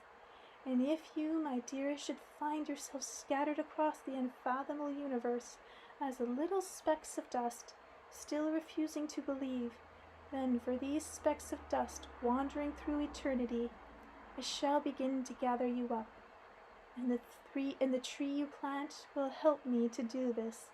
In the early spring, to the place where your soul lies in unfeeling peace, it will stretch out its branch above, and those you have been kind to upon the earth will remember you with love. And if the sum total of earthly love is not enough to materialize you once again, then there is one whom you know, and in every plane of being she will be flaming with a single breath of desire. Namely, materialize yourself, my love. There is one who will give yourself over for a moment unto death. That'll be you, Anastasia. Are you sure you will be able to do such a thing, really? Any woman possesses the ability to do it, if only she can compress the logos into her feelings. And what about you, Anastasia? Who will help you return to the earth once more? That I can do for myself. I need not bother anyone about it. But how shall I recognize you? After all, our lives will be quite different from before. Once you materialize upon the earthly plane, you will become a youngster once again. You will notice a snotty little red-haired girl in the garden next door to yours. Say a kind word to this little, slightly bow-legged youngster. Pay attention to that little maid. After you grow into your teens, you will start to notice pretty girls. Do not be in a hurry to join your destiny to theirs. In the meantime, in the garden next to yours, your friend will be growing too. Her face will be all freckled. She will not appear beautiful yet. At some point you will notice her following you out of the corner of her eye. But do not laugh at her. Do not chase her off when she approaches you to draw your attention away from the more mature, beautiful women. 3 springs will pass, and the neighbor girl will become a truly beautiful young lass. One day you will look at her and feel yourself aflame with love, and you will be happy with her, and she will be happy too, and it is my soul that will be living in that happy girl you choose. Thank you for that marvelous dream, Anastasia, my precious storyteller. I carefully embraced her by the shoulders and drew her close to me. I wanted to listen to how excitedly her heart was beating, to feel the fragrance of this marvelous woman's hair. A woman who believes only in good, in eternity, and possibly to grasp hold of it. If only like straw, her incredible dreams, her world about the future made everything around me seem more and more joyful. Maybe what you say, Anastasia, is still just words, but still they are marvelous words, and I feel more joy in my soul when I hear them. The words of the dream can set a tremendous energy in motion. Man creates a future for himself through his dream, through the thoughts he cherishes. Believe me, Vladimir, everything will happen for the two of us exactly as I have described. But you are free in your dream, and you can change anything you like just by speaking different words. You are free to have the liberty, and every man is a creator for himself. I shall change none of the words, Anastasia, spoken by you. I shall try to believe in them. Thank you. For what? For not spoiling eternity for the two of us.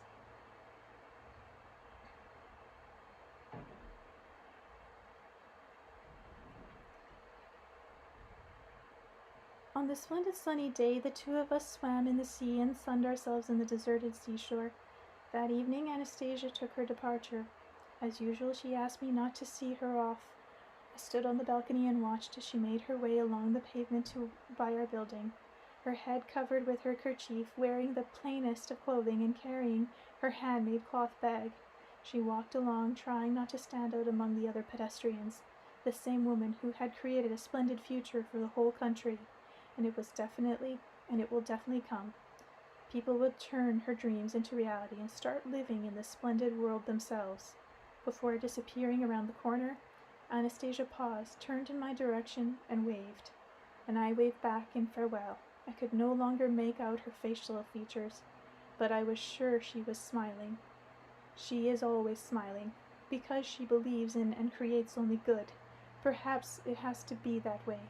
I waved back, whispering to myself, "Thank you, my dear, sweet Anastasia."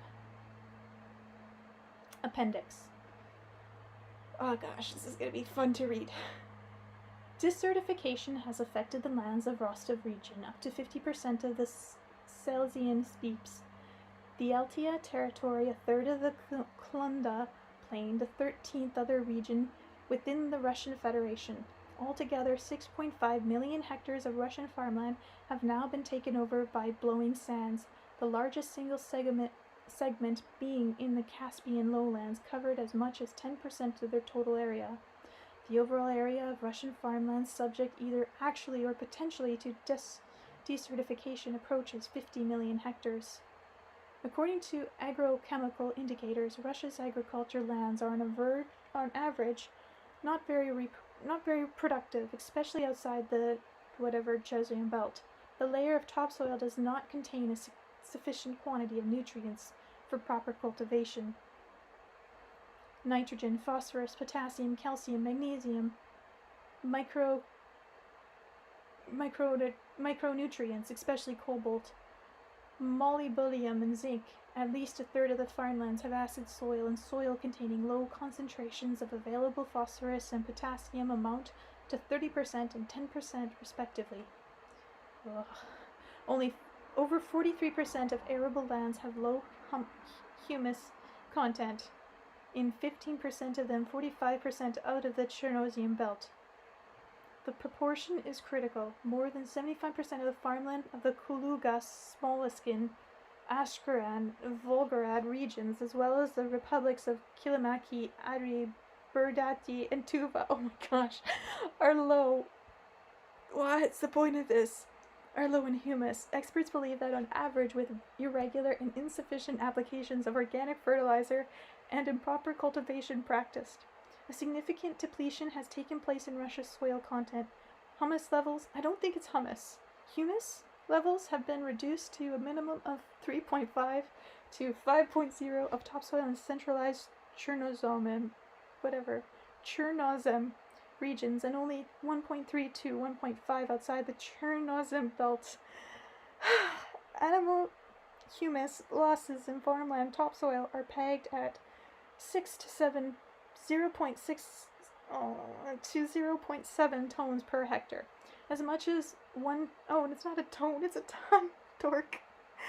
As much as 1 ton per hectare in Chernozem areas. This means an annual nationwide loss of approximately 80 million tons. It has been proved that there is almost a perfect linear relationship between the humus reserves in basic soil type and the productivity of major agriculture crops. A 1 ton per hectare increase in humus levels means an increase in average long-term productivity of cereal crops of 10 to 15 kg. I can't read. I don't know what it is for cent. Pounds. That's it. Wait, kilograms. Oh gosh, it's embarrassing. I'm tired. Oh gosh. I do know what kg is, just for the record. For a number of crops cultivated under various soil climatic conditions, this amount of corresponds to 30 kg of cereal crop units. For every 1 centimeter decrease in humus depth in Chernozem topsoil under the influence of either natural or man-made factors, example erosion, cereal crop productivity falls to 100 kg. Yeah, I had a bit of alcohol, so it's not helping. Over the course of many Russian years, soil resources have been extensively exploited by various means, and nutrients have often been eliminated through the harvesting process at a faster rate than they could be replenished. Agricultural scientists warn that such extensive exploitation of the soil's fertility will lead to an irreversible degradation.